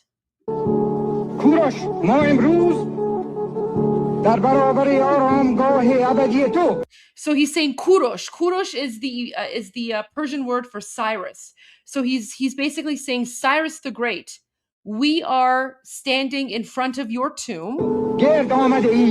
We've come here to honor you so that we can tell you. Okay, so this is really important. So he's saying, Cyrus the Great, we're honoring you. And the Iranian people have come here after 2,500 years to gather in front of you and to tell you, آسوده بخواب زیرا که ما بیداریم. آسوده بخواب زیرا که ما بیداریم, which means rest in peace because we are awake. So that's actually a very, very famous quote by the Shah, where he basically says to, so he's honoring Cyrus the Great. Cyrus the Great is the founder of the Persian Empire. He's the first, the first emperor of Iran. And so he's saying, it's 2,500 years later, we have come here, we have gathered in front of your tomb to honor you, and we want to let you know that you can rest in peace, you can sleep in peace because we are awake. And when he says we are awake, what he means is like your children, your descendants. He's saying Iran is awake. So the Persian Empire that you founded 2,500 years ago is awake, and we will continue your legacy as your children because we are the children of Cyrus the Great. We are we are the descendants of Cyrus the Great, the Persian Empire. So there you go. That's let me just play that again now that I've translated it because I know there's a lot of Iranians. از جانب من شاهنشاه ایران و از جانب ملت من سوگند یاد می‌کنیم که آن پرچمی را که تو 2500 سال پیش افراشته نگاه خواهیم داشت. کوروش ما امروز در برابر آرامگاه ابدی تو گرد آمده ایم تا به تو بگوییم آسوده بخواب زیرا که ما بیداریم. And we are awake. And I think you guys saw that video. Armin shared it earlier, but let me see if I can find it. Because it was the girl, and she was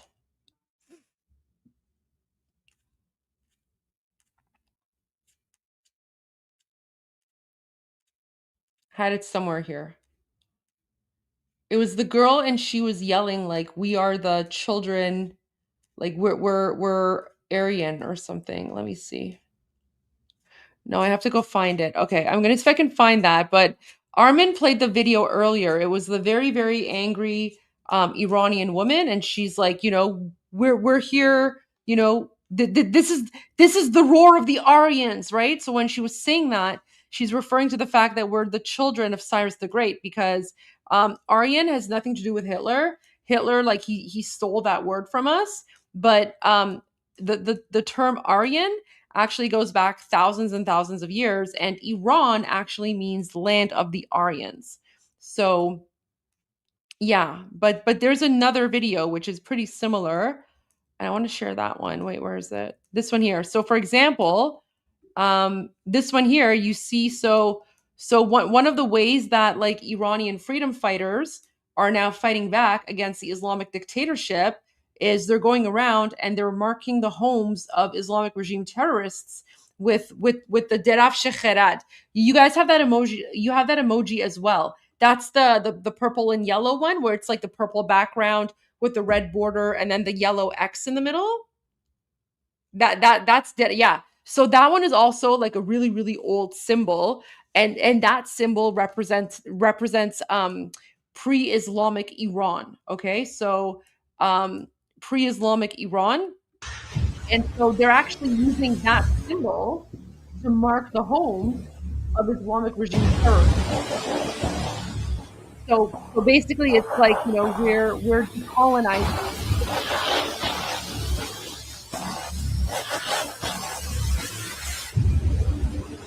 I love the random cat there.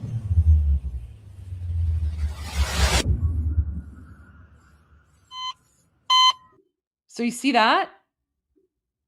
See that? Like the X with the 4 dots, right? So Iranians are going around and they're marking the homes of Islamic terrorists. Yeah, we read. So yeah, we read from right to left. We read from right to left. Absolutely.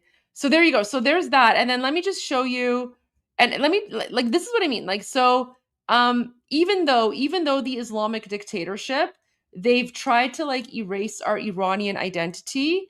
Whenever it's like the Persian New Year or any sort of like Iranian celebration, Iranians in occupied Iran, they will just go to the tomb of Cyrus the Great on their own, and they'll just hold pro-Iran celebrations, even though the mullahs don't want us to, right? Like the mullahs literally hate everything about Iran because they want us to be Muslim. Obviously, we're not Muslim, but look at this. So look at this. Like this is not like a government organized event, right? This is literally just Iranians going to the tomb of Cyrus the Great to celebrate. Like, I think this was a Persian New Year. What was this? Let me see. Sizabedat. Okay, so Sizabedat, this is part of the Iranian New Year celebration. So one of the ways that we celebrate the Persian New Year is that, so the Persian New Year is the first day of spring, the spring equinox. 13 days later, we go outside and we celebrate outside because that's supposed to like get rid of bad luck. It's, from Zoroastrian times. But so what a lot of Iranians do is they go to the tomb of Cyrus the Great and celebrate. So look at this.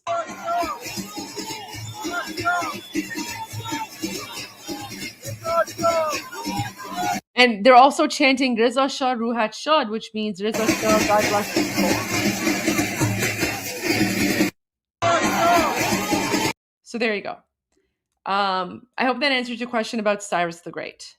But I want to go to so someone else had a really, really good question. It was in the comments earlier, and she was asking, well, like if Iranians are against the Islamic regime, then why are there like why do they see women in like, I don't know, burqas or, black blankets or I don't know, like trash bags or whatever, looking like Islamic savages? Well, guys, that's because the women that you see in these videos, okay, these are either the wives or the daughters of Islamic regime terrorists, right? So these women are part of the Islamic regime. These women are not innocent, right?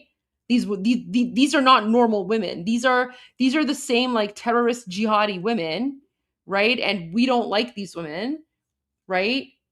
Like, I mean, just look at them. They're like literally a bunch of like inbred savages, right? So these are part of the Islam. Oh yeah, and you know what? They're not just as evil. I would say that these women are even more evil, right? Like, have you guys seen A Handmaid's Tale or read Handmaid's Tale? You know the Aunt Lydias in Handmaid's Tale? Those women who go around and they like oppress the other women and monitor them and everything. So these are literally like the Aunt Lydias. They are the Aunt Lydias of the Islamic regime, right? So like we don't consider them part of us, right? So these are all of the Aunt Lydias. Yeah, they're a bunch of inbreds. Oh, of course, they're all inbred savages. So yeah. So these women, they're the inbred Muslim jihadi Aunt Lydias. Yeah, and these, by the way, these are the ones who go around spying on other Iranian women, and then these are the ones who are part of the Islamic morality police. These are the women who will drag normal Iranian women away, like the Iranian women who don't cover their hair, right? And like, you know, the Islamic morality police like take them away. That's who these women are. These are the Aunt Lydias. So they're just as evil, if not worse, than the others. And like, look how savage these women are. And they're all sitting there and they're like listening to Khamenei as if like, you know, he's like the best thing ever. Okay.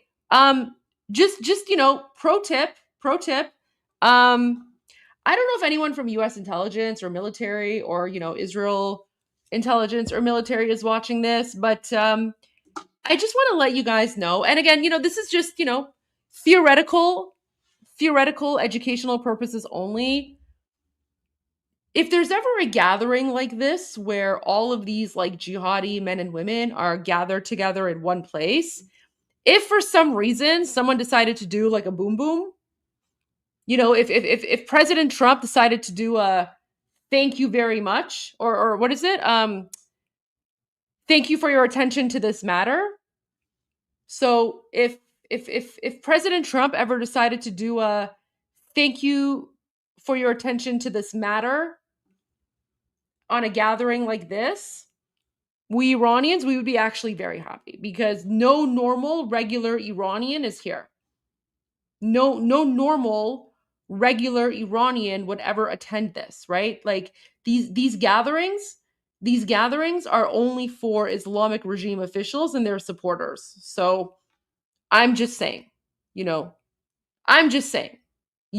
you want to deal with the problem all at once? Just saying.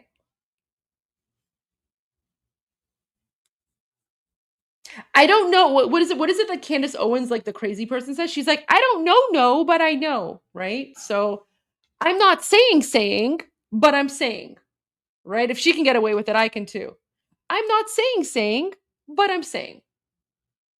Yeah. We would not shed a tear. Really there for like this evil demon man, right? And he's the one that's threatening President Trump. So yeah, there you go. So now you want to know why there are some Iranian women who do that? That's because those women. Oh, and then look, now we're getting to the part where they all start chanting death to America. Here we go. Look at this, guys. Look at this.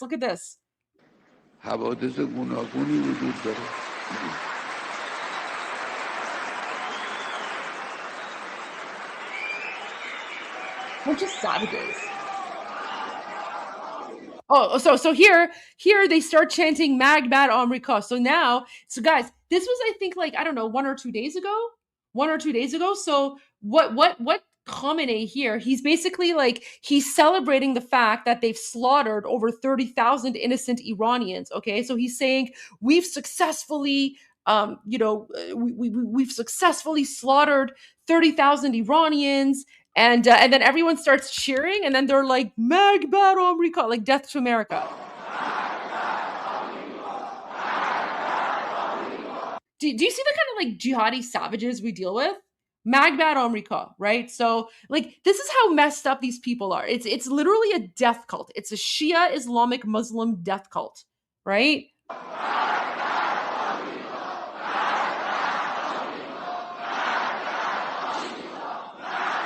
And look, see, even the women are doing, even the jihadi women and their like inbred jihadi children are like like they're all chanting death to America, right? So yeah, I mean, I don't know. If you want to like Allahu Akbar these people, like if you want to help them like reach their 72 virgins, there you go. Just I don't know. I'm not saying what I'm saying. Because these are a bunch of like these are the people that are going around murdering Iranians, right? So by day they go to their mosques and they're like Allahu Akbar, whatever, and then at night they go around with their snipers and they shoot Iranians, right? There you go. So there's all these savages. So and they're very dangerous people, by the way. So yeah, there's the answer to your question. But I want to show you this video because I want to share some new videos with you. So this is a new one that came out in the last 24 hours, okay? After the war, where will they go and do? I don't know, man. Jail? Hell? I don't know. They can go to Pakistan, or I don't know, they can go to Gaza. But you know what, guys? I just want to say this to you though. Like this is also something really important because after the revolution, you have to keep in mind that every single, refugee leaving Iran after we win the revolution, they're all literally terrorists, right? So you guys better make sure that your countries don't take them in, because when Iran is free, you're actually going to see more Iranians go back to Iran, right? And anyone who wants to like escape Iran on like refugee status or like an asylum seeker, they're terrorists and they're literally escaping Iran because they're terrorists and they know the time is up, right? So you guys better like they can go to Afghanistan or I don't know, Pakistan or I don't know, Gaza, I don't know, whatever. Send them to Gaza and then, Israel can just deal with them. I don't know, man. No, I don't condone violence, but they can go to Iraq as well. They can go back to Iraq. Right? But because I'm telling you right now, when Iran is free, you guys are going to see like a very, very huge brain drain from the West. You're going to see so many Iranians who are going to want to now go back to Iran to help rebuild the country, right? So make sure that your governments are aware and they don't like once we free Iran, there's no such thing as like an Iranian refugee or asylum seeker. Every single Iranian refugee or asylum seeker after the revolution, that's basically code for terrorist. That's code for like Muslim Nazi, right? So keep that in mind. Keep that in mind. You don't want your countries to accept all these like Nazis, right? Because they're literally escaping Iran because they were the ones occupying us, and then we're freeing them. But look, I just wanted to share this with you. So this is a funeral, and and yet even though Iranians should be upset, just hear the rage and anger in their voice, right? So this is what I mean when I say that Iranians are not giving up. Look at this. So, guys, if you were listening to my Sean Hannity interview, this is what I actually said on Sean Hannity. I said Iranians are chanting "In akharin nabarde Pahlavi barmigarde," which means this is the final battle. Pahlavi will return. So even in this footage of a funeral that was released today, right? Iranians, even though they should be mourning, they're chanting, "This is the final battle. Pahlavi will return." Why? Because we are saving our tears for after victory. Because right now we're in a war. We're in we're in a huge war. We're almost winning. We're almost there. And so this is what Iranians want you guys to know. They want you to know that they have not given up, that the revolution has not stopped, that they're still fighting, and it's victory or death. Listen to this.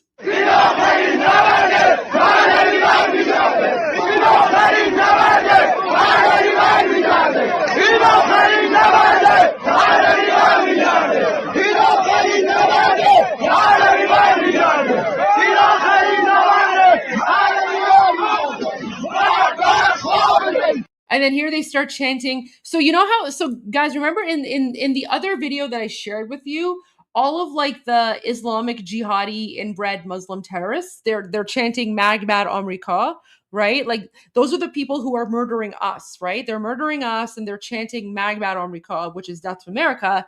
Meanwhile, real Iranians, so these are the Iranians who are actually occupied by those Muslim savages. They're actually chanting Magbar Khamenei. So they're chanting death to Khamenei, right? This is the real voice of Iranians right here. Magbar Khamenei! Magbar Khamenei! Magbar Khamenei! Magbar Khamenei! Magbar Khamenei! Magbar Khamenei! Magbar Khamenei! Magbar Khamenei!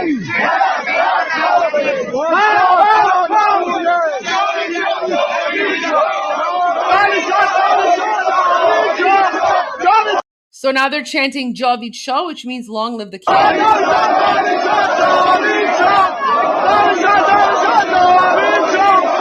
There you go. So there's that. And then I just want to leave you with one final post, and then I'm going to call it a night because I've been going for, almost 12 hours. But look at this, guys. Look at this. Look at this. Look at this. The Islamic regime is now threatening the rest of us. Look at this. So, Iran Judiciary Chief vows to pursue protest instigators abroad. Now they're targeting the rest of us Iranians who are outside of occupied Iran because they don't like the fact that we are raising awareness about what's happening in occupied Iran. And I know that I'm one of these people. Why? Because one of them actually put my interaction with Chunky Yogurt on Islamic Regime State TV. Remember, that was from yesterday. So I'm already being targeted by the Islamic dictatorship, right? How is it possible? Oh, it's 100% possible. It's 100% possible. So the Islamic regime actually murdered Bapishman in 1992. So it is incredibly possible. It is actually a very serious threat. So I actually need to file a police report. I'm not even joking. I need to file a police report because especially since I was featured on Islamic Regime State TV and then they started attacking me. Yeah, no, it is 100%. Like, this is a very, very serious, credible threat. But now, like, the Islamic regime is now targeting Iranians outside of occupied Iran, right? And he's saying, like, he's going to pursue what, like, so see, but this is what I mean. This is what I mean, like, about how, like, insane and dangerous the Islamic regime is. Even those of us who are outside of Iran, right? If we want to speak out, right? They come after us. So, but don't worry, guys. I'm in a safe location. No one knows where I am. And my location is confidential. No one knows where I am. It's all good. But I just want to show you guys, like, this is what they do. They even threaten those of us who are outside. And yeah, these people murdered Bapishman. They murdered Feridun Farrokhzad because he was raising awareness. But don't worry, guys. I responded. I said, come and get me, you inbred Muslim jihadi terrorists. You think you 7th century savages can threaten us Iranians outside Iran into silence? When I'm done with you, the tip of your pinky finger will be the biggest piece of your body left if you're lucky. Hashtag Iran Revolution. There you go.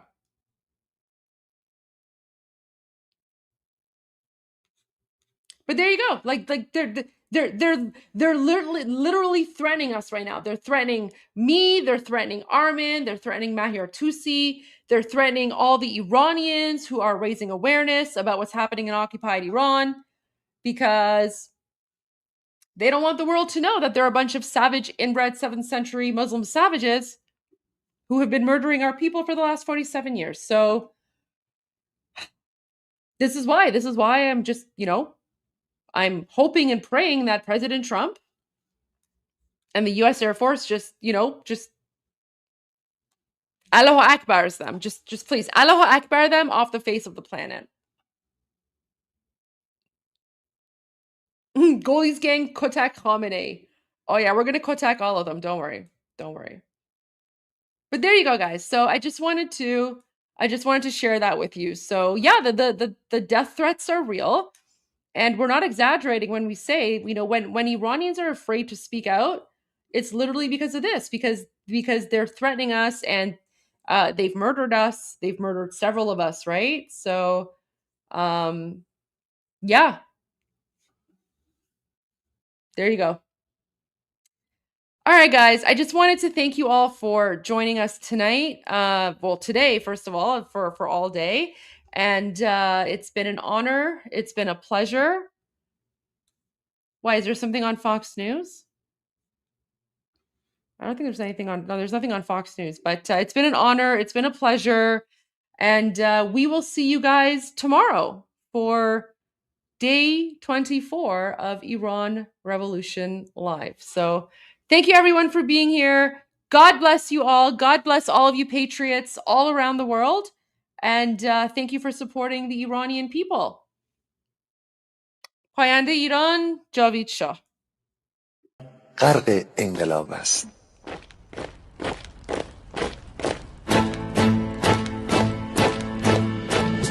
کشور ما، تاریخ ما در سینگر فرا گرفته، گویی اهورا مستا دوباره در نور خود مرا گرفته. اکنون سرودی سر میدهم باز فارغ از رنج و تشویش. ایران غرق انقلاب است، به پیش به پیش به پیش.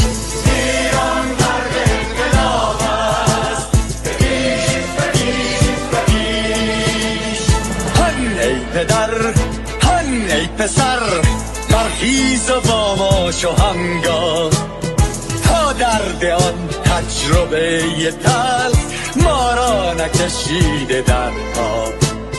بگذار هر دم بغرند گرگ‌ها دم لباس میش.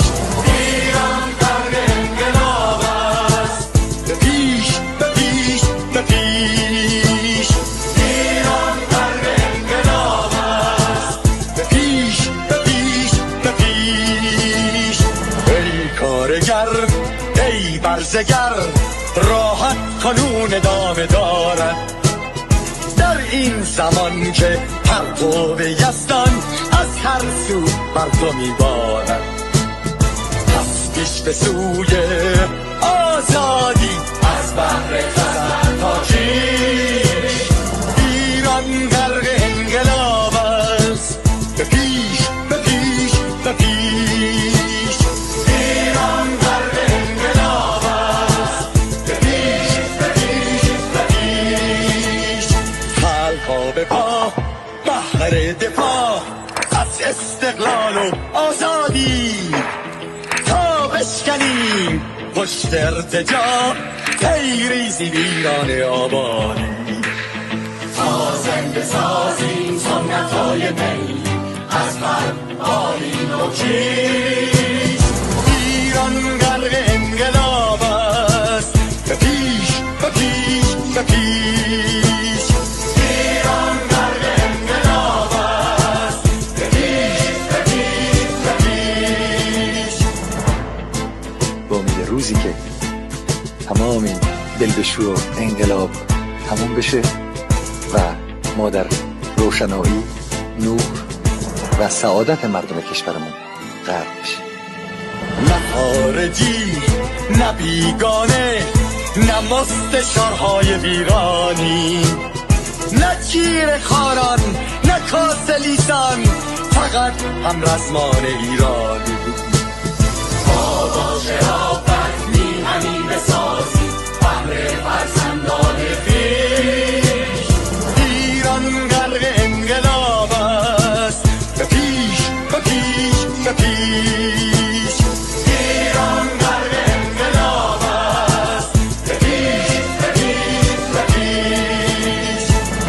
مردان بیایی داخل صف ما اکنون که آغاز رویاست. دشمنان بدانی ما زنده هستی، بعد از ما هم ایران پابرجاست. آن روح شیطان ما را فریب داد با صد شعار مردمیش. ایران غرق انقلاب است، به پیش به پیش به پیش. ایران غرق انقلاب است، به پیش به پیش به پیش. پرچم ما پرچم ایران غرق خون شهیدان، روی شانه هامان حمل می‌کنیمش در هر خیابان و میدان. تا ماسک دلقکان را برداریم از روی تسبیح و ریش. ایران غرق انقلاب است، به پیش به پیش به پیش.